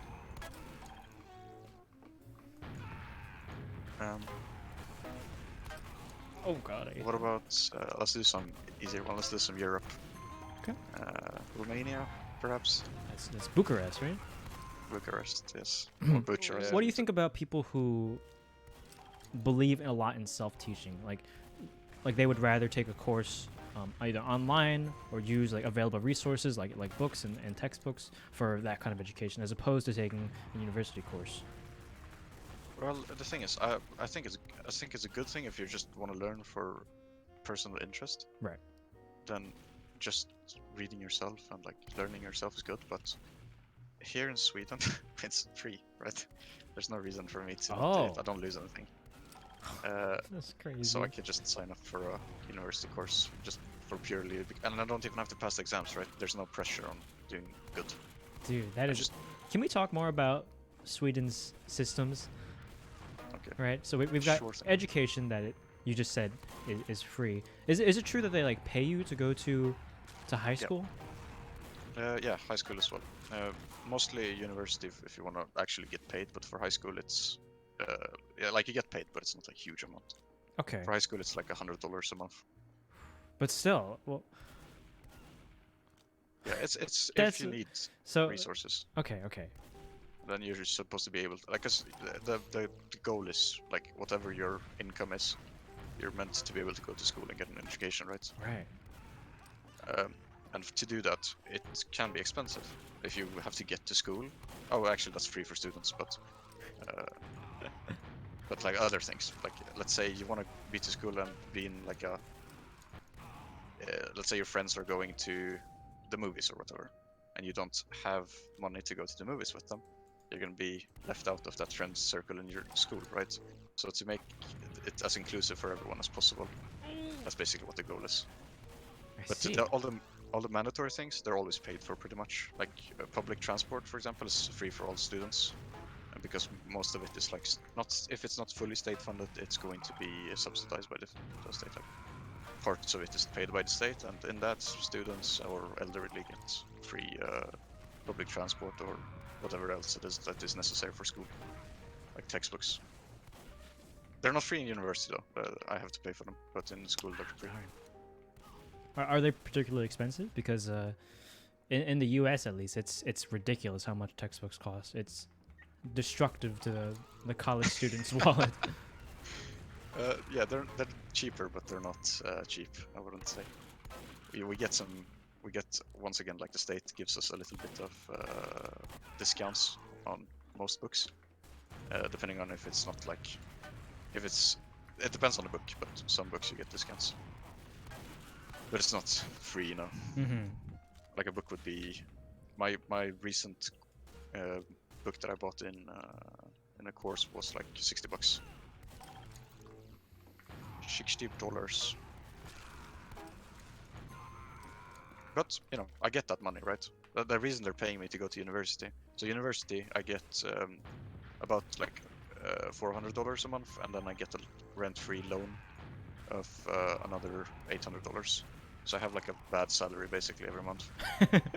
But still, that's a really cool system, especially for like high school students to have an income early on, and like not only would that help with motivation and you know, is there any extra incentive to perform well with that monetary Yes, thing? you have to go to school and you have to pass. If you Oh, don't so it's pass, just they remove passing. it. Yeah, passing. Okay. You need a specific percentage of passing. Like for university, I think it depends on 40. Nice. For me, I need 60% pass rate, and then I get paid. I think 60% each year. If it's less than 60%, I don't get paid for the next half year. Half year. Oh, that's rough. Yeah. Understandable, I suppose. But if you wanna, you can also like tell them, hey, I'm just gonna study 60%, and then they'll give you 60% of the money, and you only have to pass 60 times 60%, right? So whatever that is, like 40% or something. So how long has that system been in place? And why is it that I think Sweden is the only place I know of that makes use of it? Other Scandinavian countries do as well. Gotcha. But they're a little bit different. But like Denmark, for example, does it. I think Finland does as well. Norway has a similar system as well. And then a lot of countries in Europe have free university. So even if they don't straight up pay you, they'll give you interest-free loans, or and usually universities can Add 5. Not in the UK because they're stuck in olden days, but like Germany, for example, Germany university is free for everyone. Right? Oh, we're still going. Never mind. Yeah, just stupid. I'm gonna die. Directed one. Okay. I guess I could ask you your metaphysical stance, so to speak. Is it like a personality quiz? Pretty much. Okay. Okay. Do you think that humans have free will? I do. You do think humans have free will? Do you not? I That would assume that there is predetermined everything, right? Well, not predetermined. It doesn't have to be. It could be probabilistic. Okay. Like completely random, right? Okay. So Probabilistic. there are. So when you're given a decision of like two choices, how is that not free will? How is that an element of probability? Because your thought is meaningless. Your thought is just like a bunch of physical interactions between matter and forces of said matter. Oh, okay, I see. I mean, I guess our brain is just a bunch of like chemical and electrical processes, and that's So the idea. The question is, does consciousness reside within matter? Right? Is consciousness something beyond matter? Is actually matter just a manifestation inside of consciousness, right? That's called idealism. So idealism is that what exists is not matter. What exists is the consciousness, or the thought of existence, right? Whereas materialism is what exists is matter and not the thought. Well, the thing is, this is kind of what the idealism materialism question is kind of all of metaphysics. Like everything kind of stems from that, right? Really? There's Okay. just a bunch of different questions I could ask you about said thing, which would like, for example, Do you believe that if something exists and has no, absolutely no way of interacting with us, Does it really exist? Okay, okay. If something exists, but we have no way of interacting with it, does it exist? A There's tree falls absolutely down no in a information. forest, and no one is there to hear it. Exactly. Did it really fall?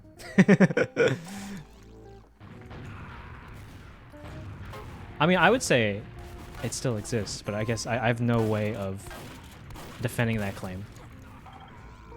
So so if we can't have any of our senses interact with it, does it still Right. exist? Huh. Surely it must. Surely it must. If it's outside of our perception, it doesn't mean it doesn't exist.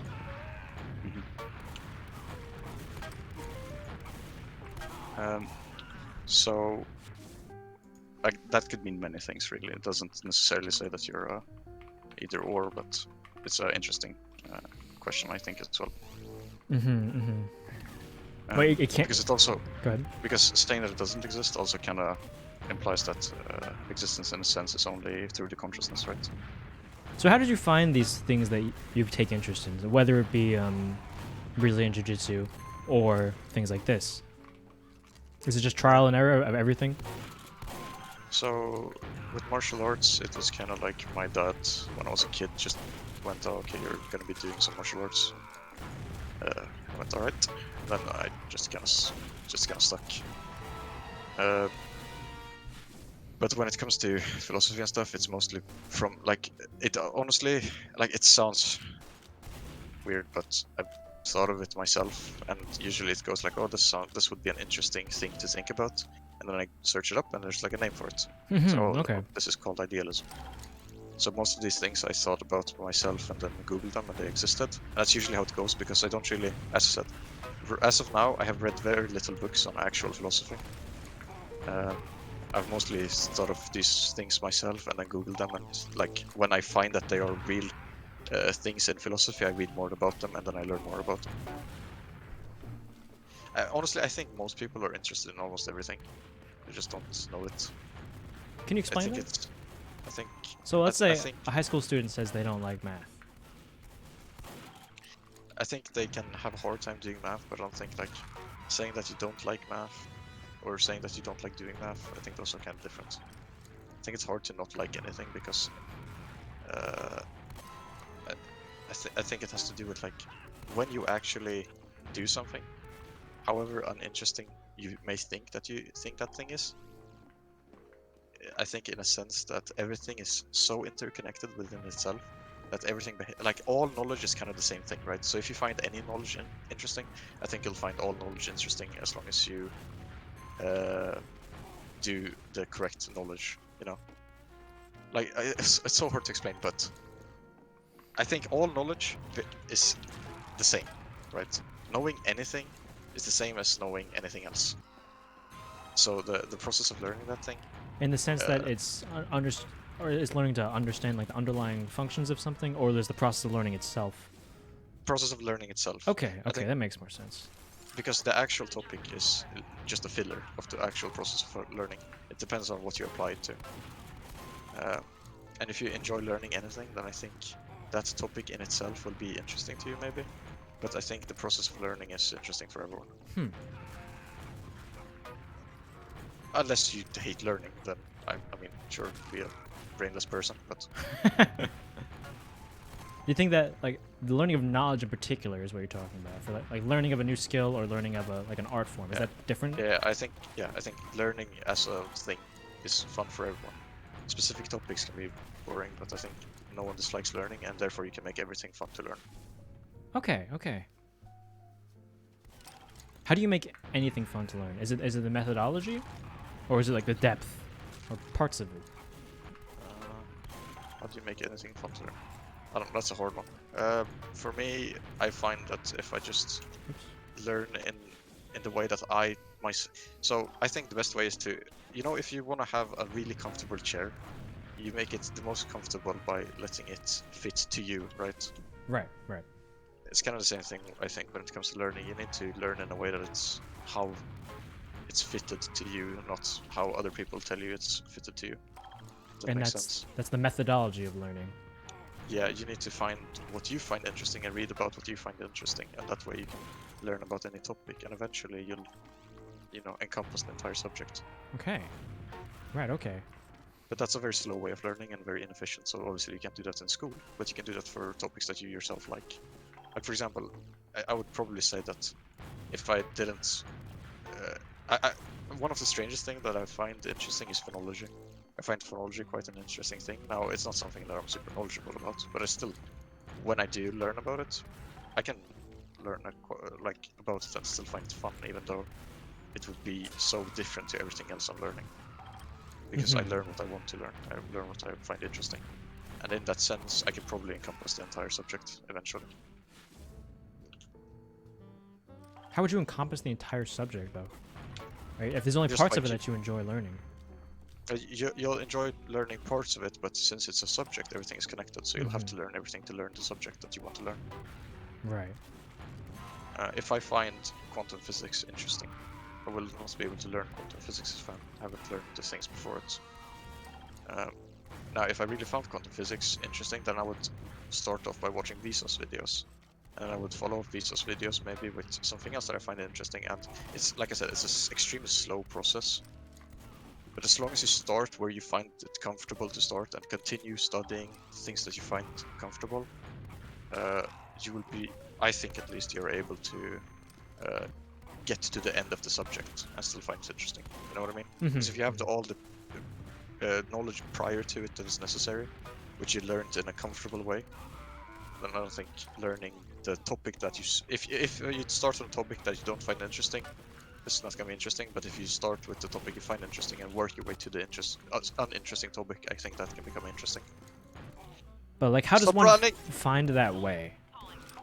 How do you find ways that you enjoy learning something?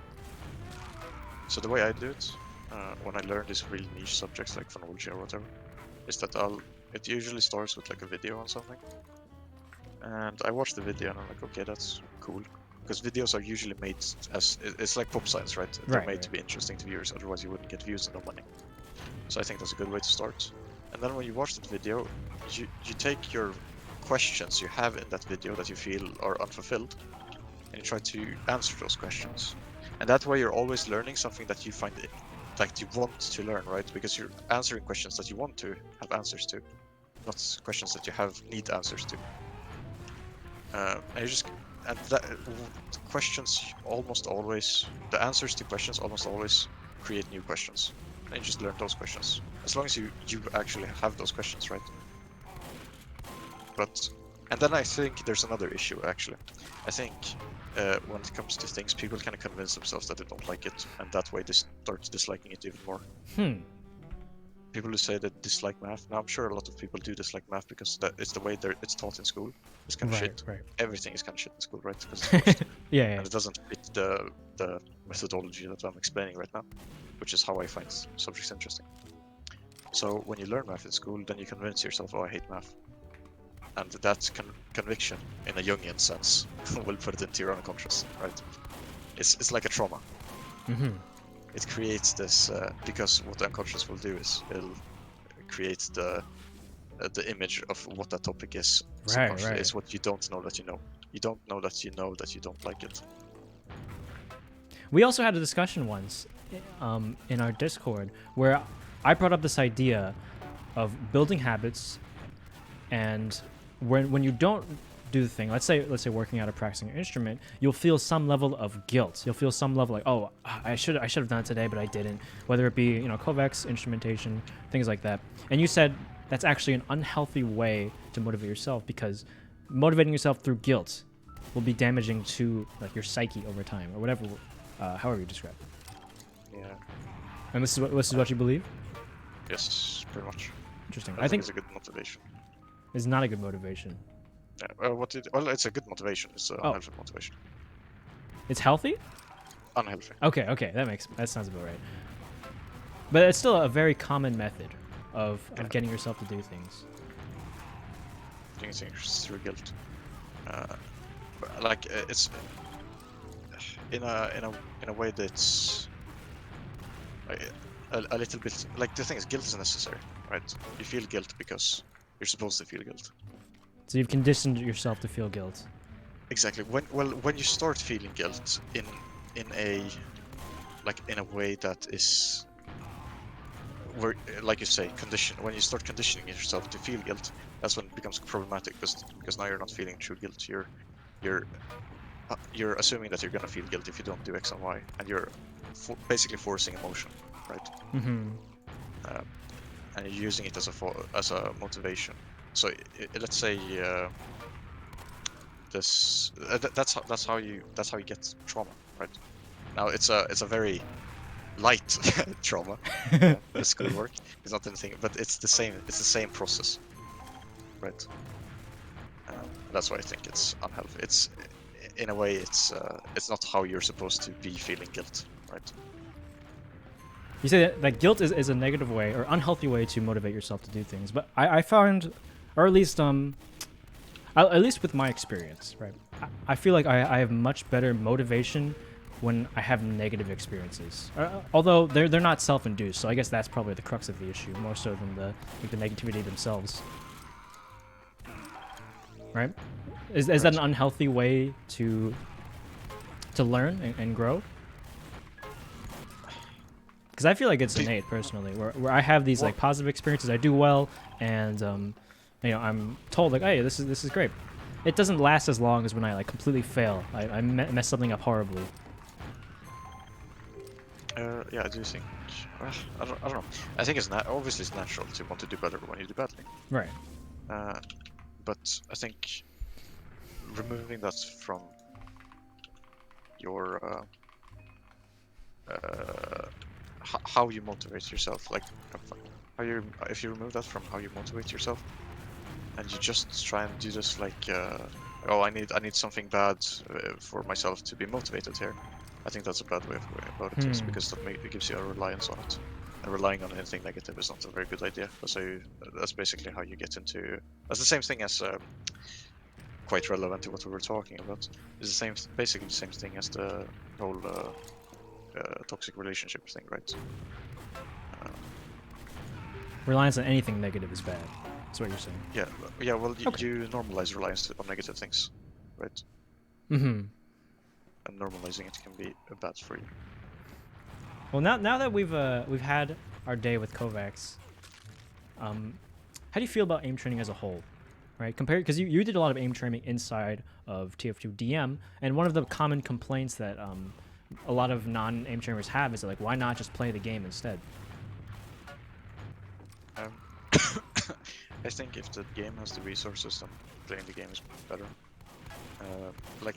I wouldn't trade KovaaK for TF2 aim training, to be honest, because I think, whilst it's good, it's not bad to aim train in KovaaK for TF2.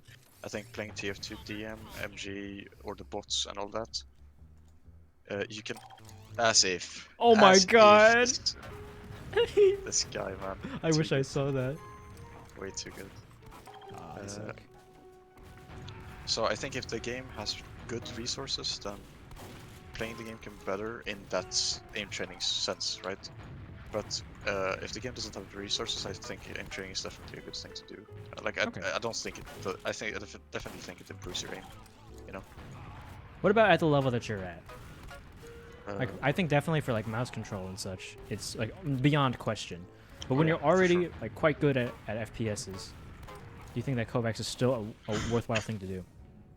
Yeah, for example, on my close, fast strafes, whatever, it's not really something that I have had in TF2. And in that sense, I think if I wanted to improve on it, I wouldn't be playing TF2 because it doesn't really exist in TF2. I guess you could create a map where it does, but in terms of like for TF2 purpose, in that case you're playing TF2 to get good at KovaaK, you know, which is a very strange thing to do. It is quite strange. That is nothing.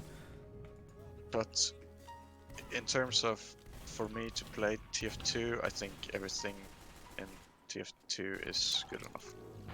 Yes. And if I wanted to improve, I think I could probably improve a bit in KovaaK. But for specifically TF2, if I'm, as you say, like, I'm not actually that good, but let's say I was good, then I don't think KovaaK's would be, you know, I would rather still aim train in TF2 than KovaaK's. Oops. Like if MG servers and DM servers didn't exist, like if it was only scrims, would you say then? Yeah, then for sure. Okay, okay. I can agree with that. So let's talk a little bit about sensitivity and mouse excel. The reason I bring it up is because I'm back on the mouse excel train. I'm enjoying it a good bit, but I know that you used to use mouse excel quite often.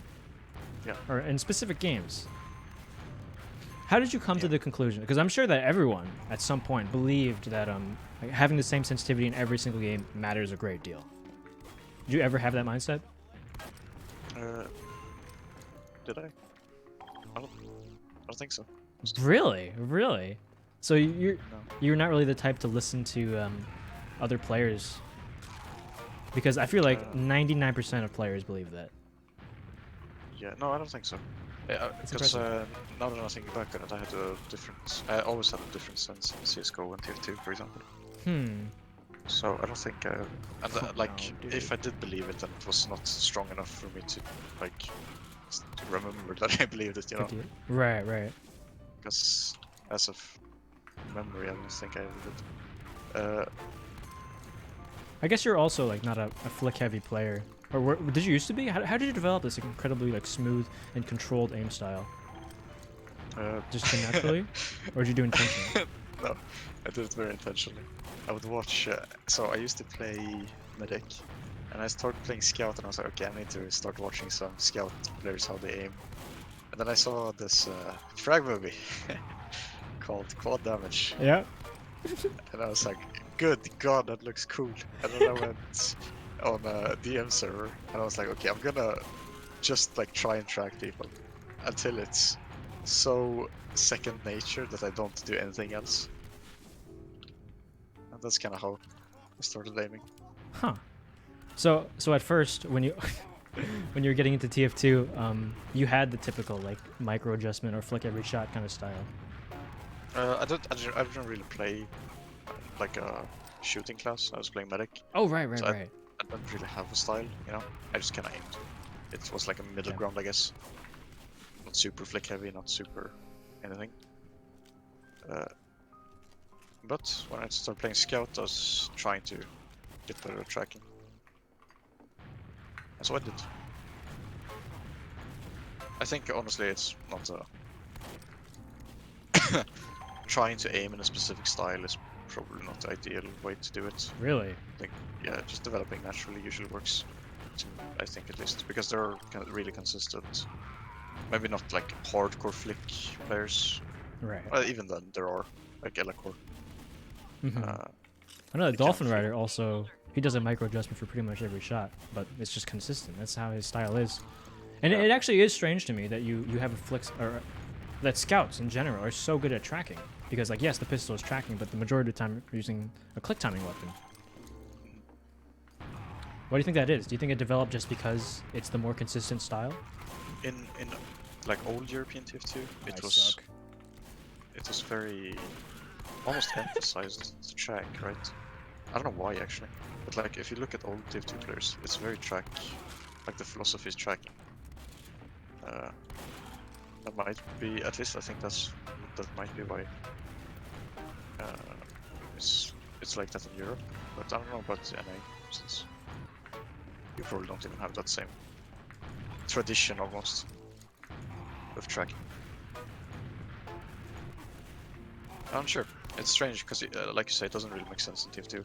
And in that sense, there are a lot. Like, if you look at the smooth TF2 player, like a smooth TF2 aim, compared to something like Gaia and Quake, it's nothing. Not nearly as smooth, you know?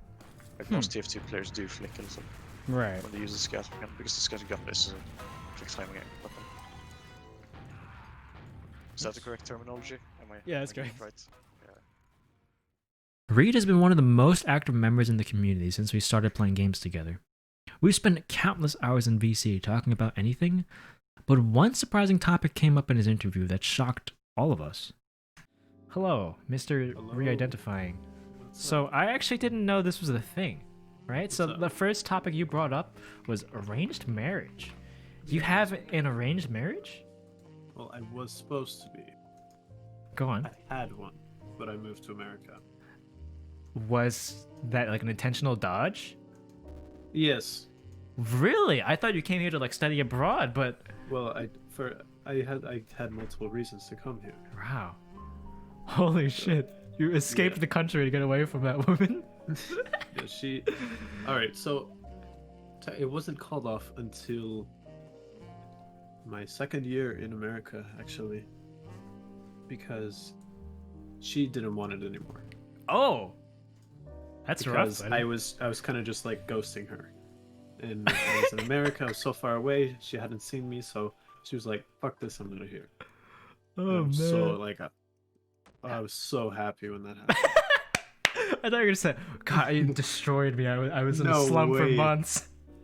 No way, I was so happy. Oh my god, that's so funny. Wait, so when was this marriage arranged? Like at what age and why? I was 14, and I moved to America when I was 17. Okay. This is a girl that works. Her father works with my father. Okay. And we were supposed to be married, so then they would coagulate money. And it would have been cool. I mean, she was pretty, she was nice, and I liked her, right? But, like, I didn't want to be married. So it's not her, it's actually just marriage as a whole. Yeah. Wow. That's crazy. They were using their children to coagulate their money? It's very common.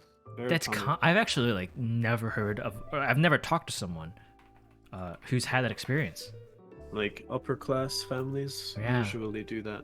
That's why you see, like, celebrities dating each other. Huh, okay, that makes sense. So, since the age of 14, how did you take the news back then? It's like, hey, buddy, I know you're going to middle school, but by the way, we have prepared someone for you to marry. I was cool with it, you know. You were cool with it? How? I was 14. I was like, sweet, I get to talk to a girl. That's fair, Yeah. actually. It was just PogChamp. But, like, she's kind of annoying, actually. Yeah, like, if I think about it more often. Oh my god. Yeah, I was really bored yesterday. I actually texted her, and then when she texted me back, I was like, never mind. No. I don't want to go down this road. Don't say these things. Holy shit. I don't even know what to say anymore. That was incredible. When did you start to have like reservation about like this whole arranged marriage thing? When I saw how dope America was. Really? So you I would just you used started to to live get in to France? Yeah. So I was born in Nice, France, and I moved to Molsheim, which is close to the Bugatti headquarters where my father works. Sorry, Bugatti? Yeah. Holy, no wonder. And then I got this opportunity to go to school at the University of Michigan, which I was supposed to go to when I was 17, but they forced me to complete a senior year at an American high school. Huh. So that was an experience. How did that go? I didn't speak very good English. And I was in high school. So imagine like 500 dados. What does that even mean? Well, they would just bully you constantly about your Well, speech? not bully, but like they'd be like, speak French.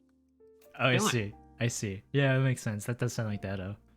Like all the teachers are like, do you need help? Is there anything I can do? It's just so helpful. Oh boy. So you came to the US. This Yes. arranged marriage thing was still like in your head. At that point, did it like strike you that this is a way to potentially dodge the arranged marriage? Absolutely. Oh my God. absolutely. How long did it take after you got the news for you to be like, maybe I don't want any part of this? To like of the arranged or to destroy the arranged marriage? Just like going off of the idea, because you said you were cool with it at first, but like at some point you must have had that switch happen. Well, of course, like after years of like potentially having to marry this person, I'm sure you'd like kind of like build a pros and cons list. Yeah. Give a little value proposition. Yeah. It's like, if I marry this person, my family's gonna love me, my dad's gonna make a ton of money, and, you know, we're gonna be set for, like, ever, even though we already are, right? Or, I could be happy. Damn. So That's I actually chose to be happy. crazy. That's not a decision a young child should have to make. I'm gonna Yeah, die. it's crazy, but now I'm studying acting, and I'm gonna get a degree. How has your father felt about the failure of the arranged marriage? I don't think he has much of a say, actually. But has he Since it said was- anything? Well, yeah, I mean, wait, I'm sorry, but it's not something I can control if she doesn't want to talk to me. Oh, very nice. You put the blame on her. Well Uh-huh. played. Well played. I was doing my best. I was responding to all of her messages, and then she just doesn't like me anymore. Nothing I can do, dude. Exactly. Which is fucked up. Which is really fucked up. Like, I kind of feel bad, but I mean, you gotta value your own happiness, brother. And I think, you know, you could potentially compromise that for your parents' approval. That's too much.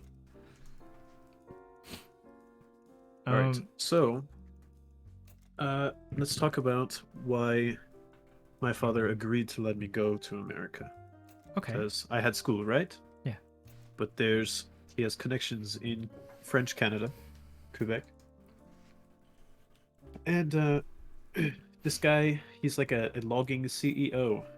He has a bunch of like stuff in the wood business in the west and in the east and stuff. And he goes, "Okay, I want you to marry my daughter." And I say no. But he still gives my dad like a bunch of money to pay for my stuff and stuff. Because I was there for a month in Quebec. And this is the reason why I hate French Canadian people. Is they're all fucking. Oh, Reed. Oh fuck. I mean, special. They're special. They talk weird, and I don't like logging anymore either. I had an interest. I had an interest. In You had an logging. interest in logging until that point? Yeah. No, I'm trolling, but this guy, he had a business deal with my dad, and we gave him a car. And, That was it? You gave him a car in exchange for what? Your daughter's hand in marriage? Yeah. Holy So it was shit. like- What a trade deal. Yeah. And that's it? Wait, what happened? That's it. Then I went back to Michigan. What your explanation for not liking French people is they talk weird and they're stupid? That's it? Yeah. They're. Reed. No, dude. I'm sorry to everybody. Oh my god. Yeah, that story was not very good. Sorry. Oh, that's funny. Unfortunate. They don't. They say fucking double knock at the car window. What did they say? They say tabat knock. What does that mean? I don't know. It means I don't know, or you don't know what it means? I think it means tabernacle, which is a church booth in English. Like Right. a pew. That's a French Canadian swear word. That's what someone's It's saying. all based off of like their swear words are all based off of like Christianity. What? That's crazy. I'm learning so much right now. It's all right. Moving on. So what happened to You know- that marriage? Like, you gave him the car, and then you were supposed to marry someone else? yeah, but it didn't happen. So Why? You said no? I said no this time. That Wow. was like apparently I was supposed to be arranged marriage twice, but I don't think this one was as serious.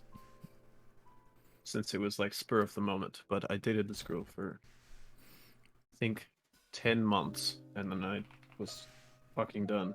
She was crazy. She was literally crazy. She was literally crazy, like a psychopath. How so? Okay, so I would talk to this girl.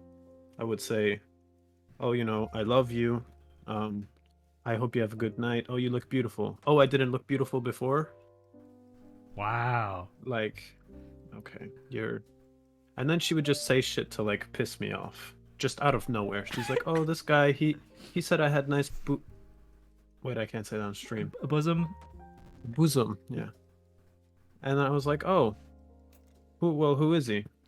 And then like, she would go on and on about this dude who would always hit on her. I was like, "All right, cool, whatever." She's trying to like make I would you just jealous. be pissed. I would just that was me being like tilted as fuck because there's a fucking dude that I am not close with, like in my girlfriend's life. Huh. That's crazy. So, how recent was this? I broke up with her in 2019 of November. So Okay. almost a year and 1 month, I think. Huh. Was it a hard thing to get over, or were you happy to be out of that relationship too? Oh yes, definitely. Like it's so weird. Every relationship I get in after it's over, I'm fucking relieved. That's probably not that uncommon, honestly. Especially when they're arranged. Like Jesus. Yeah. So what happened? Like why? I thought you were supposed to be married to this one other girl. How come this other prospect appeared? Were they overlapping at any point? Or money? I don't think so. But like, my Okay. dad will just go, "Oh, I got this guy. He's got this daughter," and then he's got this daughter. So okay, because it's my dad. I can't say no to him, or else I am kicked out. Yeah. So you had broken up, or the previous girl had broken up with you already by the time that the second one appeared. Okay. Breaking up with that girl was hard because I was like, "Dad, she's crazy. I can't. She's driving me crazy." And you'd be like, "All right, give it 2 more months." At least he's understanding of that, you know? He didn't just like hard force you to do it anyway. Yeah, my dad is like unreasonable and reasonable at the same time. Paintball, they had an arranged marriage at age 14. I'm 21 now. When were you supposed to get married? Like, I guess the first time it would be legal? Yeah, 18. Wow. So it was like coming up. Oh man, you dodged a bullet then, huh? Yeah. Well done. Coming out of high school, I quickly lost contact with a lot of my friends that I had known back then. It was an awkward time for me, being very inexperienced in maintaining relationships. Years later, I randomly got a donation on stream that said, "Hey man, glad to see you're doing well. Seems like just yesterday you were teaching me how to solve Rubik's Cube." And with that, I reunited with an old friend from high school. He did bring up that he spent a lot of time with Rocket League, but I didn't expect him to have gotten as good as he did. So the thing I brought you to talk about today is that when we were having our conversation about like life in general, what we've been up to, you talked a bit like, "Oh yeah, I've actually been getting into like Rocket League," or like you were into Rocket League. And when most people say that, I assume like, oh, he probably plays it, on the weekends in like bronze or something. But as we got further into conversation, like, wait a minute, he's got like 2,000 hours, and he played for a team, right? Yeah. So tell me how you got into the game first. Yeah. So into Rocket League, really, I started as like a detailed game from like other games that I used to play a lot of ranked in, like LOL and League basically. And I didn't really think I'd really get into it much. I didn't really have a lot of friends that played it, but I found that I really enjoyed it, and I guess I put in like a bunch of hours within the first month or two, then I kind of forgot about it. and then when I picked it back up again, I realized like, oh, like I'm gonna try and get better at this game. So yeah, that's how I got into it. So when you first played it, it wasn't for that intent of improving. It was just for like, oh, let's play it for fun. It's kind of casual. Yeah, like I downloaded it as literally as an indie game. Like I hadn't heard anything about it, and I was just Oh like, wow. let's just play this game like for fun. By the way, did we ever play this game in high school? Bomb Party? No. Darn. I literally played last round, and that was my first time ever playing. So after you started like improving at it, first of all, what was your motivation? You just like thought the game was interesting and tried to improve? Yeah, so it kind of came at a time when I had a lot of schoolwork, and the games are 5 minutes, right? So it was one of those things where I would be in class and I would, play a couple of games, and I don't have to pay attention for like 40 minutes like a league game or whatever. Right. So I would just kind of be able to play for maybe 15-20 minutes in between, or before bed or something. And that's how I got into it. But then at some point, like I realized, I climbed from like bronze or whatever I started out as to like diamond in like a week, and then I realized like I needed to get. It's actually not that difficult in the game, or it wasn't at that point before it was free to play. Oh, okay. But then I realized like, okay, if I really want to keep climbing in the game, then I'm gonna have to actually put in some time, like learn some mechanics or whatever. So since no friends really played it, I just kind of watched pros, watched like a bunch of videos on YouTube, and I would just play with people who I met in ranked, and that's kind of how I got into the whole team thing. I'm still kind of blown away. We went from bronze to diamond in a week. I that think sounds impossible. Like even just the time frame. Look, I might be like exaggerating with a week a little bit, but like it was at most 2 weeks, like at most. Damn. What a monster. Let me think. Yeah, Lifey, I know you also got into Rocket League. Sorry, go ahead. Yeah, no, it's not a hard game to get to diamond to, I would say, once you like have a pretty good understanding of the game. It's just kind of like if you put in the time to get like learn rotations, learn some basic mechanics of the game, like if anybody plays you don't have to like ceiling shot or like do anything like that blows everybody's mind out in the game.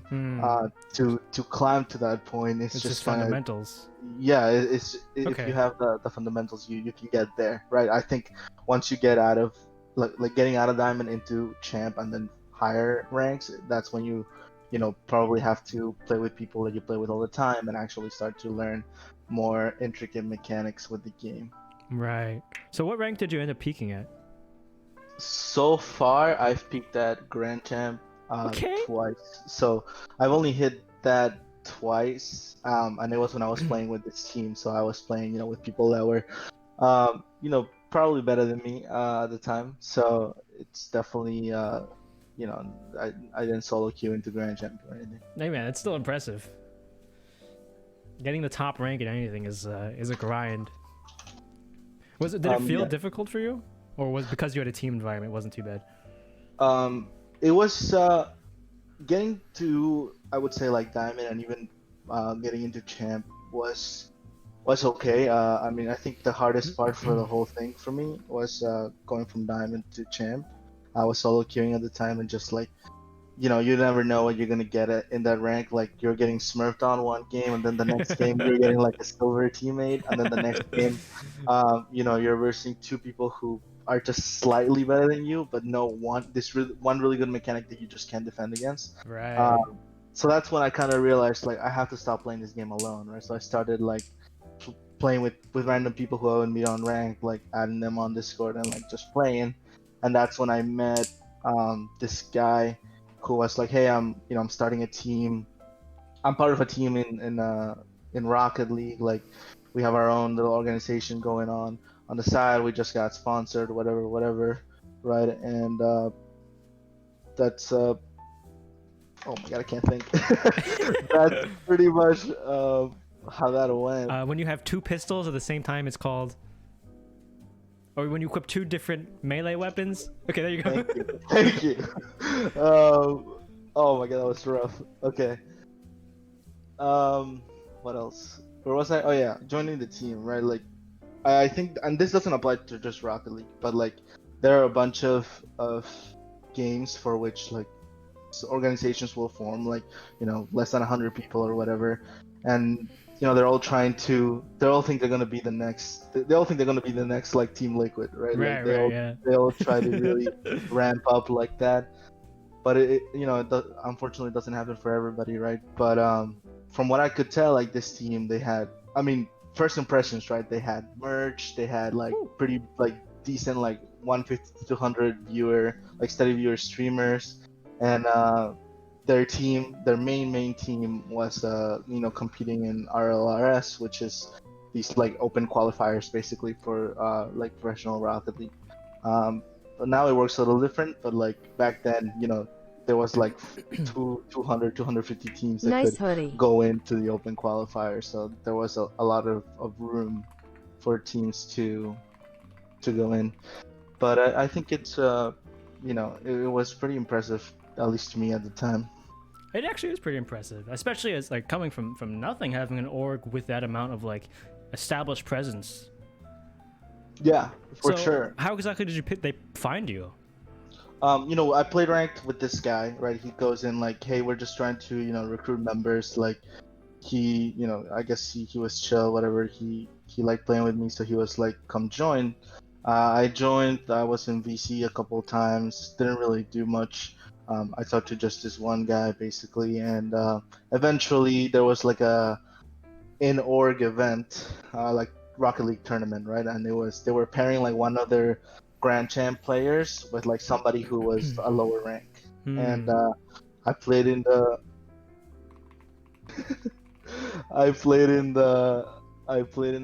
that tournament, and that's when I basically got picked up for one of their alt teams.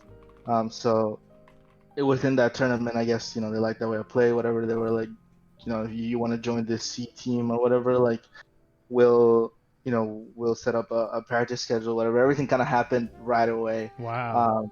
And it just kind of felt like, you know, official, I guess you could say. And at this point, right, like almost out of college, kind of games are only a hobby kind of thing. Like you don't really think you're gonna get a chance to like play like super competitively like that, right? So I think that's what really warmed me up to the idea to start playing with them. So I was about to ask like what stage of your life it was, but like how was it managing all of your responsibilities on top of trying to play? Like, what was your goal in playing for that team? Were you intending to like be the next, you know, Kronovi or whatever? I don't think I ever thought I would get to that level. I mean, you'll see some of these like every day, like a new Rocket League Pro comes out and they're even younger, right? Like, right. It always feels like the peak age to go pro in an esport is like 16, right? So that ship had sailed a long time ago. So really? I feel like, I mean, at least for me, right? And this is something that, you know, we can talk about in a broader terminology other than just Rocket League, right? Right. But it's true, right? Like if you're really thinking of going pro in like an esport or like a streaming like exclusively for your competitive ability in a game, it feels like for the majority of popular games that is, you know, that like 16 to 18 year mark, right? Personally, I believe that it's not because of like, you know, younger people have faster reaction times or they're just like in the prime of their life. I think it's just because they have more free time. They have less responsibilities. They can commit all this time to grinding something that's so up in the air, as opposed to people who have like, you know, college to deal with or jobs on top of that. They can't put all of their time chasing a pipe dream. I was gonna say Quake players as well. Like in terms of mechanical skill, the people who are the best are still the boomers who've been playing for many years. Right. I mean, I don't disagree with you. I do think that okay. I don't think that there is any skill disparity or like huge skill gap like between younger people and, you know, people my age or older, right? Like I feel like if anything, experience does account for a lot of it. But for like actually being able to, like you said, have the time to put in and grind these games and get to that professional level, quote unquote, mechanical ability for whatever game it is that you're playing, that kind of stops when you haven't already been doing that, right? Since a younger age. Like if I had been playing Rocket League competitively or any sport competitively since I was younger, like I would devote more time to that, right? But since that was never a big part of my life before that, then I didn't have the time. Interesting. I do know there are some people who were contending, like people who grow up playing games like chess or like grow up playing an instrument like violin. They become so good because they picked it up while their brains were still developing, and it became like, you got this. Oh God. Put a T in front of it. Okay, nice. Thanks, Nico. Wow, cheating in chat. What do you mean? Nico is me. I'm Nico. So where do we leave off on your like Rocket League journey then? You had just joined the team? Yeah, so I had just joined this. It's called Exalt Esports. Like, check them out if you guys want. But like, they are they're like an up and coming team or whatever. It honestly was kind of a good fit, I would say, because they were all like boomers. You know what I mean? Like they were all people who already had their like gone through college or like were in a different stage of their lives, right? That didn't necessarily have times to put into gaming like 24/7, but were making the best effort that they could, right? To try to at least make this some sort of side gig, right, for themselves. And the owner of the org puts in so much time just like designing, talking to different organizations, different businesses, like to try to get sponsorships and things like that.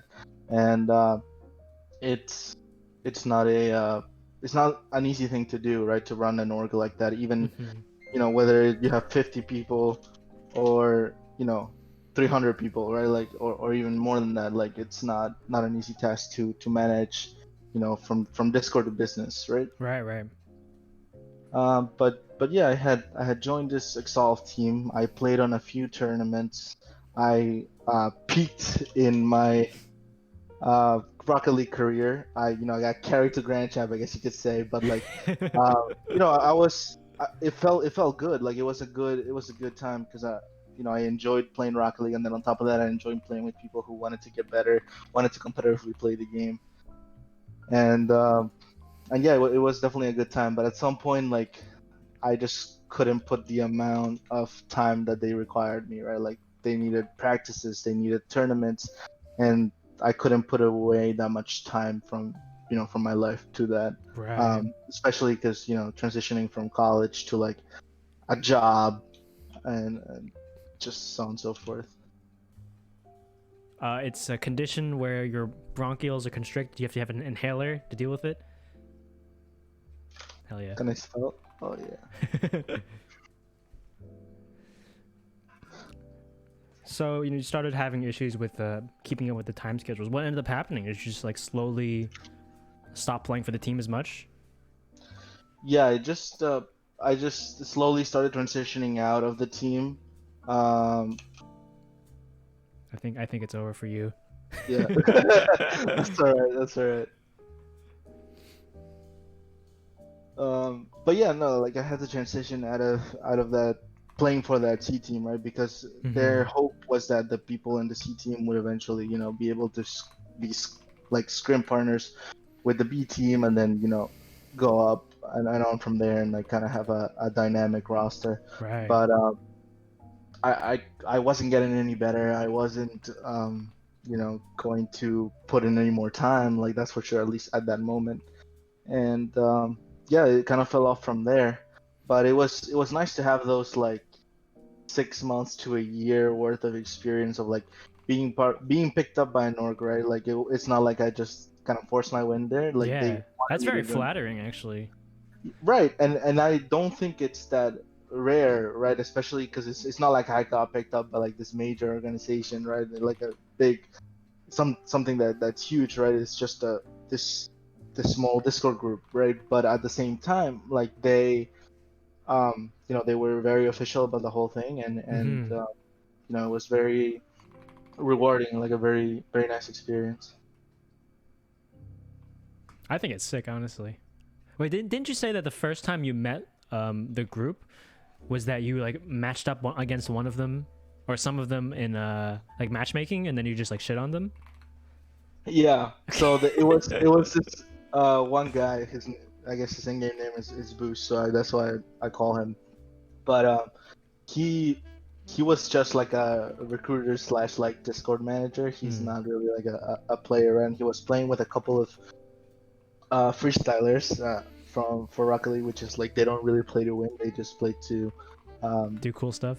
Yeah, to do cool stuff and I make respect it. clips. And yeah, I just happened to queue up with two like complete tryhards, and we just got matched up with them like 3 times in a row, which is Oh, common man. in the game. And we just completely shit on them, and that's when these two other guys that I got matched up with, they were like talking shit the whole time, and I was just not saying anything. I don't really type when I'm playing, and it just so happened that they were like, "Yo, you seem chill. Like you played well. Like you wanna, come talk to us, come play with us. We have this group called Solved," and yeah, that's how I joined.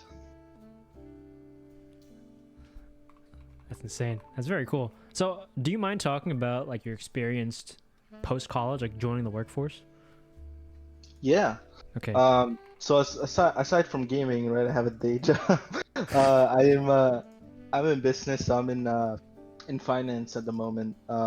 Basically, I guess I'll just tell my whole like college story. Like we went to high school together, of course, and then I went to college in New York City, and studied business. Got a bachelor in business administration.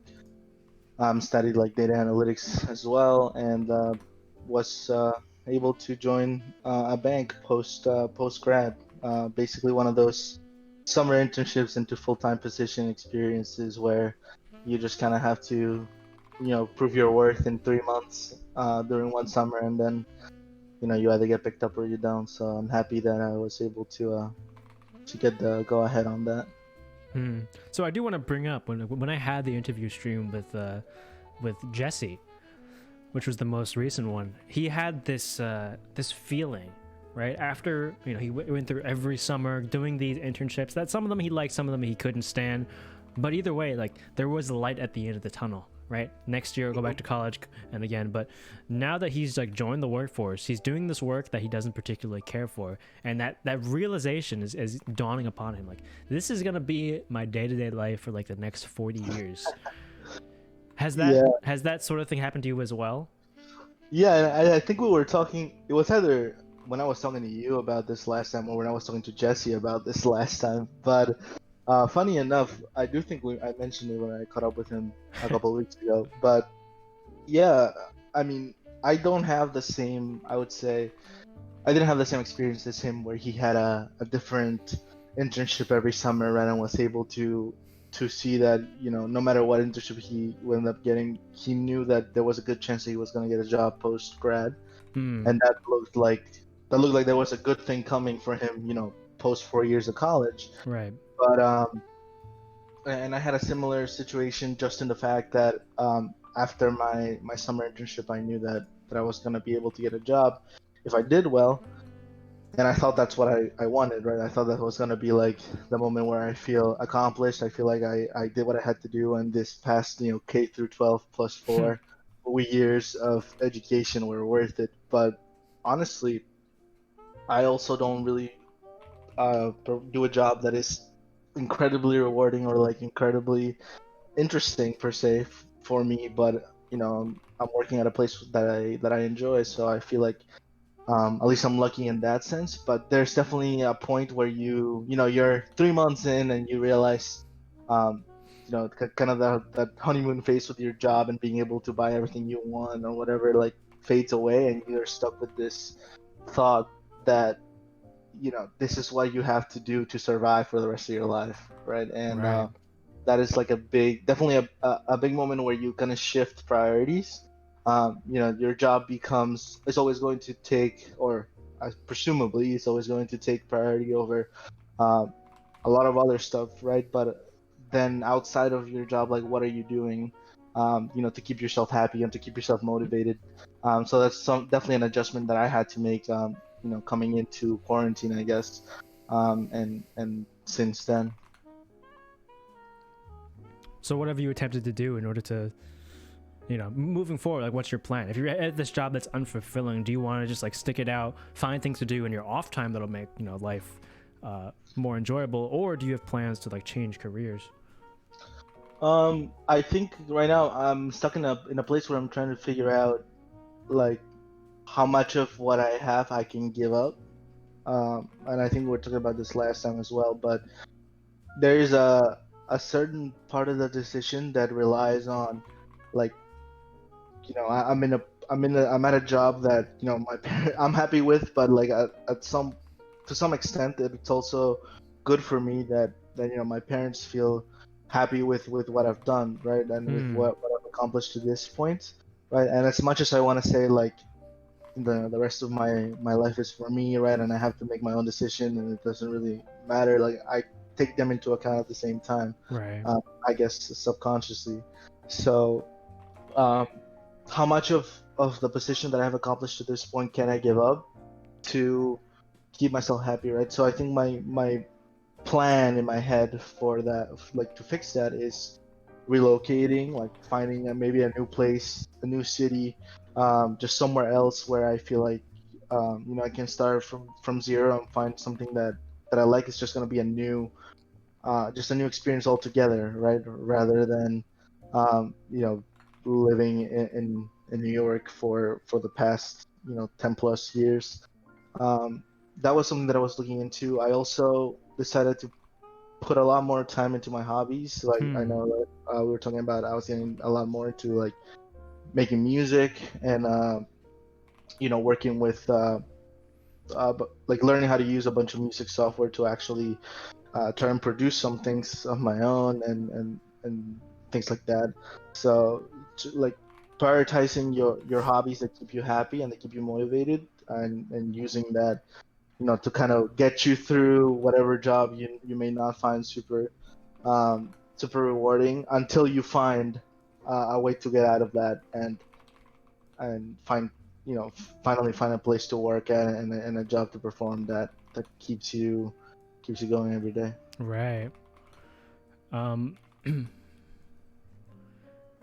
Are you going to be looking for like those opportunities? Are you going to be actively seeking them out, or are you just going to let them stumble upon you? I was actively seeking them out even before quarantine, but it's kind of hard to do that now, especially at this time with not a lot of people hiring, not a lot of people, seeking out, new prospects for positions. But as soon as things start to return to some sort of degree of normalcy, like I'm definitely going to actively seek out. You guys just all gave up. I had 0 deaths after 24. It's gonna take literally 10 years, so I'm just gonna reset. You both did. GG's.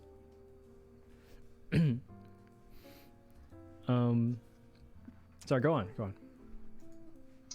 No, I mean that was pretty much it on my end. I think that if I can find a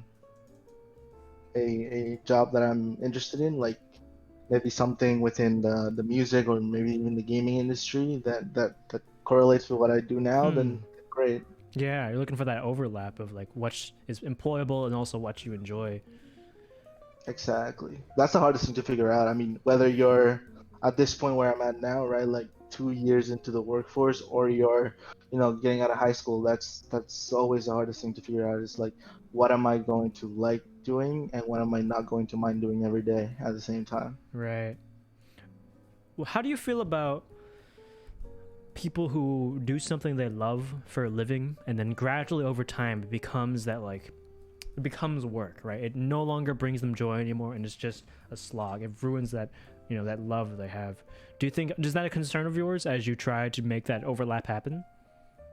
Oh yeah, and I think it was something that I was also taking away from our conversation is there a I guess plateau on how much you can use, you know, loving what you work, right? And I think it's definitely true that that would come from not having balance on the opposite end, right? Like everybody seems to struggle with finding what they love doing, right? But nobody seems to talk about, you know, burning out of doing what you love. Right.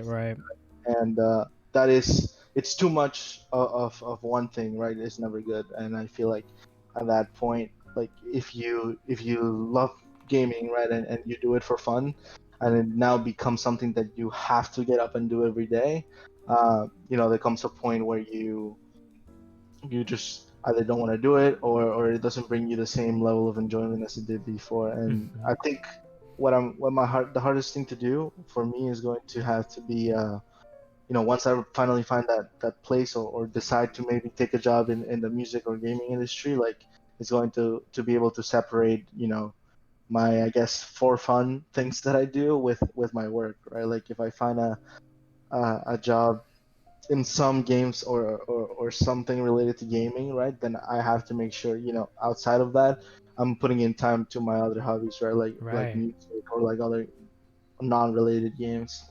So you think it's about work-life balance then, having other things that you enjoy, so you don't like overload yourself from doing one thing for too much. Right. Okay. Right. I think that's fair. DREAMYSKIES was a very active member of the community pretty much since its inception. He appeared once in an Apex interview stream, and we basically raked him over the coals for an hour because he was an Arknights player. He told me later that the whole time he just wanted to talk about cinema and Star Wars, so months later, he finally had a chance. So let me ask you that. I think a lot of people see Star Wars as like a kid's franchise, right? It's just a franchise that's for fun, it's enjoyable to watch, but it's not like, you know, that complex or interesting in a cinematography sense. The best parts of Star Wars are not in the movies. I am a firm oh my god, is the lore? That Star Wars, the best content of Star Wars is the animated Clone Wars. Okay. I am a firm believer. I actually really enjoyed that series back in the day.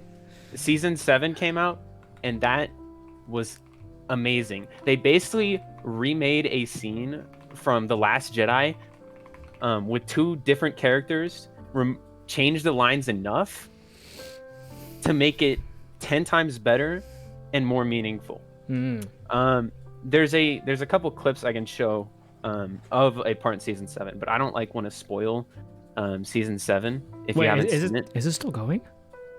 Season 7 was the last season. Okay. How long ago was that? I watched a good amount of the series, but I don't recall it going for like super long. It was the February 2020 was when it started releasing it. Last episode released May. When did Season 6 release? Star Wars Clone Wars. But the way 2014, so they took 6 years to make Season 7. Damn. But you know, because they stopped in Season 6. But the way they if you see the comparison of this Last Jedi scene to the Season 7 scene, you can see how Dave Filoni is such a better Star Wars writer, which Dave Filoni is the person who writes the Clone Wars and the Mandalorian. Okay, and Mandalorian Season 2 is coming out. But the Mandalorian, the first, was that a pre-existing movie? No, it's the one that's coming out. It's just the spin-off Netflix series or a Disney Plus series. Sorry. I see. I've seen some ads for it, so. Amazing. Baby Yoda's the cutest thing ever. Just saying. I'm not a Facebook mom, I swear. Why do they feel the need to put in like one cute thing in every Star Wars movie? Like first it was Jar Jar Binks who accidentally stepped on a plasma bomb and won the War of Naboo. And then it was the godforsaken Ewoks. Do you think these things take away from the integrity of the Star Wars franchise? I mean, I think Baby Yoda fits perfectly into Mandalorian. I think Baby Yoda plays his part amazingly in a term of the overarching story. I don't think anything you could have put anything else in there to trade out Baby Yoda. Wow. I mean, I haven't seen it, so I can't say. How do you feel about the direction the Star Wars franchise is taking? Okay, first of all, give me your rankings of the first 6 movies. First 6 movies. A New Hope is my favorite. After that, I would have to go Revenge of the Sith, or the third one, which A New Hope's the fourth one. But I feel like I liked Revenge of the Sith after I finished Clone Wars. Clone Wars Season 7 really tied a lot of things together, and I think showed a little more of Anakin going into the deeper side, or the dark side, or whatever you want to call it. The deeper side. The deeper side. I put Star Wars. Because, I don't, because in terms of like a 1 to 10, if I was to, put them at a number in a 1 to 10. What do you mean 1 to 10? Just hit me with the ranking. Okay. Oh, ranking. Sorry. So what's number 3? 1 to 10. Number 3, I'd have to go with the 5th, 6th would be the next 2, and then the 1st and 2nd. Okay. I don't really like. Really? You think the 6th is better than the first 2? Well, I mean 6th as in the chronological order. I'm always going to mess up the names of the movies. There's it's like Empire Strikes Back, Revenge of the Sith, Rising Again. Who knows anymore? Okay, how do the newer movies compare to the older ones? Do you enjoy them? Do you think it ruins the franchise? Force Awakens may be better than Attack of the Clones or Phantom Menace, but other than that, they're all worse than the first. Wow. I can post a clip of the dumbest thing you've ever seen in a multi-million dollar whatever million movie. I don't know how this passed. I don't know how this even happened. Straight up, one of the enemy's weapons disappears from his hand. It's straight gun. It vanishes out of thin air. It's like it was never there in the first place, and it pissed me off that it got through publication. So this is like some cinema shins. Oh shit, sorry. This is like cinema shins sort of thing, where it's a mistake. But I mean, is it like that big of a deal? I mean, I'm not like, if I can't talk about what makes that fight not appealing to watch for me, but I just don't like that fight scene. Compared to, let's talk about John Wick. John Wick is, one of my favorite action movies. I don't like John Wick 3, and why not? Because it's repetitive. A lot of the fight scenes are repetitive. One example from John Wick 3 is there's a scene where they have dogs, right? And the dogs are attacking the enemies. The dogs distract the enemies. John Wick shoots them in the face, right? And then John Wick shoots some guys in the face. And then the dogs come back out, distract the enemies, and John Wick shoots them in the face. It's repetitive, and it's kind of one of those things where you space out while the scene's going on until something new happens. And I think there's more than that, surely, right? Isn't it? He shoots them in the face in a cool way, and that's why people like the franchise. Mm-hmm. But John Wick 1 and 2 do a lot better job of making each move different and eye-catching. Okay. I thought it was received fairly well, though. Yeah. I mean, I'm not saying John Wick 3 is a bad movie. I'm just nitpicking the things I don't like, because I'm praising the good writing and good cinema of Lord of the Rings all the time. I'm always talking about Clone Wars Season 7, except not the middle 4 episodes. Those are kind of okay. The last 4 episodes, Clone Wars Season 7, good writing, phenomenal writing, and I don't think there's like anything I could have done to that to make it better. And I'm always looking at things in movies now, like what would I do to make that seem more interesting or more engaging for the viewer, right? Because you're making, when you're watching a movie, you're committing an hour and a half of your time to watching this movie, and and it's easy to get distracted, at least for some people. you know, I definitely find myself in movies that I'm not too interested in. You know, I definitely find my mind wandering into, oh, what am I gonna do when I finish this movie? You know, am I gonna go home, play video games with the boys, or am I gonna, you know, go to work like I probably will? Type of thing. And, you know, sometimes the movies will surprise me and keep me, you know, on the edge of my seat. And I think that's what, you know, what I mentioned earlier, Knives Out does really well. I think Knives Out definitely, you know, keeps the viewer interested into the movie. You know, there's a way it changes. I guess it changes genres like halfway through the film. Because, you know, Knives Out is one of those detective movies, but halfway through, it changes into a how's that person going to get away with it, and then it changes back into a detective film, and I think that's really interesting, and I don't think that, you know, that's been done before, and so that's what keeps me engaged to that 2-hour movie. And with, you know, Lord of the Rings, I think that's such a, you know, such a well thought out universe that it's going to keep me engaged the whole time. But with John Wick 3, you know, it's a... You think they just cashed in? I think they were mostly cashing in on that last... I'm not saying... Nickstanbul is another person I met through my time in Blade and Soul. The first time I met him, he was complaining in region chat about how impossible it was to get dungeon runs with his current gear level, so I threw him an invite to run every dungeon in the game.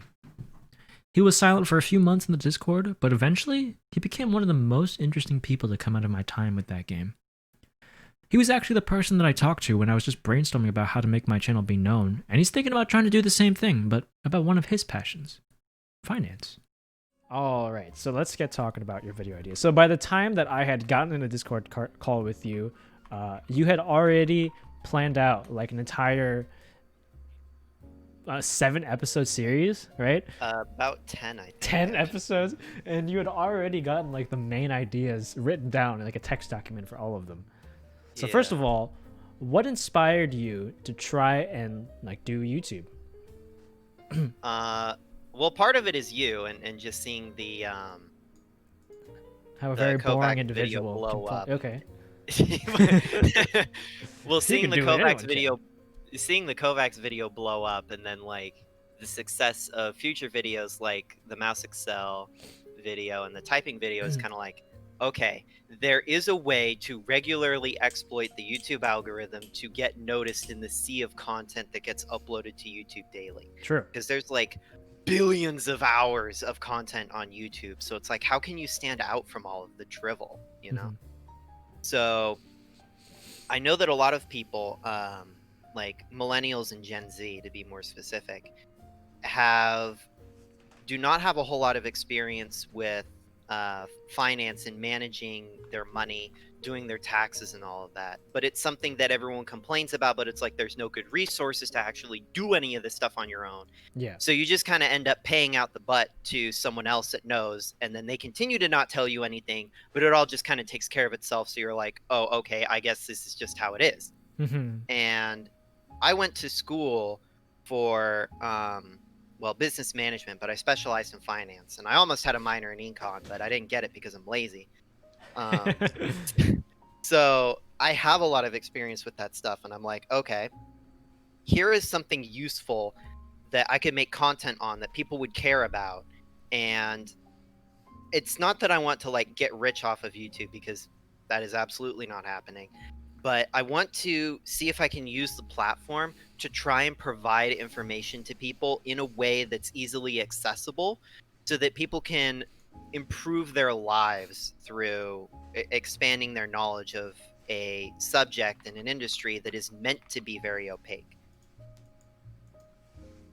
I agree. I think there is actually a niche there of taking a really dense topic and making it accessible to a layman. Like that's really the entire gimmick of Vsauce, right? These really abstruse and high level, I guess high level is not really what it means, but you know what I mean, complex topics made to be entertaining and to be maybe not useful, but still accessible. For something like financial literacy, being at like getting into it is really hard. There's a lot of buzzwords and jargon that's difficult to break into, and I'm sure there are resources on the internet. Like, actually, have you checked? Because that's one of the main considerations that I made for all 3 of the viral videos, the KovaaKs, Mouse Excel, and typing, I was looking around. It's like, is anyone out there doing it better already? Like taking my idea and already doing it well? And the answer was no. And that's part of the reason it got popular, right? Yeah. So the answer to your question is maybe. Okay. There are lots of blogs, and there's even an entire, basically, Wikipedia website called Investopedia that has like as much information as you could ever possibly hope to digest about finance, but none of it is presented in a way that it's like, this is what you need to be concerned about and care about. It's like there's just all of this stuff that's just there. And in order to understand one part, you have to click through to some other page and read some other thing, and then you have to read some other thing, and then some other thing. Yeah. But your exposure to all of these things all at one time is just like, it's not really connected in the way that it should be, I don't think. You're learning things so that you can learn the thing that you wanted to learn in the first place. So it's like, what's relevant? Why do you care about any of this stuff? And is there a way to abbreviate some of the tangential information so that you can just get to the stuff you care about? And I'm not seeing anything that would suggest that current content has that. About the closest thing that there is for very specific sets of information, like investing. There's tons of videos on like strategies and stuff, but it's all sort of like, oh wow, you see me turn $300 into 30,000, and it's like, fucking okay, but the window for that sort of action has already passed. Like, no one is going to buy Tesla at $180 and then sell it at $2,200 now, right? So you don't think there's a way to do that now? Well, there are opportunities, but it all depends on how much risk you're willing to take on. And obviously, the people that bought Tesla at 180 were willing to take on a lot of risk. Yeah. But there are more consistent ways to like gradually build capital. Right, that don't involve nearly as much risk. Because for every person that is like spending their ill-gotten gains on YouTube advertisement to promote their videos about how rich they are, there's a ton of people that tried and failed. They spent all of their money on a ticket to the moon, and they blew up in low orbit. Okay. That's a good analogy, actually. I like that.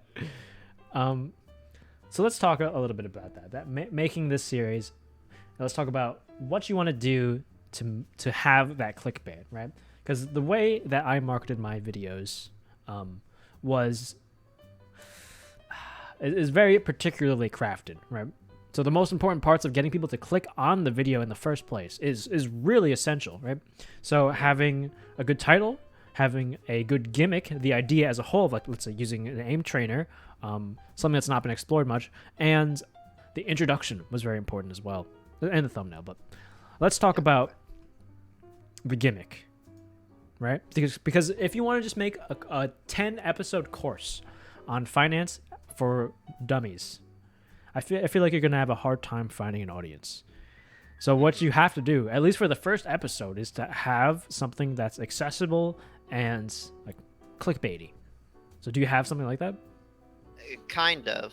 Like, I want to try and, like, in the first episode, sort of skip ahead and get to, like, why this stuff is cool.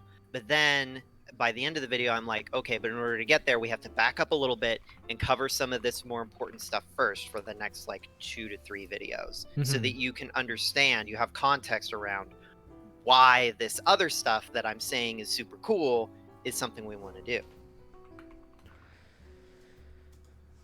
Okay. But I feel like mean, yeah, crafting it is the hard part, right?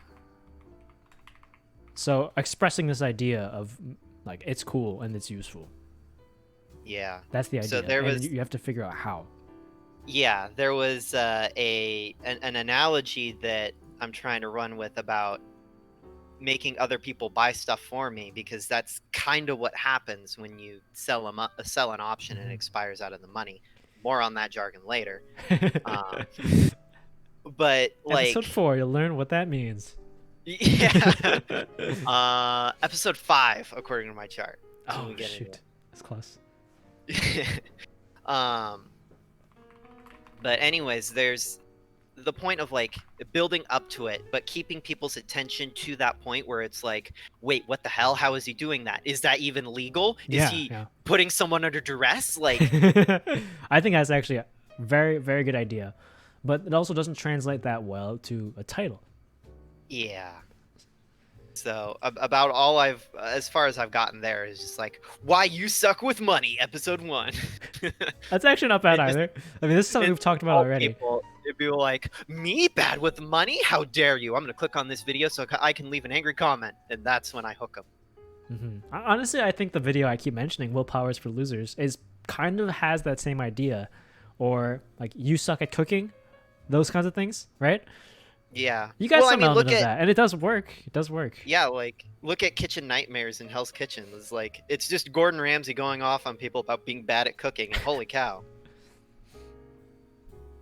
Completely blown up into a massive series. So, if Gordon Ramsay can do it by yelling at people, then why can't I, but with money instead of food? I have no idea what that was. Someone trying to break into your house. It's a random link I dropped in the chat when I clicked on the tab, but the copy paste doesn't even work. I'm getting hacked. Okay, so we've got the idea of you suck with money as the title, and the gimmick is like I can make people buy things for me through the use of, you know, whatever it is that you're talking about. I like that. Yeah. I like that. I think one of the most important parts here is making it applicable to other people. Right? That's part of the reason that my videos went so well. Is like, hey, I type. Hey, I play FPSs and I know of this thing. Or like, hey, I've heard of enhanced pointer precision. Or like the KovaaK's video where it's like I could do this too if I wanted to. Yeah. Right? In love with FPSs, specifically Apex Legends. I play Apex Legends. Yeah, something like that is like more relevant to an individual random viewer, to where it's like, that could be me. Yeah. Taking financial literacy and making it applicable to everyday life. That's the play. That's what you got to do. Yeah. You need to figure out. So that actually is like the entire point of the second video, or no, it is the second video, because video 0 is technically video 1. Okay. I have my notes all messed up. So it's like, what is finance? Why do you care? And then it's like, how does it apply to your everyday life? And that's the introduction video? It could be if I mash it all together, but like, I have scripts for each of the different sections started. Like, I have sections split up for like video 0, 1, and 2. And once I have it like fully scripted and somewhat storyboarded, then I can start condensing some of the information and like cutting out the things that don't matter so much and starting to time all of it. Okay. So right now I just have like this big blob of information that I'm trying to sort through, but I have like a general progression of how I want to do it. So the next step is like finding the words to express all of these ideas and then trimming the fat. That's fair enough. That's fair enough. So is your overall play, you're going to hook people with the first like clickbaity video with the introduction, and then you're going to transition to more a traditional style of like educational class, but simplified? Probably. Okay. So you're not there's definitely go full on entertainment. There's definitely going to be a focus on relating things back to real life and why people should care and how things can set them up for success later. Right. But for the most part, it is just going to be like almost purely educational. But I do need like a hook on each video, at least one, so that people are like, okay, this is relevant still. A while when we discussed this, one of our ideas was taking these two popular figures within the financial literacy sphere and insulting them as like people who like, you think these guys know about money? No, but I do. Something like that. Obviously scripted a little better. But both of these people I had never heard of before, and I wanted to ask the chat, like, do you guys hold on, conjecturing, do you guys know who they are? So if you know who this is, press 1. If not, press 2. All right? So say it. I gotta get in the chat.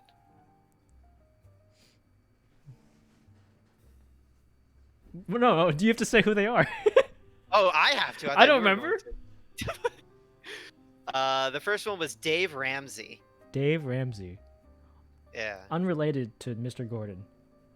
Yeah, completely unrelated to Gordon Ramsay. Dave Ramsey is American. He grew up Yes. in like the 3, Midwest. 2.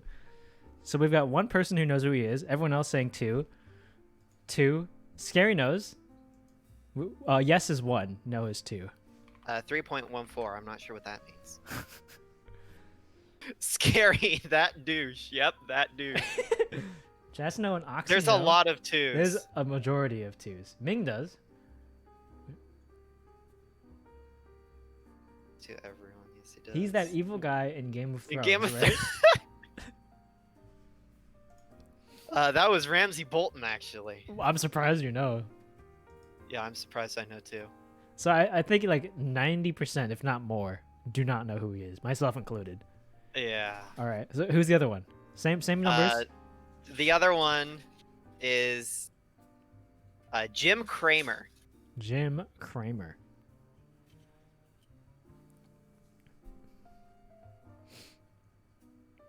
If you know him, press 1. If you don't, press 2. This is very important. Who the fuck is that? I don't know either. 5 Hecky Ribbon. Oh, our Oh, first one, Potato Bro 666. Okay. We're trying to gauge if people know who this person is to put them in the video as like a introduction, but I think the majority of people do not. Yeah. Fortunately, I have set up a more organized list of things that I exclude these figures that nobody knows about. Okay. What was the show? Which one was on Mad Money? Mad Money on CNBC. Do we know Mad Money? I didn't. He gave me a clip and I didn't believe it, that this was a real thing that was happening. Do you want to play the clip real I quick? don't want to play the clip. It is hurts the copyrighted. ears. It is copyrighted as well, so. So what is the gimmick of the show again? Like he gets a call asking for financial advice and he like yells some things into the microphone and then he hits a large button to buy the stock. Well, that depends on who we're talking about. Dave Ramsey doesn't yell at people, but he does still take calls. Okay. Jim Kramer takes calls and then also yells about things, whether or not there is a caller. I see. Dave Ramsey. Sorry. Should I explain who these people are? That's okay. I don't think we need to. No one cares. No one May. Fuck cares. you. Dave Ramsey's kind of popular in self-help and financial independence circles. Never heard of the other one though. Wow. So someone knows of one but not the other. So no one knows both. That's looking pretty bad for you. Elements. No. What were you trying to write? Titanium? Titrium. Oh. I think that's a word. I'm not sure. Let me check that. I don't know it. Tritium. Yeah, see, so it would have Isotype been. of hydrogen. You would have been wrong. Yeah, tritium. Rare radioactive isotope of hydrogen. Well, is there anything else you wanted to talk about with related to finance or YouTube in general? Yes and no, because I Okay. kind of want to like say stay tuned for like being hit with a ton of great information, but I have no fucking clue when I'm gonna get to all of this stuff. But it would be helpful if like people could just say in the chat whether or not a video series on like personal finance and things that are actually relevant would be something that they would watch. I feel like when you say it like that, the answer's gonna be no. It's all about how you do the clickbait, right? Although I do think, like Eisenhead is saying, I lack the knowledge of anything in terms of financial literacy. I think it would be very useful for me. So to see it dumbed down for my dumb brain to comprehend, I'd do it. I probably. But Yeah. it has to be done in that kind of like viral video, entertaining, like half entertaining, half educational way. Yeah, for sure. So the way that I have it set up right now is like the first couple of videos would not be like investment oriented. It would be like why you need to have a bank account, why you need to have a credit card, what a bank versus a credit union is, that kind of stuff. Yeah. So even if you didn't like watch the whole thing, it would still have like relevant information. Magnus was not something I knew much about coming into this interview, but he touched on a subject that I knew a lot of other people struggled with too. Sticking with skills for extended periods of time. Hello? Sorry. I have to think while I'm typing. I thought you disconnected. It just suddenly stopped up. I have to think while I'm typing. So I go through periods where I play the game for probably like 2-3 months. Mm-hmm. And then I just stop. Like, it's funny because in February, I got a coaching session from a guy called Snow, who he's a challenger ADC in NA and Korea. Mm-hmm. And I got a relatively cheap coaching session from him for like $30. So I was like, okay, sick. So I sit with this guy for like almost 2 hours and we talk about everything that's happening in my gameplay. And I learn a lot, right? Yeah. And like I pick up all these minor details that I never really thought about. And I come out of that session and I'm like, with this huge ass notepad of stuff I can pay attention to next time I play. And I'm like, wow, I feel like I can really improve my game. I don't play for, like, I play for another week and I completely stop. I don't touch the game. And I just started touching the game again, like, this Tuesday. So, what happened? You lost interest? Or you weren't improving and it became frustrating? I don't think it was an issue of I wasn't improving, because I was. Like, I could still feel like that week I spent playing after the coaching session, I was like, I was playing better than I had before, right? Because I was paying attention to this minor thing. Yeah. Like positioning, spacing, reading the minimap, knowing how to trade and stuff like that. Like, there would be a lot of these minor details. You just stopped playing. I just stopped. And I didn't know why. Huh. If you had to identify a reason. Maybe a bad streak of games where, and I still encounter this, like today. When I played today, for example, I encountered this today too, where I would get blamed for something they don't know anything about, like my teammates. Right. Oh, first of all, is this all solo queue? Yeah. Oh, yikes. Yikes. Mostly a solo queue player. I am Norwegian equal. So, I don't know. I just like end up in this pit of like, my teammates, they don't know what they're talking about. It's not that I blame them for their gameplay, but it's when people blame me for my gameplay, but they don't know what they're talking about, right? That is indeed like really, really frustrating. So what's happening is that you get these 1 or 2 really terrible experiences, and after that, you just don't pick up the game again, right? Yeah, I could easily just slash mute all, right? Right. No pings, no messages, no emotes, nothing, right? But as soon as the game is over, I just know in my head, these guys talked so much shit the entire game. I just know it, right? Even if I did like a decent job, I believe. So it's really a self-destructive mindset, right? It kind of feeds into itself. Yeah, it is.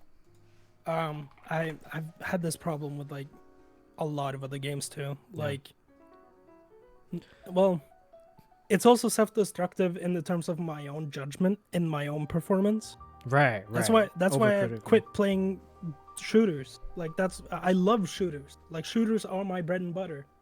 That's what I started with when I was young, and that's what I've been playing consistently ever since. But I just hop from shooter to shooter to shooter. I never stick to one. Maybe try to rationalize the other people's perspectives more, because all of this like demotivation seems to stem from other people, right? So with the silver thing, I'm like, maybe not, but with the league thing, with people getting either like saying really awful things to you or just like giving you criticism as a whole, I wouldn't say that you should give them credibility and to like take what they're saying into account, but at least try to understand their perspective of like, they might be having either a bad day, they're playing terribly, and they're just looking for something to blame, right? Realizing that they're coming from a place of both ignorance and from frustration, and that's why they're saying these terrible things. At least for me, that's why I was able to like stop caring about YouTube comments so much, because like all these people arguing about me and like giving me death threats over Apex Legends, the Apex Legends video, I recognize that they're like very young, probably new to the game, and like this is just what they play, and understanding like their credibility is non-existent was like, okay, maybe I shouldn't spend so much time giving them the benefit of the doubt, or just like credibility as a whole. But I do want to try to address this general issue, right, of losing motivation for playing games. Like I said, I don't have any education in psychology or anything like that, but I think what's important to do, and what we've sort of done to some extent, is identify the reasons for why you're losing interest, because there's usually an underlying reason, and personally I think it's because of this comparative mindset, right? And part of it, like with League of Legends, it is a matter of, or at least I think rationalizing what they're saying and putting into context can help a great deal, understanding the perspective. But even then, I don't know, maybe it's like start looking for goals, right? Have things to work towards, because this general idea, of improvement as a whole is hard to just stick to consistently. Having a goal of, well, like you said, having this notepad of things you want to work on, I think is really great. Of, like, this is what I want to do with this game, is to focus more on this one aspect, as opposed to, like, I want to get to platinum. Because you can improve in small aspects that may not have a statistical change, which is the other issue with so caring so much about rank. You're going to cater your entire skill set to rank, and when rank isn't fun anymore, then, like, it's kind of rough, right? Playing for fun is, I don't know, it doesn't last quite as long, but if you are playing to improve, like, having these skills that you want to look for is important. Why should you keep playing if you have no will to play? I think, like, you do want to keep playing League, right? Yeah. You just can't muster that, like, day-to-day motivation, and you become discouraged.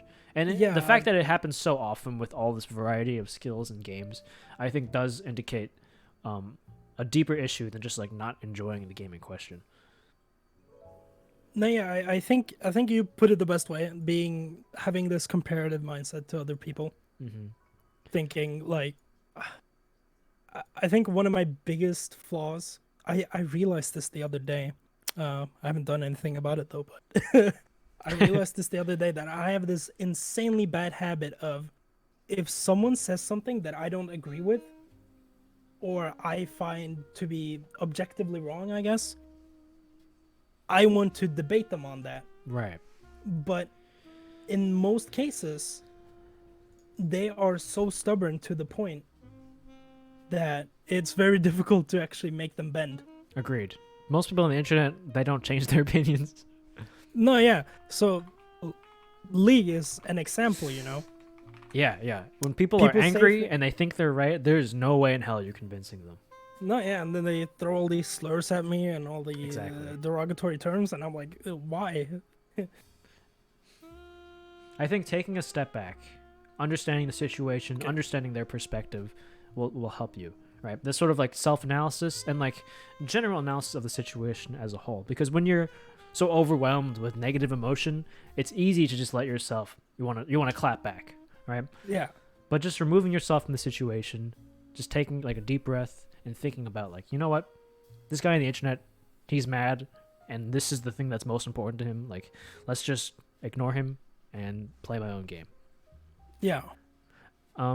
As for wanting to argue people with having the wrong opinion or just opinion you disagree with, well, it's good that you're aware of it, right? That's the first step to dealing with pretty much any problem, is an awareness, or just, like, admitting it, that it's an issue. As for addressing it, what Paz is saying is really smart as well, is identifying that when they say these things that are so strong-willed, and I guess it doesn't have to be negative, but just strong-willed in general, they're not looking for a conversation, right? Maybe taking a step back, recognizing that if you were to engage this person in a conversation, it's going to be a waste of time and energy, and it's just going to end up with frustration. So, I don't know. That's definitely been a big part of my life in more recent years, is rationalizing the decisions I'm making as opposed to just, like, jumping into them. Yeah. That makes a lot of sense, honestly. Through my connection with 420 Flays, he eventually reintroduced me to one of my best friends from middle school. We both have fond memories of our unhealthily long sessions of Modern Warfare 2 when we had breaks from school, but this time he came to talk about a new passion of his. So let's talk a bit about creative outlets then. That's a good segue onto the conversation we had when we met up in real life. Because I know that you had all of these skills like yo-yoing and guitar, but you think that photography was the first time you really had a creative outlet. Yes. So let's start from the beginning. Like, how did you start getting into it at first? Photography? Right. Photography. So back in the day, I made yo-yo videos, and not much on the photography side. Obviously, I'm more on the videography side. It was just to get content out, like get some clicks, get some views, whatever. I was hungry for the clout. Wait, even back then? Yeah, bro. Okay. Dude, I have a video that was like 50K views, and that's just me yo-yoing like that. I was so proud of that. But you know, I can't compete with someone who gets millions of views on YouTube over here. But whatever. But yeah, it was just like that. And then my dad got a camera.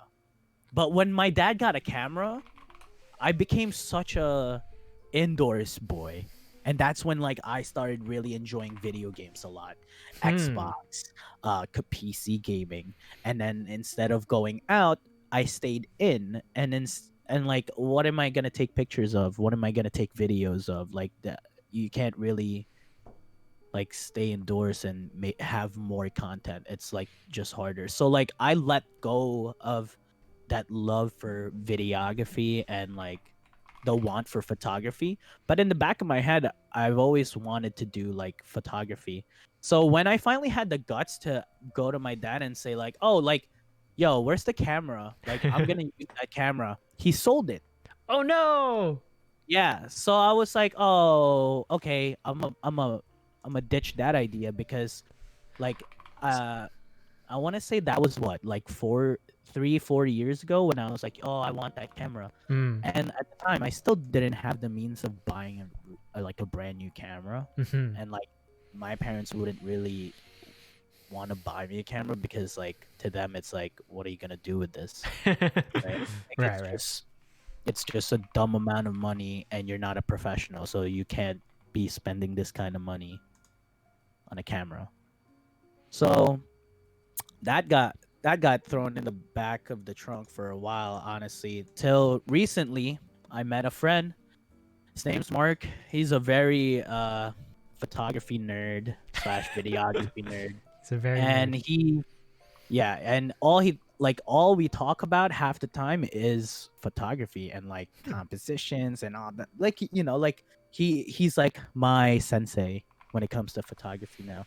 And I asked him, I was like, hey, like, you're a photographer, like what would be like your recommendation into a beginner setup? Like how much do you think I should spend, and what should I spend it on, and like just to get my feet wet in photography? And now instead of like going to videography and photography mindset, it was more of just like, I want photography. No, like I just want photography. There's just certain things that I'm seeing and I'm just like, oh, like I want that. It's just hard to explain. As you it's hard became to explain. more like into that idea of photography, like you were seeing ways to approach like different pieces of your environment in like a photography mindset, but you just didn't have the means to do it. Yes. Wow. So like, it's like torture. You know, like a lot of people would be saying like, oh, like like you don't need a like hardware to like get something good. Like if you know what you're doing, you're gonna get something good, right? Like, yes, that's super fair. That is super fair to say. But I'm gonna tell you this right now: when you do have the hardware as well, it's not that it's gonna be easier.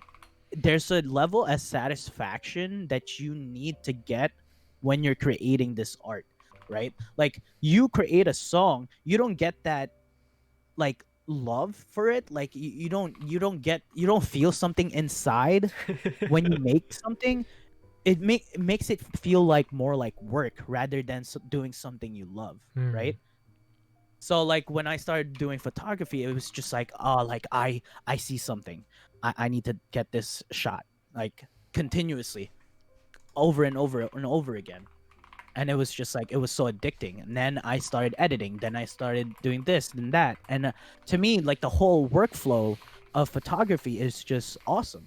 You know, like I'll go around New York City, I'll start taking pictures everywhere. I'll take a look at them every now and then, but like for me, it's just like, okay, once I got the shot and I know I can get the edits down, I'll edit this later. And it's gotten to the point where if I start looking something, right, and it's like I'm processing everything already, like, oh, whether that's the like the composition or like the future edits that I'm gonna do, like, oh, this can be a black and white shot right here, bam, or like, oh, I'm gonna do this, I'm gonna color this in later, and I'm gonna drop this, and like, you know, like there's just a lot of things that already is going on in my head, and I love that. It's just like it gets, you know, it gets my creative juices going. So do you want to talk about the story of how you picked up that first camera real quick? Yeah, so I mean, I just bought it. That's it. I thought there was some like ridiculous sale that you got it for that you're looking for a while. Oh, that's so true. Okay, so that's so true. All right. I work at Best Buy, guys. So hey, you know, gang, whatever. And at Best Buy, they were having a sale on this camera. It's called the Sony A7 II. So I don't know if you guys are photographers and stuff, but I think the sale was $1,000 for just the body or something, or $900 for just the body of the Just camera. the body. Just the body. And the $900. lenses are usually the more expensive part, right? Oh, the lenses are nuts, bro. But to say the least, what do you call this? I bought the camera there was an open box, and I was like, oh my god, this is it. This is purchase time. So the open box was listed at $820 with no accessories, no charging cable. There's just a battery, and that's it. The battery and the body.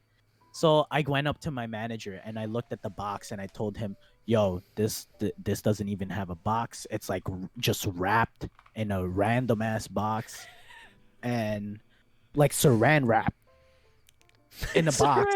And I'm just like, dude, and he was like, oh, that camera's been there for like a year now. And I'm like, perfect. Then sell it to me. And since it's an open box, man, I don't know if I should be saying this, but since it's an open box, they could technically take it down, like the price.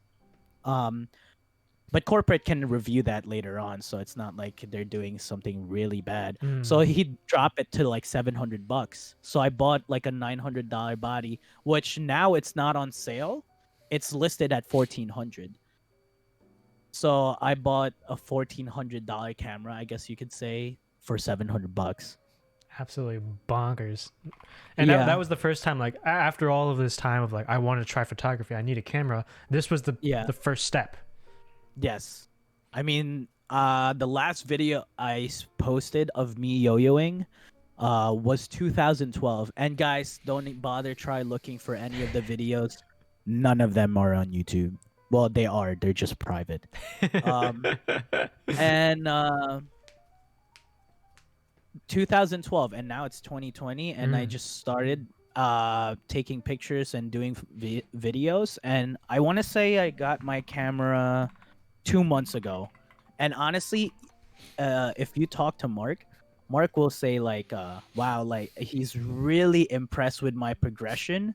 And it's just like, it is weirded out by it, because it's like, oh, like I bought this camera for photography only, and now here I am being like a little videography nerd. And then now I'm being like, oh, I feel like I'm outgrowing my camera, and he sees that I'm outgrowing my camera little by little, where I'm just like, oh, like if I actually start getting good content, maybe then invest I'll in a bigger, more expensive one. And Oh more god. expensive. So what do you mean by you're outgrowing your camera? So I mean, hardware, you know, like technology. We could say that about It's limiting you? like your old computer. So autofocus would be one technology that they work on with every camera, every release, right? So the autofocus on this camera,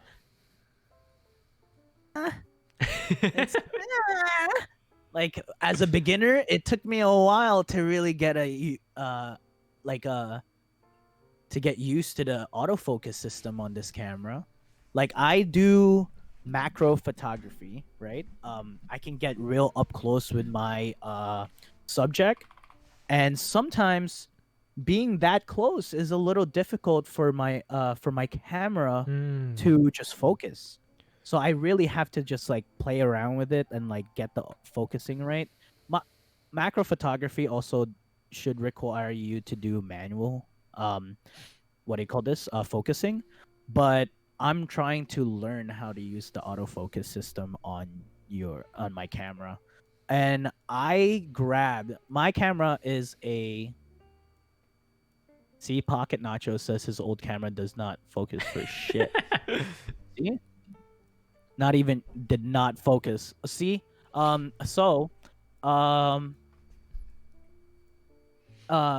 gotten to the point where I tried like the latest so Sony's A7 II is a 2014 camera. So it is fairly old, but it's still usable to today's standards, especially for a beginner. Highly recommended for anyone that would get into photography. Yes, A7 II. But it's gotten to the point where I'm like doing macro photography with I borrowed my boss's camera. It's an A7R4. So may I remind you, my camera is listed at 1400, right? The A7R4 is at 3700 with just the body. So it's almost twice the price of my camera. But how much was it? 3400 for the A7R4. Jesus Bro, Christ. I plug in my macro lens in there. Oh my god. I was lost for words because it's not fair how easy it was to just grab the image that I wanted. Like it was like what would normally take me like 3 half clicks of my shutter to like do the focusing properly, right, would only take me 1 click, and then it's like instant. So yes, you could say like, oh, like what? That's like you add like 15 seconds, 20 seconds to focusing your subject, but like, man, that's every photo that I have to take. So every photo that I have to go look for, I have to focus like twice or 3 times to readjust and then take the photo. With that camera, it was literally like, bang, okay, next. It was nuts. See, let's talk about like, okay, there was a story you told me when we were in real life about like you going on a trip with Mark and like taking pictures of the same thing, and that like kind of illuminated something for you. Yes. So, what really got me, what really started the love for it, honestly, besides like me grabbing the camera, was Mark really just inputting a lot of his elements of photography to my knowledge, right? So rather than just asking him questions, I want to pick his brain out like while he's doing his thing, right? Like someone that's playing basketball, like rather than asking him questions, I'll just watch him play and mimic his fucking style. Right? That's the easiest way to really understand their play style and like their whatever they're doing, right? So he when Mark and I go to the city, we just walk around whatever, and then when he sees something, he stops. It's like an ongoing thing where we're just walking, talking, and then we would stop, right? It's either I stop because I see something, or he'll stop, or he sees something. But for the first time, he was the one that's making all the stops because I was more of just trying to learn. So he sees something, he takes he's like, oh, I like this door or something, right? Or this wall.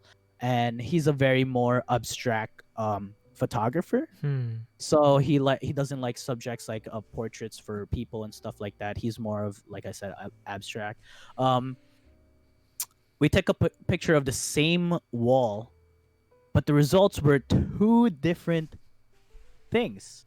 And I thought, and like you said, like I thought it was really interesting because that just showed his style of like, oh, like the way his photo was, it was like a cropped image where it's like, okay, here's the wall, but he literally just took a third of that wall and made it the photo. And because it's just, there's texture, there's the tritone of the wall, like it's just two-tone wall, so it's like, I don't know, to him it's just pleasing. Like it's what makes him tick. And now every time that we do go into like the city, I think we've gone to the city 3 times now. I would meme him, like I would be like, "Oh, look at this shot," and then I would be like, "This is like a Mark photo." That's really cool though, and I think that's where you really found the expression in, is like having people find an object or a subject and expressing it in different ways.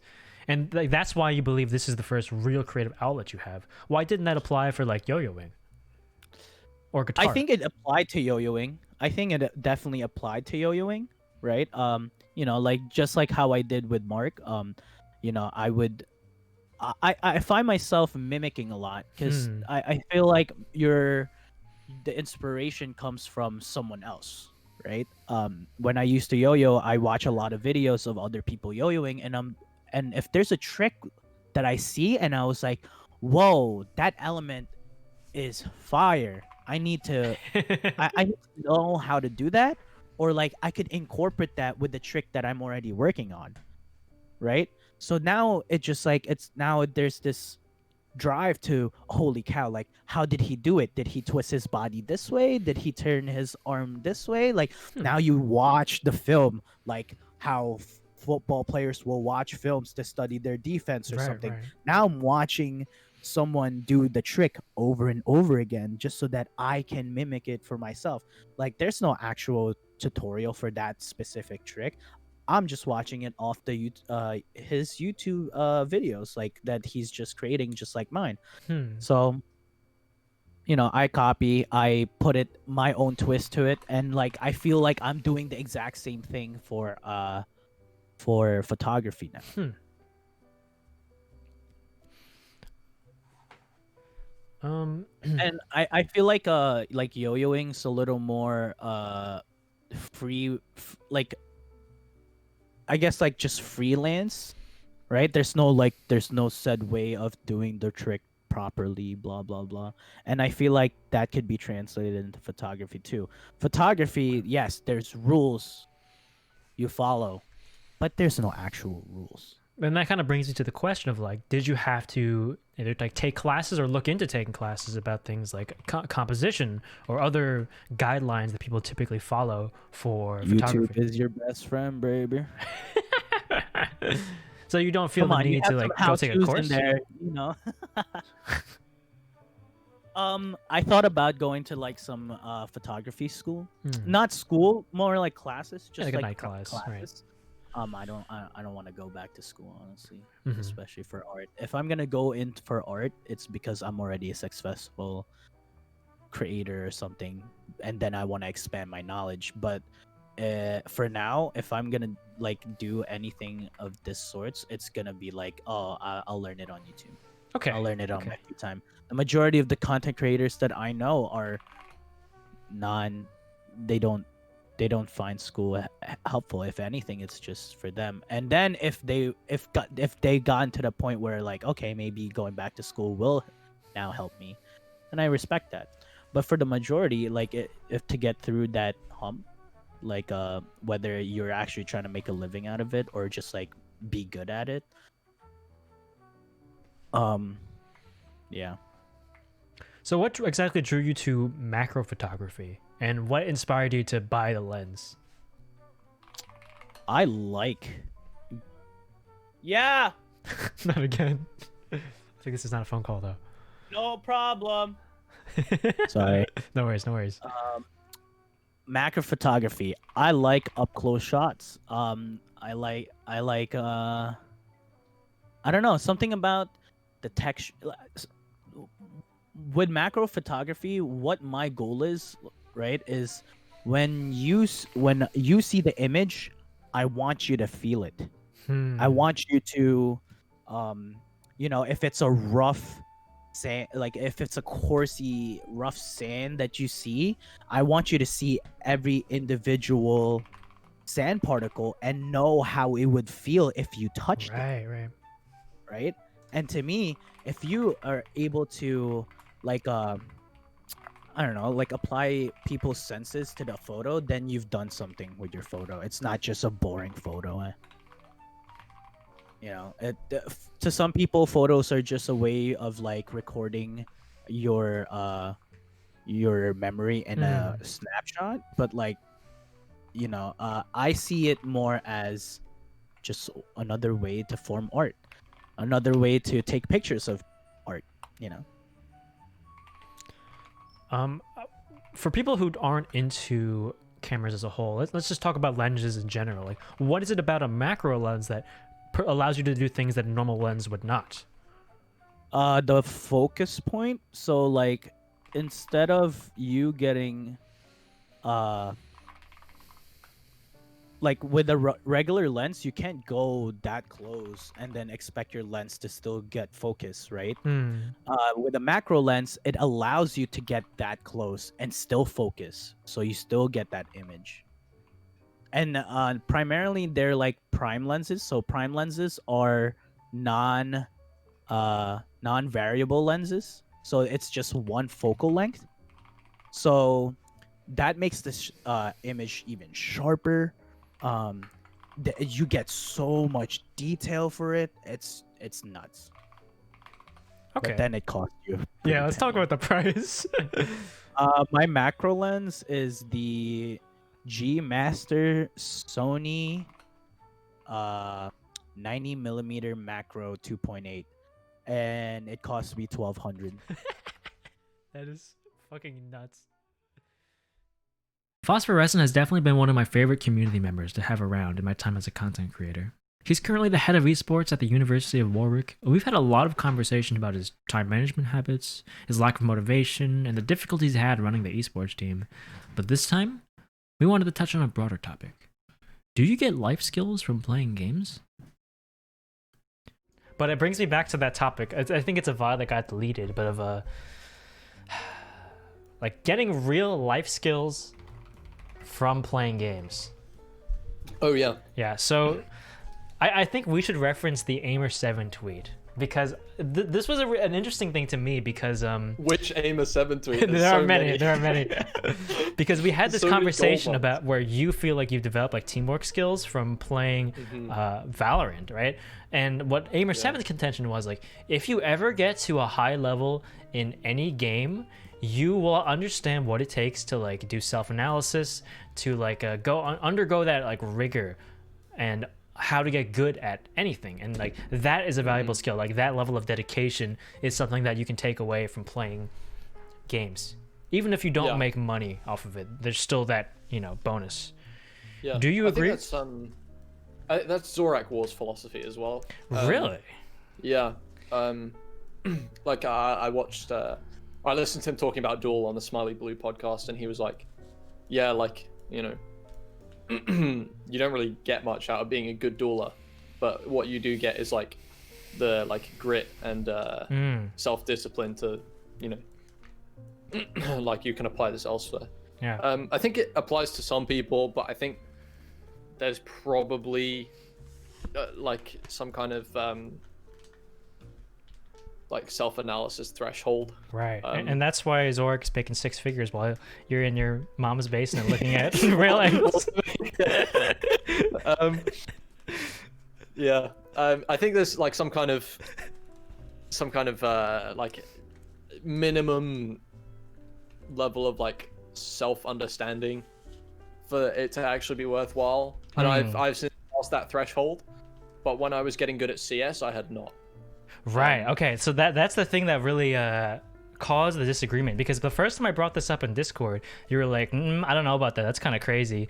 And then I asked you about Valorant or CS, because you put a bunch of time into that, and you said that you didn't actually have that much self-analysis when you played that game. You just kind of played to play. Well, no, I played to get good, and I was doing the self-analysis. Like I was like introspecting and going, what's wrong? Okay. But I never took that like information elsewhere.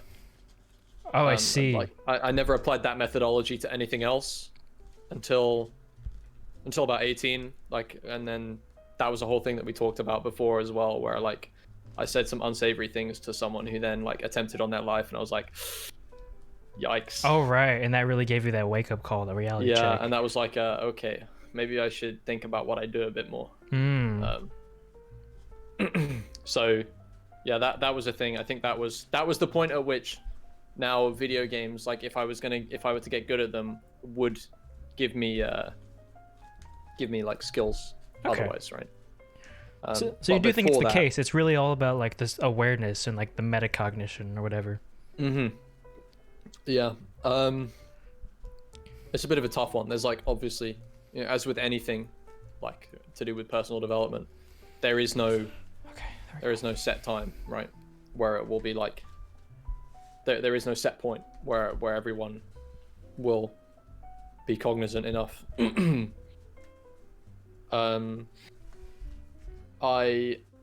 For me, it was like, you know, like after my 18th birthday sometime. So really, I've only been, I think I said this last time as well, like I call it like the amount of time that I've been a real person for. Because everything before then, I was just kind of going where the wind, right, you know, going wherever the wind took me, without any kind of like proper direction. But after that event, I now like feel like I am making decisions that are, you know, properly reasoned. That's the word I was looking for. We got there. Yeah. So I definitely think that threshold has to be met for like some amount of benefit to be had. Yeah. Okay. Because the other thing as well, like, I suppose it just depends to what level Amos 7 was like talking about. Right. I think it's.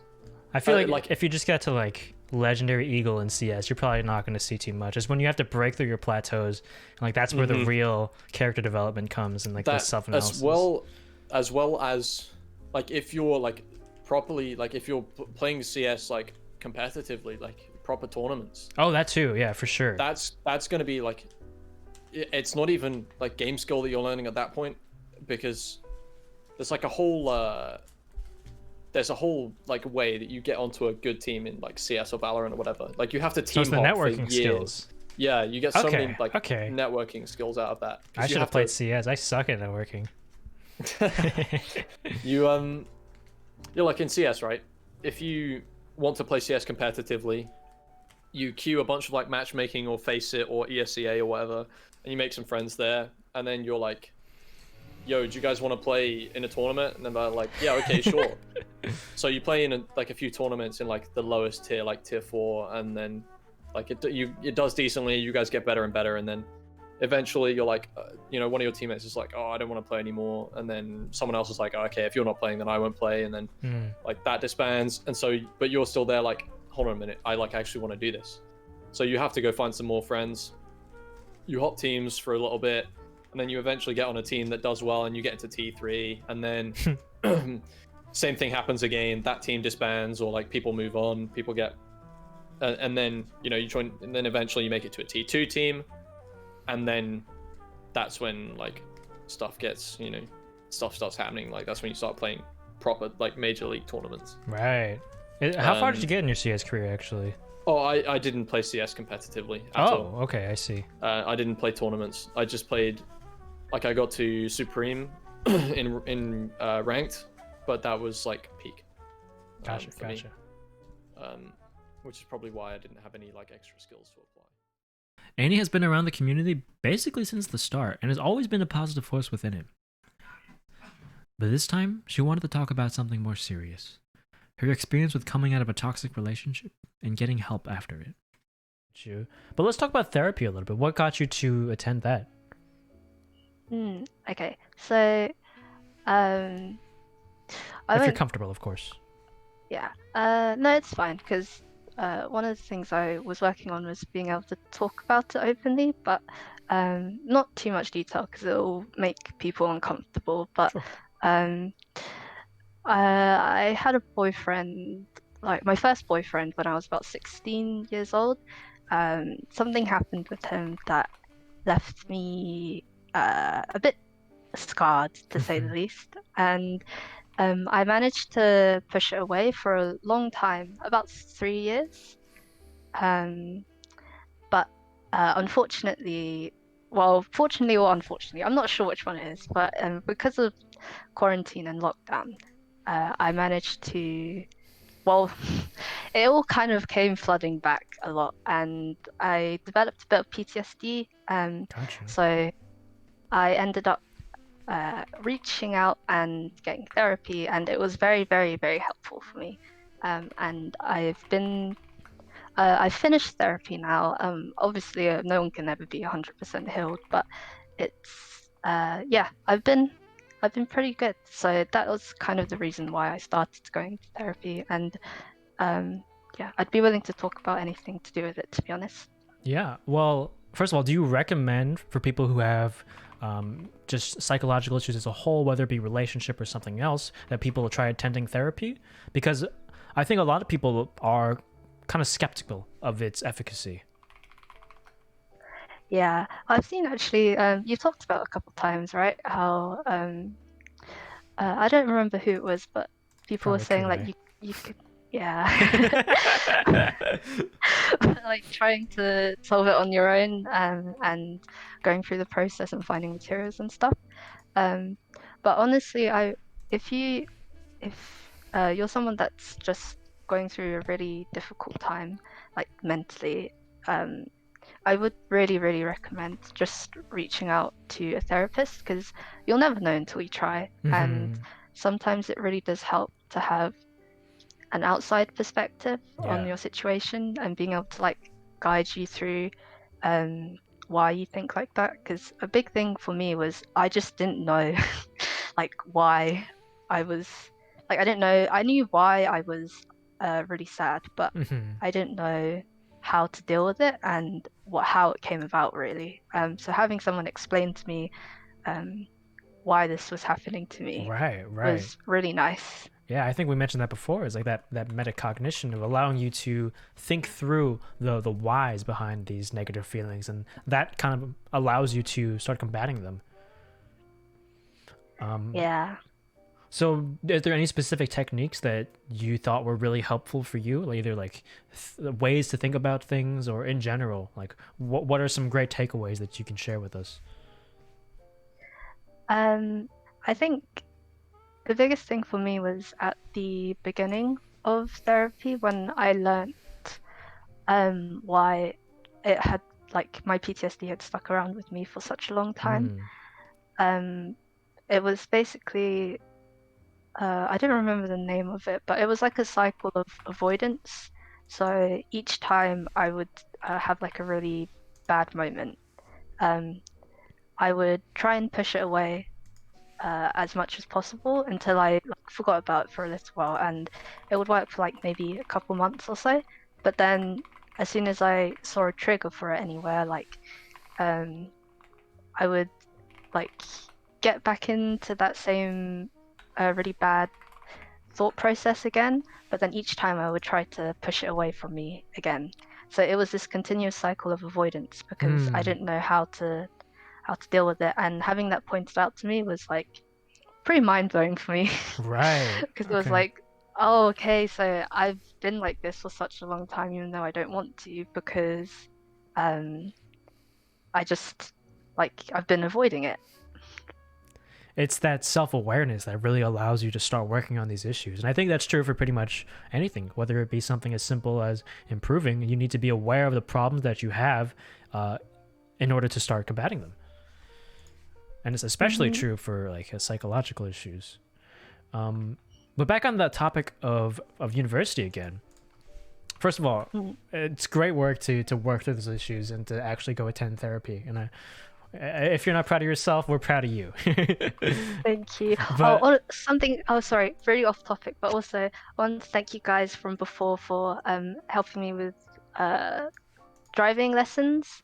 Even though I didn't end up being able to take my driving lesson last month, I wanted to thank everyone that encouraged me to just go and not freak out so much. What exactly happened back then? Was there something that happened in chat? I think it was another interview session, and I think it was with the mage near the end. Oh yeah. Yeah, and I asked was like, I think I asked something like, oh, how do I find motivation to do something I don't want to do, like driving lessons? Yeah.